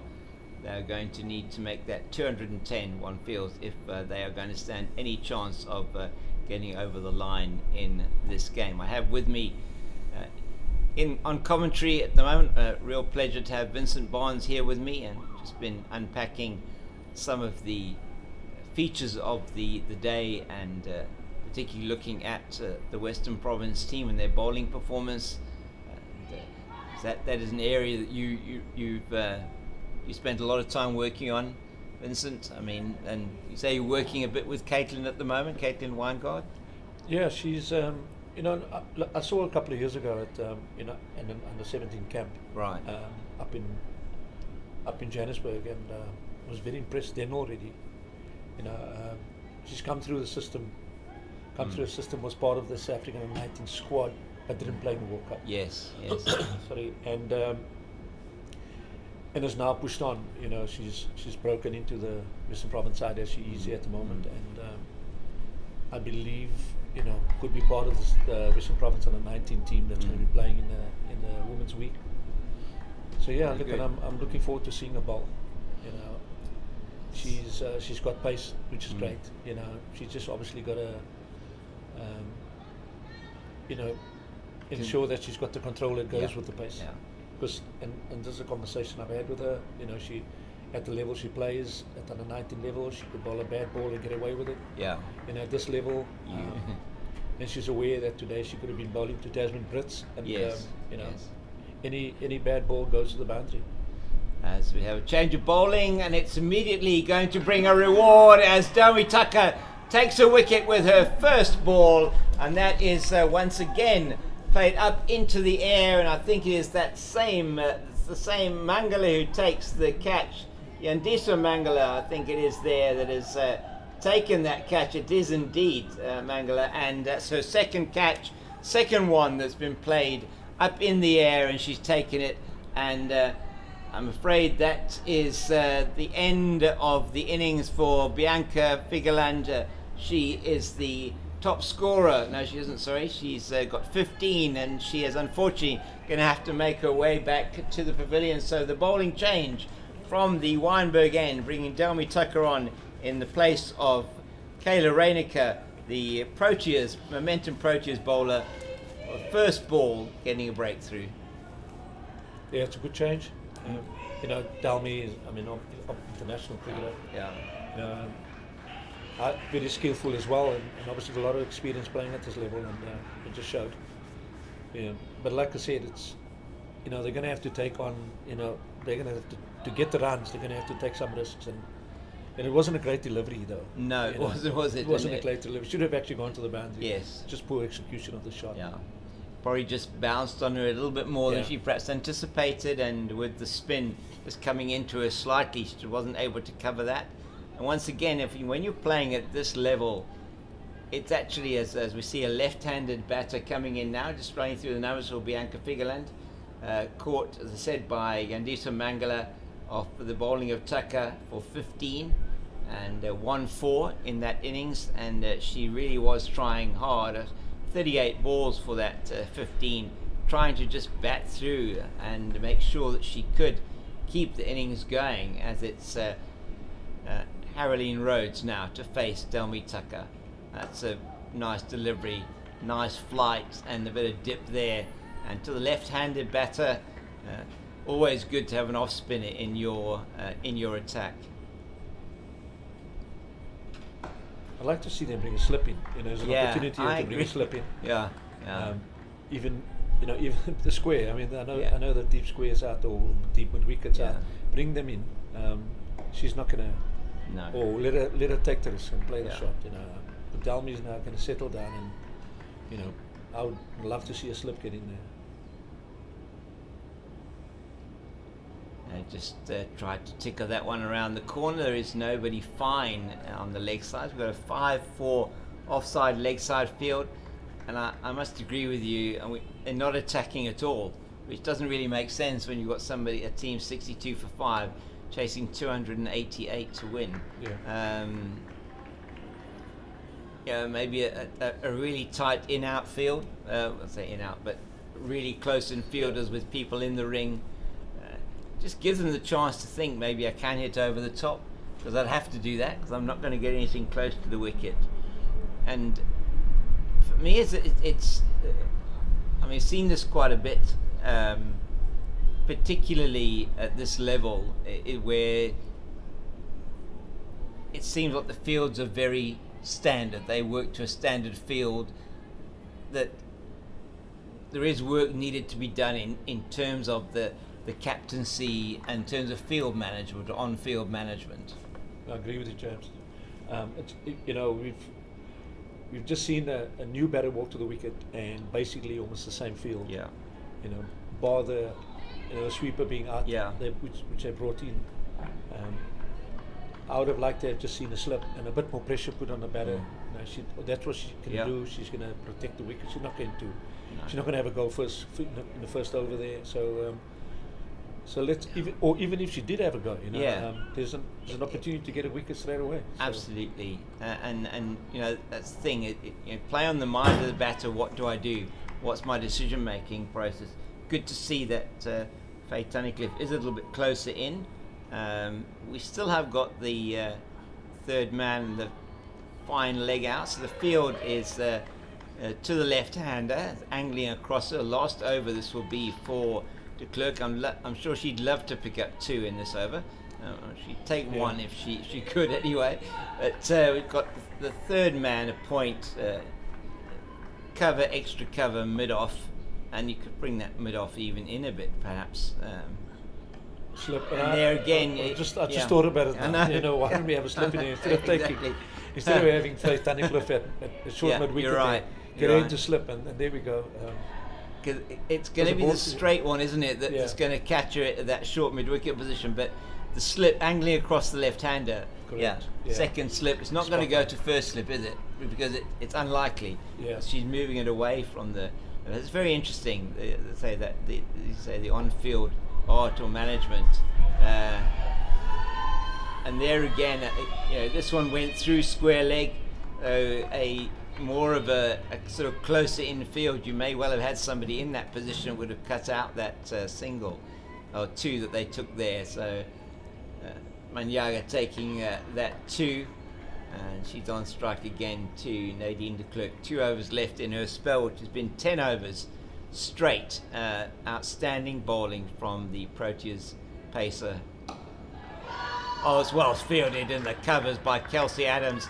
Outstanding fielding. That was hit with a lot of power, and quite rightly Delmy Tucker going over to her and saying well done. And good stuff from Kelsey Adams, getting right behind that one.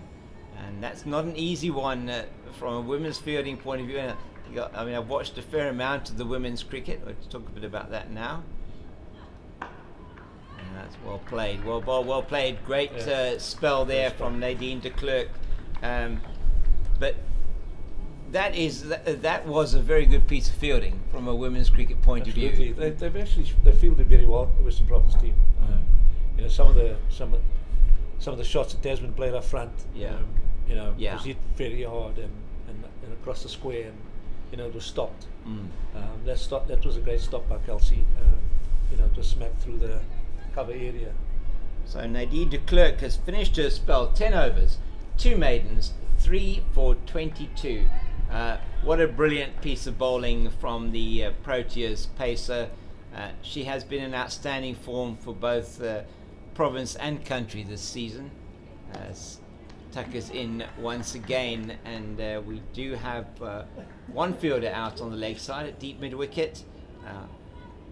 Field is quite set back on the outside of the ring, as that's just given a lot of air. It goes through Tucker's legs and down to Nadine de Klerk at mid-on. But at least the mid-on and mid-off are both now up in the ring. That's just sliced out to Mangala at backward point, and there was a chance perhaps there of throwing that one in, bounced it really nicely. It's going to go into her hands, but unfortunately slipped through, so not able to give the batter Manyaga going to that end any trouble. And we still have the fielder out at this deep mid-wicket position. That one's not going to worry anybody except for the umpire. Gets a bit of exercise. And first wide off Delmy Tucker's bowling. So 5-4 offside leg side field. And Delmy now really come into her own as cemented her place in the Proteas lineup. Particularly played well in the 20 over tournament. That is again through the hands, perhaps just not getting down enough there. Mangal to pick that one up, but well covered by Nosipho Vezi. I'm pleased to see her coming through. Delmy, she's really done the last couple of seasons now really becoming more of a feature in the South African lineup. Yeah, she's a good cricketer. Been around for a while. Yeah, been part of the South African emerging first academy and obviously emerging team. But got an opportunity in the national side now and was doing well. So batting has really come along a lot as well, hasn't she? Look, she could always knew she could bat. Yeah. But obviously, selected for a spin. Yeah. And part of that team that made it to the World Cup final here at Newlands on the 26th of February this year. What an occasion that was, and really fantastic to be here for that. And South Africa really were probably within touching distance of the title there. It was. Played unbelievable cricket. They did. Played a fantastic game against England in the semi. But up against a very powerful Australian side. This is going to be, so I would like to see this. This is what we want to see. Caitlin Weingard from the Kelvin Grove end. And as you can see, just coming in, that nice, easy, flowing action. What's so nice about this, Vincent and Matt, again, you have, with your expertise and working with the young players over a long period of time as well, it's just, action is a very economical action. Yeah, those are some of the. That's what I look for in a fast bowler. I need to keep the fast bowler on the field for as long as possible. Yes. Keep her injury free, keep them injury free, and in a case like this, she's got such a lovely action. So there's not a lot of tinkering that needs to be done. Exactly, yeah. So the focus is more on control, getting her to understand the bowling action. So there we go. She's got a nice run up. She's got this easy gather bowling action. Yeah. I think that she's bowling a little bit within herself. I think she's nervous. Definitely, she's definitely bowling within herself. I mean, she's not charging in by any means. I've seen her bowl a lot quicker on the practice pitches. But as you say, I mean, she is bowling within herself. I think she's trying to focus on getting the right lines and lengths, and that's just losing a little bit down the leg side. But once again, there probably the length was good. Or just a line that was just slightly off to the left-hander.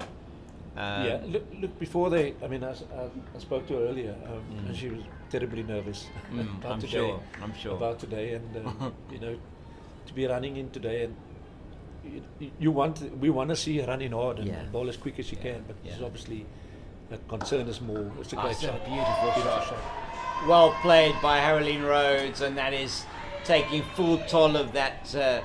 Full toss from Caitlin Weingard outside the off stump and played between cover and extra cover through to the boundary for 4. And this is where good work there from Nadine de Klerk. You might have seen that on your screen, just coming across and just giving her a low 5 and a pat on the back. It's okay. She mustn't worry about that. She's learning her trade. These things happen. She has got that packed offside, leg side field, 6 on the off now. The third man, point, cover, extra cover, cover point, cover, extra cover, and mid off. She's got to angle it across the right hand, and then left hand, she just loses it again down the leg side. But it will come. What I like about this situation right now is that you got a young 18-year-old bowler running in at Newlands in a provincial game, obviously nervous. But you've got 2 fantastic bowlers on either side of her, at mid on and mid off. You do. Nadine, a lot of experience, Nadine and Tatum on the other side, just to keep her calm and relaxed. That's much better. Maybe a little bit over pitch, but good fielding from Kayla Reinecker from that extra cover position. And they have got this packed offside field, asking the bowler to bowl across the left-hander, outside the off stump. Perhaps you'd like to still see a slip in there? I still would like to see a slip. She's got the pace. She's getting in the right areas. Could still get a nick off. Oh my goodness, that wasn't far away from the leg stump. Haroline Rhodes coming across to try and play it down here to Sipovezi at fine leg. Just that line, not quite being able to consistently get that, but it's her first over. And we're expecting to see quite a lot more of her hopefully today. It's the ideal opportunity for her. 77 for 5 in the 21st over. Very well bowled, that one. That's sort of where she wants it to be. Absolutely. Back of a length on the line of probably a sort of 4th, 5th stump, off stump line. And very nice. Not a bad start for her. And as you say, very nervous. She's chatting a bit to Faye Tunnicliffe now. Again, captain encouraging her and hope she'll keep her on for quite some time, because she does have that opportunity to do that. The experience of Delmy Tucker at the other end.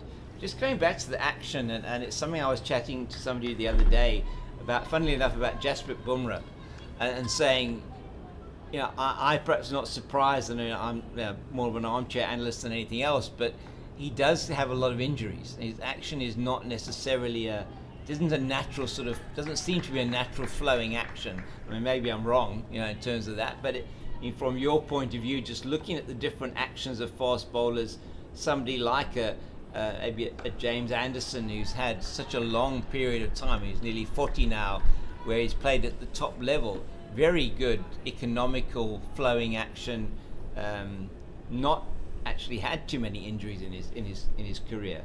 With Bumrah, it's a bit of unusual action. Yes. There's the levers, the biomechanics of bowling. It defies the biomechanics of bowling, because he does have a different type of action. But it works for him. The good thing about it is that he's got the ability to swing the ball. Yes. He comes at you and it looks like he's going to angle it into you, and it swings away from you. He's an he's highly skillful bowler. I actually like him. Oh no, me I like too. him quite a He's lot. brilliant. He's brilliant. He's a brilliant bowler in any format of the game. Don't we take probably getting away with one there down the leg side? Yeah. But James, I mean, if you take James, you take Dale. I know Dale has had a couple of injuries, but Yes. they've just got this uncomplicated actions. Yes. Not a lot can go wrong with it, and then you got if you look at a young lady like Caitlin, you look at her action and there's not a lot that can go wrong. You can tweak little areas which we've spoken about, but the action itself is pretty strong. Yeah. And the only thing that possibly could come into play with injuries is over bowling. Yeah. And this is something that you got to educate young bowlers and their coaches about the overloading, especially the high workloads, because they play a lot of cricket at this time of the year. They're at their schools, they're at their clubs. They go to camps, they go to tap camps. They spend a lot of time. They've got private coaches, and so they do a lot of bowling, and that's something they got to monitor as well.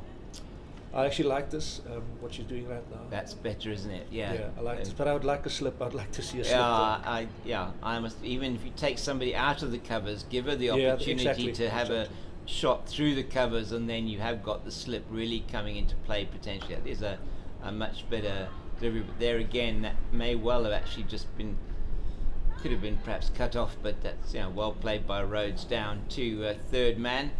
And to change now for the right hand, it's going to be interesting to see coming into the right hander. I think she's had one or two deliveries to Manyaga, and just to get this into play. And as she just is into her spell, I mean, early days yet, she's only in the second over of her spell.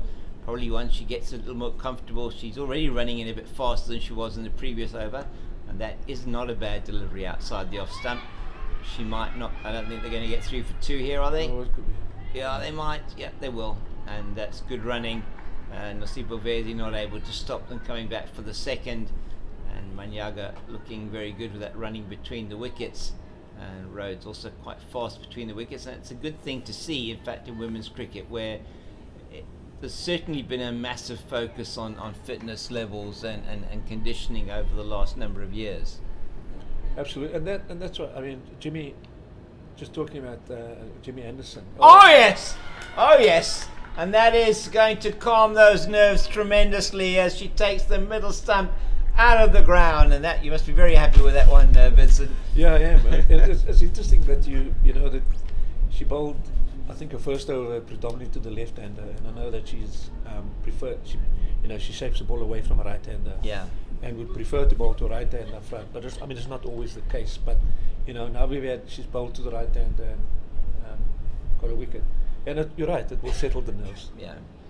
Manyaga then is out bowled by Caitlin Wangard, 12 of 28 deliveries, and that is another blow for the Six Gun Grill Garden Route Badgers as they are now 81 for 6 in the 23rd over. And just to remind you that Western Province scored 287 in their turn at the crease, so certainly looking at a bonus point victory Western Province here, which will help them in their positioning on the log. And it is just to give you an idea of that log as it currently stands, just to give you that those numbers when I get them on my phone, just to give you the partnerships then so far in this 81. May and Brits 20 for the first wicket, which is still the highest or joint highest partnership of the innings of 32 deliveries.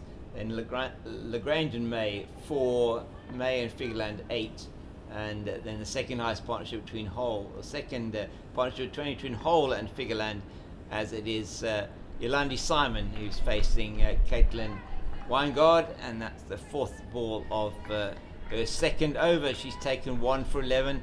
That was the wicket taking delivery was probably on a length. It was quite a bit fuller than the previous ones, but she played all around it really. Yeah, Took the middle stump. Looked like it came a bit back off the seam.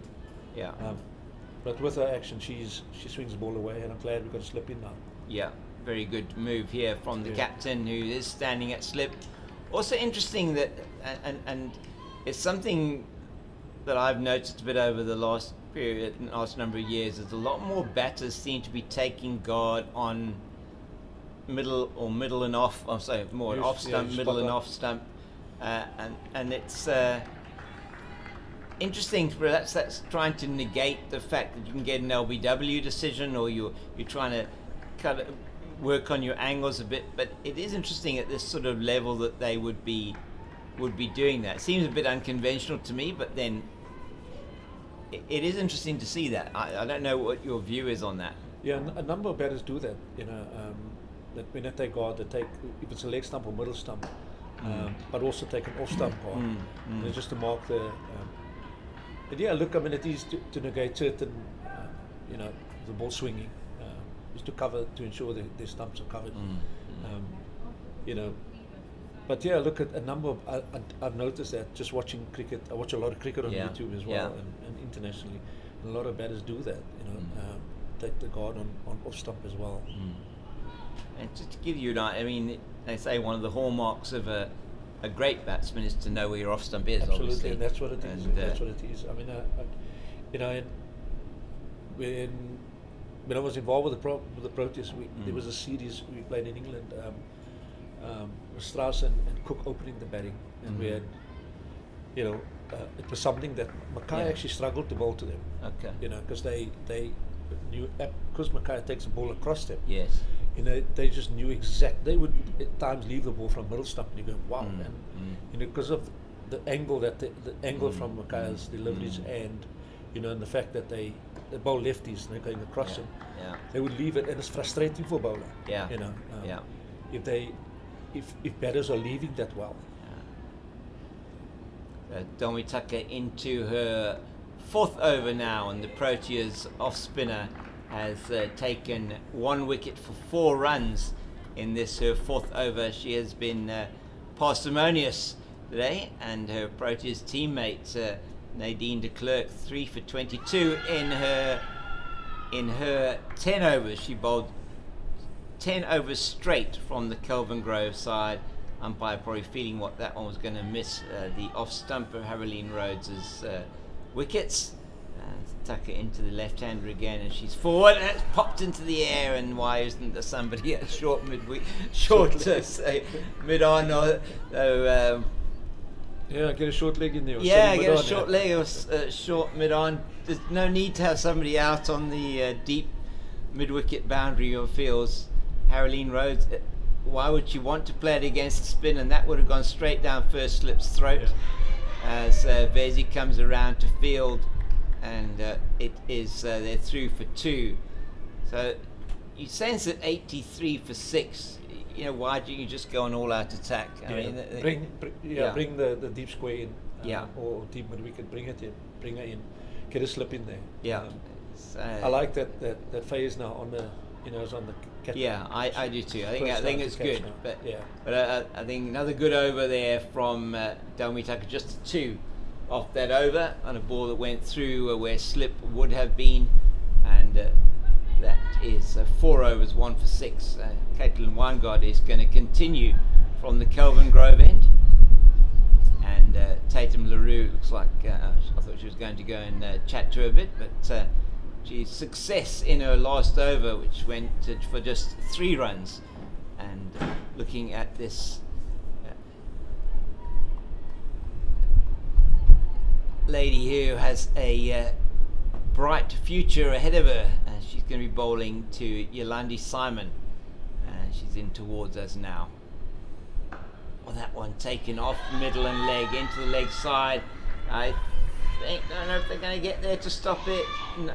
Yes, she does. Well done there by by Molefe. Lotetso Molefe, who cuts that one off. The umpires are happy. That is only the 2 to Yolandi Simon, and she's off the mark now. Simon with that too. So chased all the way around the boundary by Molefe, and Kayla Reinicke helping out with that shuttle or the flip back to her. And aggressive shot goes straight through Yandiswa Mangala, but Tatum LaRue will clean up behind her. So it goes through the extra cover, but mid-off is around to clean up. So it's a single, which probably should not have been there. And so when you're in a situation like this, where somebody like Yolandi Simon, who's actually covering her stumps completely, what would your advice be to Caitlin Weingart if she's bowling to that runner? Would talk about that after this delivery. Oh, yeah, good look, delivery. She's look, I mean, she's got to bowl. She got to bowl quite straight. And straight is at off stump. Yeah. You know, it brings a few dismissals Yes. into play. You know, she can nick the ball, could get bowled, and obviously brings LBW into play. You know, she's quick enough to do that. You know. She's in towards us again. Nice rhythmical action. She's a very economical action outside the off stumps. It's going to be played straight to Tucker at backward point. There is no run, so we've got a third man cover point. Cover extra cover mid off 6-3 field here. We've got a mid on, a mid wicket, and then a fine leg. Caitlin Weingart in towards us again. Yeah, nicely bowled once again. She's finding her rhythm now. Yeah. Vincent, yeah. She looks settled. Yeah. She looks settled. The entire, the run up. She looks more settled at the crease as well now. So not bowling within herself. She's obviously trying to hit the deck now, which is great. You were talking a bit. I mean, I know when I a few years ago was involved with the sort of much younger level in club cricket, because that's just played down to mid-off, where Nadine de Klerk does the fielding, and there is a no-run good over from Caitlin Weingart, her third, 3 overs, 1 for 14, just the 3 off that over. And a lot of the focus was on long-term athlete development and making sure, as you were saying earlier on, that at a younger age you don't over bowl, particularly over bowling is a problem, because you're stressing some of those bones and that are and muscles that are not fully developed yet. But particularly from the youngster's point of view, is where you're still developing or still growing, you don't want to overstress the body. Correct. So you look. There's a fine line between over bowling and under bowling. You also don't want to protect the bowler and bowl too little. Because this is also happening. Yes. Guys are not. It's well played. Yeah, it was very well played. Tossed up outside the off stump. That is not going to go down to the boundary though, as it was got a Weingart chasing that down. And they go through for 2. So I like the move that she's brought Nadine de Klerk in to that sort of catching position. Yeah. Like to see her maybe a little bit closer, but it's for the one that pops up perhaps off the bat, and that is we'd like to see her slip as well. Jeff, you only got 9 fielders. Put them all in close catching positions at 90 for 6. I mean, she's now created an angle. She's coming around the wicket, so she's creating an angle. Exactly. To the right hander. So get slip in there. Yeah. There we go. There's slip going in. Yeah, there we go. That's it. I mean, if she tries to hit against the spin, or if she manages to just get it to go a bit straighter on, then it'll be So you're there telling again. the batter, the batter can't just dab at the ball there now. No, He's they got to can't. try and score somewhere else now, and that obviously brings a bit of risk involved. Absolutely right. She's going to have to hit it, probably try to hit it to the leg side. That one just starting very too straight and going down the leg side, and Simon able to just to get that off the pad down to fine leg position, and Vezi does the fielding, and is just the single off the leg by. So there's a slip now in place for the left-hander. That's in the air. That should be out as LaRue is underneath it, and she doesn't take the catch. She tries the Australian way of catching, which is probably right, but unfortunately just pops out, and much to the dismay of the team behind us in the score box. So it should have been a wicket there for Delmy. Should have been her second wicket, but the catching from both teams there. That's another good delivery. Just angling in to the right-hander, edged onto the pad, no run. 5 overs, 1 for 11, Tucker, and 92 for 6 are the 6 gun grill Garden Route Badgers. And I know we are talking quite a bit about sort of bowling actions and field placings and sort of attacking fields, but if you just look at the whole that situation right there, it just brought slip in now. So it meant the batter can't just rock back and sort of guide it into that slip area. So they look to score somewhere else. And we just saw it. I mean, as soon as they put a slip in, they play across the line. And there it was a catch which got dropped. Oh, really good delivery there. Caroline Rhodes playing away from her body as she sort of angled, took the body out to the leg side and just played it off middle stump almost with the bat away from the body. Could so easily have missed that one. Get through for the single, and these two are put on 12 now, and just looking at the score comparisons, after 25 overs, Western Province were 112 for the loss of 1, and that was really after a period of quite good bowling, and the Garden Route Badgers 86 for 6. Wyngood again bowling well off the inside edge of Yolandi Simon's bat, and they go through for another single. It was 6-3 offside, leg side field for both the left-hander and the right-hander. Kayla Reinecker doing the fielding. So it is interesting. I mean, here as well, you don't sort of have the attacking field that you might expect. A slip would be nice to have in place here. I mean, I'm looking at the offside field there, and you got extra cover, 2 extra covers. Yeah, there's really 3 extra covers. Yeah, you're right. A mid-off, a backward point. One of the covers could come to sort of block off an area, to the left of the keeper. Because all the batters are sort of backing off and sort of opening the face of the bat. And scoring in that area. So bring a slip in and try and score somewhere else. Oh, another very good delivery from Caitlin Wyngood. She's attacking that off-stump line of the left-hander, and Caroline Rhodes again playing away from her body. But you have to say it's been, these two have just tried to stick around there. Simon and Rhodes, you have to give them credit for that. It has been the one drop catch. Rhodes dropped off the bowling of Delmy Tucker in the previous over. Wyngood's in again. It's another great delivery. That's you'd be happy with that? She settled down nicely now, and got a bit of rhythm as well. With obviously with the batters not prepared to take any risks. So you have the opportunity as a pace bowler now to really work on your craft, don't you? When you got the opportunity to just try that consistency of line and length.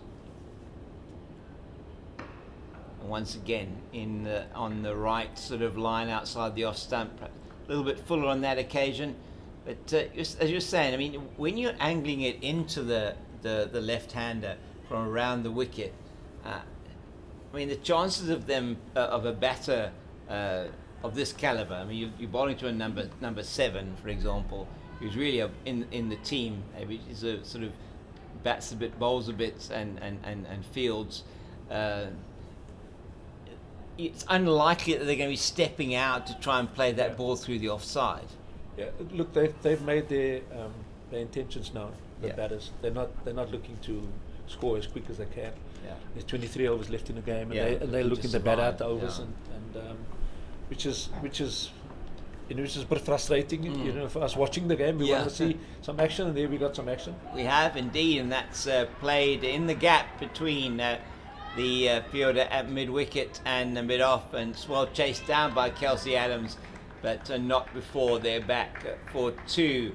So Yolandi Simon moves on to 10, she's into double figures, and she is the what's that now, the 6th or 7th batter to get into double figures. That's pulled around the corner, and Mangala misses it, and that's going to be Simon's first boundary, and that will take the 6-gun grill Garden Route Badgers up to 100.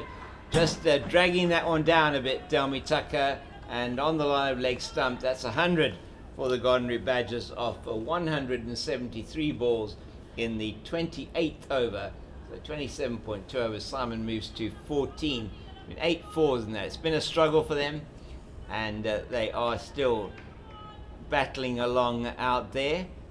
But, Simon trying her best. That's nice from Tucker, just putting it up into the air, and that's good from LaRue, not quite being able to get hit those stumps. So quick single, and not able to come in quickly enough, just taking advantage of the fact that the fielder is really on the edge of the circle.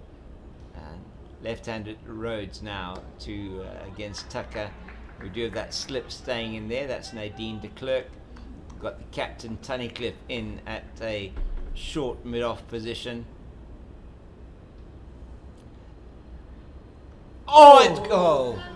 The slip, not anticipating that one. It just went through where if she'd been a little bit finer, and Verzi does the fielding down on the boundary at third man, but just exactly why that slip's there. Yeah, I think she anticipated the cut. She did. She came up and started moving to her left. Yeah, hence she the did. ball. Yeah, Exactly. Not being able to get to her. Yeah. No, that's well described there by Vincent. The slip, Nadine de Klerk was moving to her left, and the ball actually went to her right. That's well played by Haroline Rhodes, and the left-hander gets the boundary down to the fine leg boundary. There's nobody fielding down there. Caitlin Weingard chased it all the way, but she was never going to get to that. And so the total goes to 107. Expensive over from Delmi Tucker. That one went for 12, and her most expensive over so far. 6 overs, 1 for 24. And so we've seen some good batting now between these two. Partnership at 26. They really haven't got anything to lose, and they are starting to play a few more expansive shots. As we see, Nosipo Verzi is going to be coming on from the Kelvin Grove end, and played 8 matches in this particular version of the game, and in we call it, say, List A cricket, 11 wickets at an average of 17.6, economy rate of 3.8. She really is also a young fast bowler with, I feel, an opportunity in the future. She's been really good for Western Province over the past couple of seasons when given that opportunity, and often is the bowler that will break a partnership. And so interesting to see how she performs from this end. Perhaps Caitlin Weingard off after only 4 overs, and that is in the air, but it's going to land safe on the edge of the circle, and it is fielded out there in the deep at deep mid wicket, and that's Kayla Rainiker, I think, out there. Tatum LaRue not able to no, it's not LaRue, I think that's de Klerk, isn't it? Yeah, so Nadine Klerk not able to get around for the catch.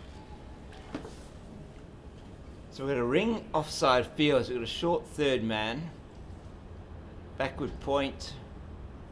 It's almost a cover, isn't it? Cover, extra cover, mid off, mid on, mid wicket, deep mid wicket, deep backward square for the right hander, and that's in the air, and that should be out, and is. And that is exactly what they wanted, Western Province, and Yolandi Simon going for that shot over the top, and all she can do is find the safe hands of Nadine de Klerk, whose performance today with the ball and in the field has been outstanding, and the 7th wicket goes down for the 6-gun grill Garden Route Badgers. Yolandi Simon is the batter who has to go, and caught de Klerk bowled by Nasipo Vezi. So as it turns out, a good bowling change for Western Province, and 6 Gangrel Golden Badgers now 109 for 7. Vezi getting the wicket there of Simon. She got 17, and partnership the highest of the innings so far between Simon and Rhodes, 28 of 35 balls. That was looking a bit entertaining towards the end, as they had struggled initially to get anything going, and were struggling against the off spin of Tucker and the pace of Weingard, and good bowling from the Western Province team. The only bowler not to get a wicket so far, they've really been spread around after Nadine de Klerk's 3, was Kayla Renica, 4 overs, 0 for 15. It has been an impressive bowling display. It has been, and I think they set the tone up front, gave them nothing up front, and then obviously got the big wicket of Tasman Brits. It's quite obvious that the Badgers were going to depend on Tasman. Yes. And the rest of the batters were obviously going to play around her. But to get her, obviously, made a big hole in the batting lineup, and it's then allowed Western Province just to bowl. They've allowed Western Province to bowl without sort of putting any pressure back on them. Yeah. And now we see, as soon as they take any risk, they get out. Yeah, and that is, exactly what talking about earlier is keep that field up, make sure they then have to go for the shots over the top. Vezi again outside the off stump, and that is a little bit too wide this time. She looks upset with the umpire, but it was tight. It was a bit tight. That red line, talk about white line fever, but it looked like she had a bit of red line fever there. Nasipo Vezi.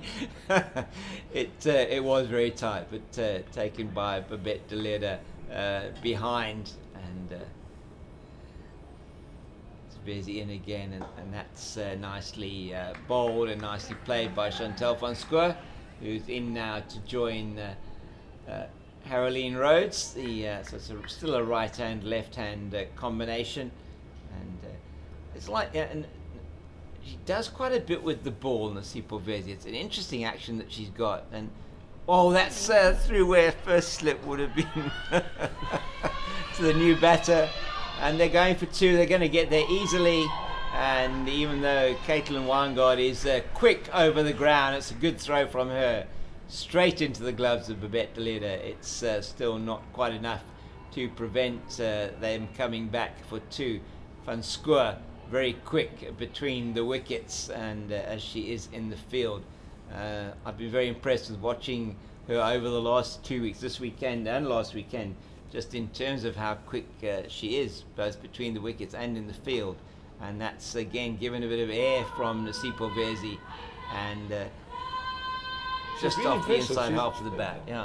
Nasipo Vezi has been impressive. She's got good numbers. Yeah, very good numbers. I watched some of the games on YouTube, and that's what she does, bowl wicket to wicket. Yeah. And you're basically saying you want to come and become. That's what she does, and that's what. You've just seen that. Just bowl wicket to wicket. Yeah. Very accurate. Yes. And like I said, the numbers are quite impressive. There's something else I wanted to bring up. That I noticed initially at the start of the innings.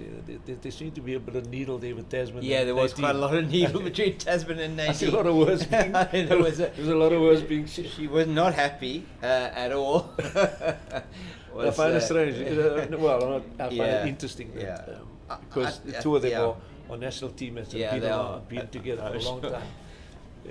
One ball got thrown at her, and then after the decision, there's a lot of verbal going on, and it was quite interesting. But I like it. It's good to see. Yeah, very fiery, and Nadine. She does not hold back. Does she? She doesn't. And in the provincial games, she very much the games that I have seen her playing in.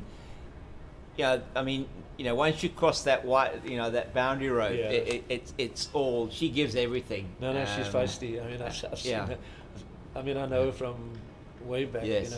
Being part of Cricket South Africa. I really enjoy her. She's Yeah. 100% cricketer, gives everything, A- batting, bowling, fielding. Yeah. But Exactly. it was good. But it was yeah. good to see the bit of needle. Up Yeah, it front. was good, and I think that was the wicket they wanted, wasn't it? That was the wicket they needed, and they got it, and that set the tone for the fact that they now have the Garden Route Badgers 112 for 7, looking at a very big win with a bonus point, Western Province. And I say, I'll look at those numbers now, and that's just good bowling from Reynolds, just dragged across the line by Haroline Rhodes and down to this Tatum LaRue here at mid-on. And they are attacking a little bit more. It's going to be interesting to see what they do here. They have got the slip in place. Like to see that short fielder in. Like they have got Delmi Tucker coming in at a shortish mid-off. Perhaps somebody shortish in on the leg side for that one that pops up, and they are trying to bring Mangala in a bit more, but that's perhaps not enough. Oh, that was well bowled. Tossed it up outside the off stump. Van Schoor takes the bait, doesn't get the edge. Taken well by De Leerde behind the stumps. It's going to be interesting here to see how Kayla Reyneke just got. That's a bit. Oh my goodness! Once again coming into the right hander, and she cuts and gets the. That was the top edge. It looked like, and down past the slip to the straight boundary behind, and that's 4 runs for Chantal van Schoor, but not exactly where she aimed that shot to go. A moral victory for the bowler. It's interesting that she did something with the wrist, with the fingers. Yeah. I'm not sure if she tried the carom ball or something, but she I did don't something know. different. She does have a variation. She does. So I mean, you see that. That's got a lot more rip on it, hasn't it? That's offy. Yeah. The ball before that, it Yeah. looked like she just did something Just with the the straight fingers. one, maybe. Yeah. Or tried to bowl a carom ball. Yeah. Because I've seen her when I was watching her at the Under-19 World Cup, and just to try and, she does have a variation. Yeah. And sometimes it doesn't come out the hand quite right. It's good to see. And this has been, sort of a feature now with spinners, is that it's not always the standard, is it? I mean, it used to be the arm ball, which would just be the one that went straight on. Correct, But you now got even the wrist. The finger spinners are doing something different with the wrist or whatever. So just in terms of you see the Afghanistan Mujib, yes, Taksima from Sri Lanka. From Sri Lanka. Yeah, I mean, they're extremely effective. Very, yeah. So they got the carom ball, which is obviously something they've mastered, and I think that's what Kale tried to do. Yeah, good bowling here from Nasipo Vezi. That is not where Haroline Rhodes would have wanted that to go, and Weingard chases that down well, and Rhodes is doing a good job for her team here. She's on to 20 by far, the highest score. I say by far, but she is the highest score for the team so far, and I know she has perhaps been a shade fortunate. Definitely one catch dropped off her bat. But she has ridden her luck, and she is still there. Nasiba Vezi looking for her second wicket, having taken the wicket of Yolandi Simon in the previous over, caught easily by Nadine de Klerk at mid-on. Vezi again. Oh, she did hit that one. Did she hit that? Or was that off the wicket keeper? That's wide. It was a wide down the leg side. And that's the 14th wide of the innings. They're getting close to being the highest scorer at this stage. It's 117 for 7 at the end of 30, and at the same stage, Western Province 145 for 1. As Vezi comes in again, and that's a good delivery on the line of middle and leg. Just she does something with her wrist here, Nasipo Vezi. I mean, she's very much the cutter. the cutters. And but to me, like you were saying earlier on, Vincent, she's very much sort of like the Tumi Sekakuni type of bowler. Just very much line and length. Try and hit me if you can, and that peel coming through for the stumping as she was reaching for that one outside the off stump, but I think she kept that back foot behind the line. And no decision given by umpire Waldo Lotchan here at the Wynberg end of this beautiful ground here. It's been a lovely day for cricket, not too hot, not too cold, and the southeaster certainly seems to have died a little bit on us this afternoon. As Vezi's in again, that's a good delivery, nicely played by Rhodes, who's increased in confidence as her innings has gone on. Early on she was popping a couple up when the field wasn't in the catching positions perhaps that we had wanted, and she's still batting now with the ring field, offside, onside, 5 on the off, 4 on the on, and that's just dabbed down. There is no run there as Tucker is round quickly from backward point, and there's one ball to come in this Vezi over. He's been bowling well, Nasipo Vezi.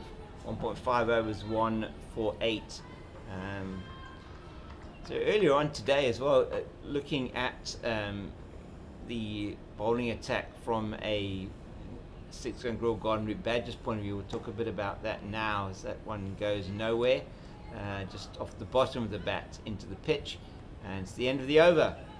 31 gone, 124-7. It's really great chatting here to Vincent Barnes, who is going to be with you tomorrow.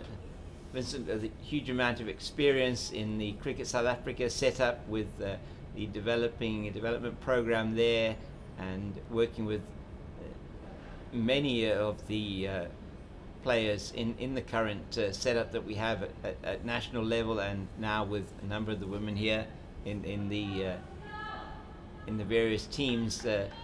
Good to chat to you from sort of development point of view. That's Kayla Reinicker, under 19 South African player from the World Cup, is in now, and that just pops up on the offside.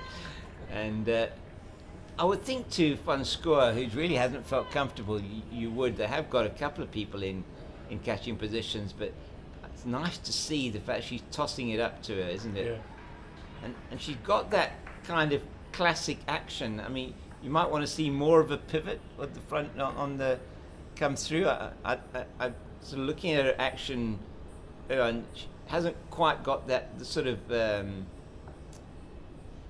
pivot you might see, but I mean, I know like a Graham Swan, for example, did have so well. I mean, he was the great exponent of that from a off-spin bowling point of view. I agree with you.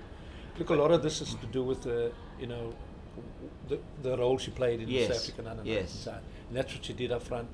That's in the air. Is that going to be caught? No, it's not again. Unfortunately, Tatum LaRue is in the position there, but just cannot get her hands in to take that catch.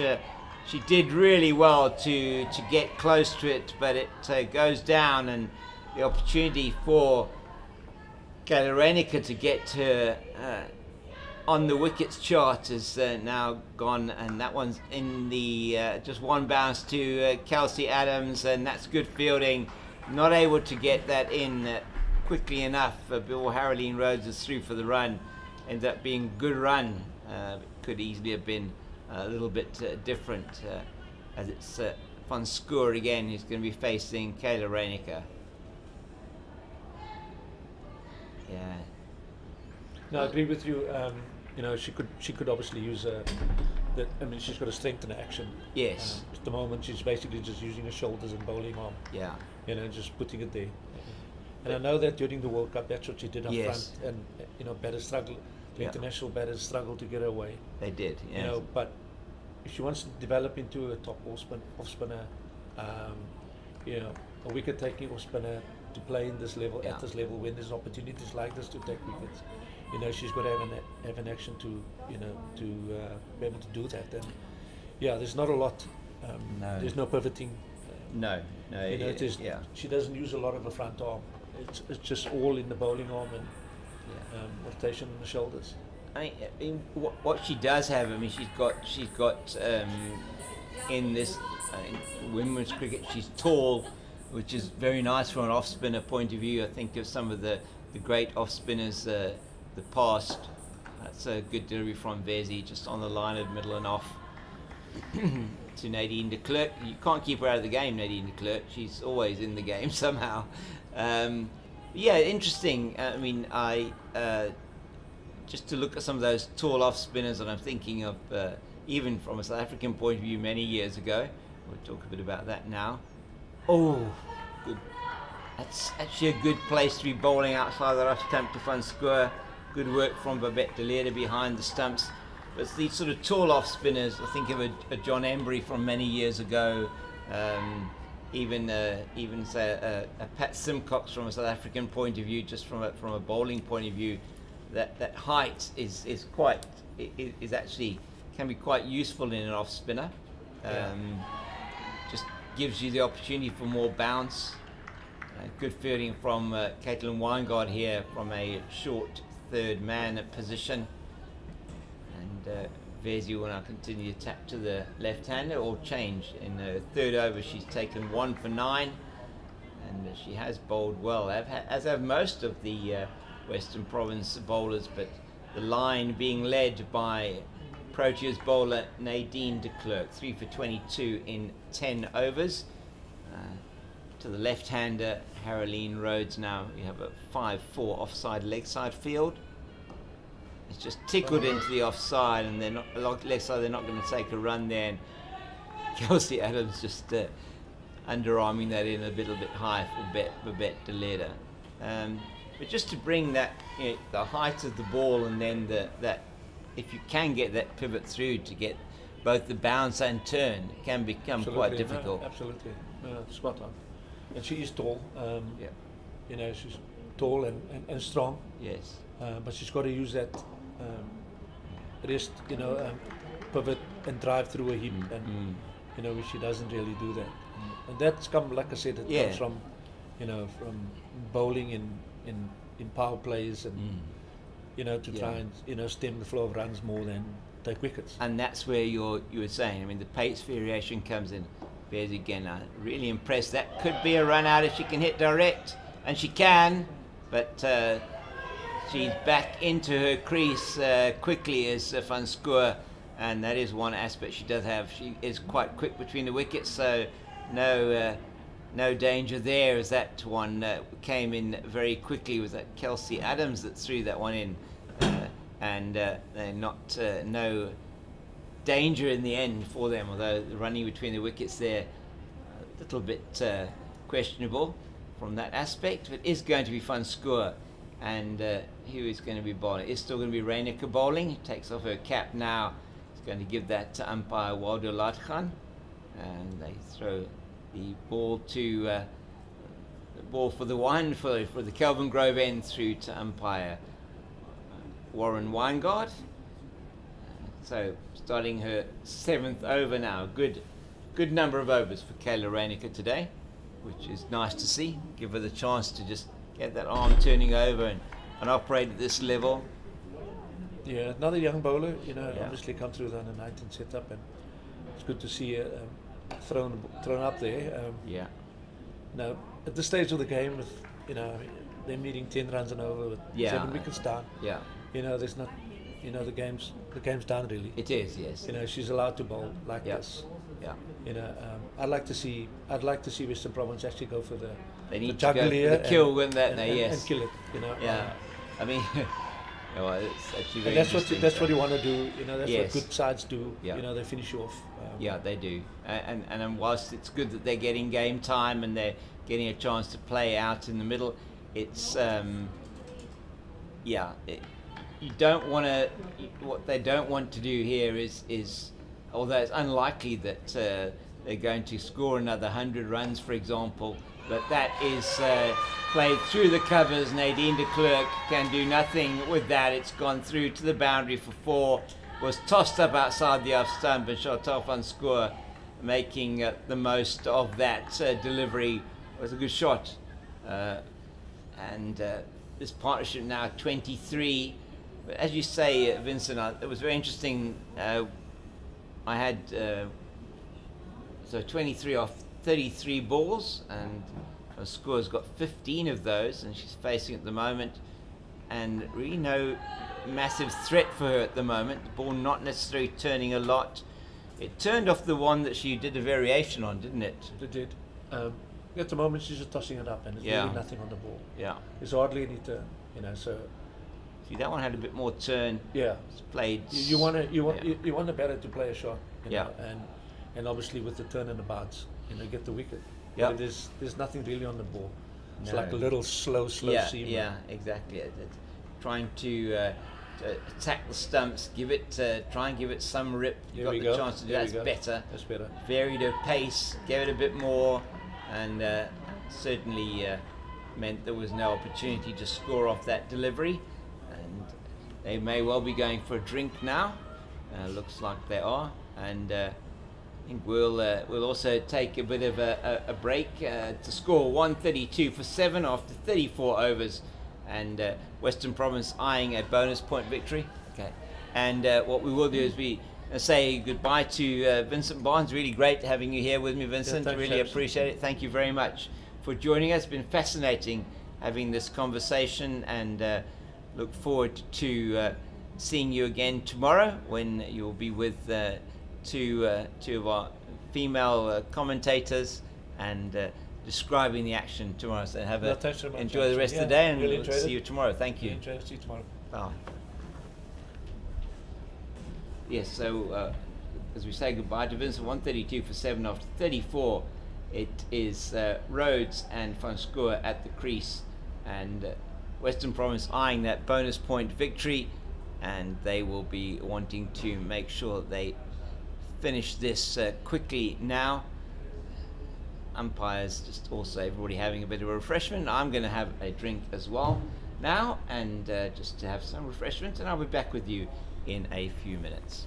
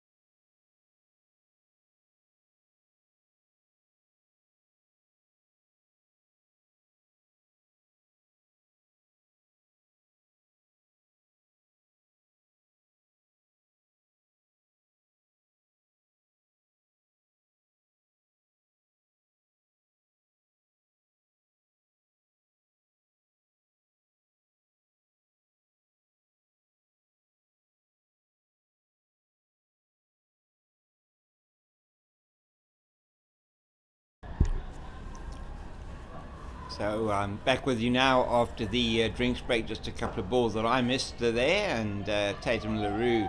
Oh, she hit the slumper, and that is out. What a brilliant throw from Tatum LaRue. So Haroline Rhodes takes on the mid-on fielder. It's to her right-hand side. She comes in quickly, picks up, and Haroline Rhodes has to go. Direct hit from Tatum LaRue, and she will feel so much happier with that after having missed those two catches earlier on in the day. And she now gets the wicket of Haroline Rhodes. Direct hit from mid-on, pick up and throw, and looked short even from where we are standing, as it is Kayakazi Mate who's going to come out to bat at number 10 for the Six Gun Grill Garden Route Badgers. A good innings from Haroline Rhodes that comes to an end, and that is the first run out of the innings for the Six Gun Grill Garden Route Badgers. And we'll have Haroline's numbers up there on the screen for you shortly. The Badgers giving her a round of applause as she comes off the field, and well they should, because she really has gutsed it out there. It's been a tough day at the office for the Badgers, with conceding a 287, the highest score of the competition so far. And once we have those numbers, I will give those through to you. But it's 136 for 7. Partnership was 27 between these two, Van Schoor and Rhodes. She got 27, and the highest score of the innings so far. And Van Schoor plays that one through the vacant, wide-ish third man area, through the gully area, and Caitlin Weingard can't get there. And that is a boundary to Chantal Van Schoor off Nasipo Vezi. I think Van Schoor is not going to hang around now. She's going to play her shot. She moves to 19, second highest score of the innings. And the feature of this innings has been that we have got, how many is that? I think it's 7 players that have scored, got into double figures, but have not been able to go on. Good delivery outside the off stump, play and miss from Van Schoor. But now we have got this ring field in play. There's still a deep mid wicket, which I think is quite interesting. But we have got a ring field, short third man, point, extra cover, or cover, extra cover, and mid off. And it's played down to de Klerk at mid on, and she fields, but not able to get that one in quickly. And there is a single to Van Schoor. She keeps the strike at the end of the over. And just a few words of thanks as we get to the point where there are 2 wickets to fall, and it could take a while for those to fall, as Tatum LaRue is going to be coming back on to bowl, replacing Kayla Reinecker from the Weinberg end of the ground. And the umpires are signalling that they've now taken the power play. Is that right? That's what he's signalling. 35 overs gone. Maybe the batting team has taken the power play. Anyway, it's 35 overs gone, and we'll get some comparatives up there for you, and just have a look at where we are. So just looking at the situation of the game as it stands at the moment. 141 for 8 after 35. At the same stage, Western Province were 175 for 2, and about to really accelerate as they went towards the end of the innings. And in that last 15 overs, scoring 112 runs, as that's the dead ball. So we have a ring offside field, 6-3 offside onside field for Tatum LaRue, who executed the run out superbly in the previous over to get the wicket of Haroline Rhodes. And that's just a full toss on the line in middle and off, and Chantal Van Schoor is absolutely mortified with herself that she didn't hit that one through the covers for 4, and that is no run. So just to say thank you to our sponsor for today's broadcast, Dry Force. and they will be sponsoring the broadcast, the commentary tomorrow, as Van Schoor is going to come back for 2. Good running. No, she's not. Thought she would do there. Great fielding there. And a really good throw in, and well backed up at the stumps by Delmi Tucker, who took that one in really well from Babette Delera, I think the wicketkeeper, going across to field that. And it really has been outstanding. It's turned into a beautiful day here in Cape Town. It is a little bit overcast, but the wind has virtually died. The southeaster was blowing quite strongly earlier on, and that one's well played by Kayakazi Mate down to the deep sort of backward point boundary, and that goes down for 4, and they're really playing their shots now, are these 2 from the 6-gun grill Garden Route Badgers. Looks like Delmi Tucker has a bit of a problem with her knee there. When she took off, she's hobbling. It could be a muscle injury. The physio is ready to come on. She may actually have to come off the field. I don't know who is actually going to be coming on as 12th man here. We just got a bit of a break in play for this injury. We'll take you through some of the bowling figures. In fact, we'll take you through all the bowling figures. So Nadine de Klerk leading the line today for Western Province, and thank you to the scorers there putting the detail up on the board. 10 overs, 2 maidens, 3 for 22, outstanding bowling. Tatum LaRue's in her 5th over, 4.3 overs, no maidens, 1 for 33. Kayla Ranica, 7 overs, no maidens, 0 for 31. Delmi Tucker, 6 overs, 1 maiden, 1 for 24. Caitlin Weingard, 4 overs, and no maidens, 1 for 16. A beautiful, clean bowled dismissal for her. And Nosipo Vezi, 4 overs, and no maidens, 1 for 18. It's been an impressive bowling display from the Western Province team, the line led, as I said, by Nadine de Klerk, as it is Delmi Tucker that is actually going to leave the field. And our 12th man who is now on the field. I'll try and get an idea as to who's actually come on in her place. Just to see, because we do have 2 12thies today, and just to see who have we got where here. So the field. Okay, so it is Yaso who's on for Delmi Tucker, Sinaletu Yaso, and that is no appeal there, but it did look like that might have just been going a bit down the leg side from Tatum LaRue. I thought I would hear a more orchestrated appeal for that, but there may have been an inside edge, I'm not sure. And it is just finish off those bowling figures. So all the bowlers really bowled well, but Nadine de Klerk up front was particularly fiery, and there were a few exchanges between her and Tasman Brits. Tasman Brits not too happy with that, certainly on the field. And Mate has a full go at that one. Outside the off stump, KK Mate, and she can't make contact. So as I say, a real privilege having Vincent Barnes with us. You can hear him tomorrow again with Lauren Beekman-Jacobs. And just to also say thank you after this ball. That's well left by KK Mate outside the off stump.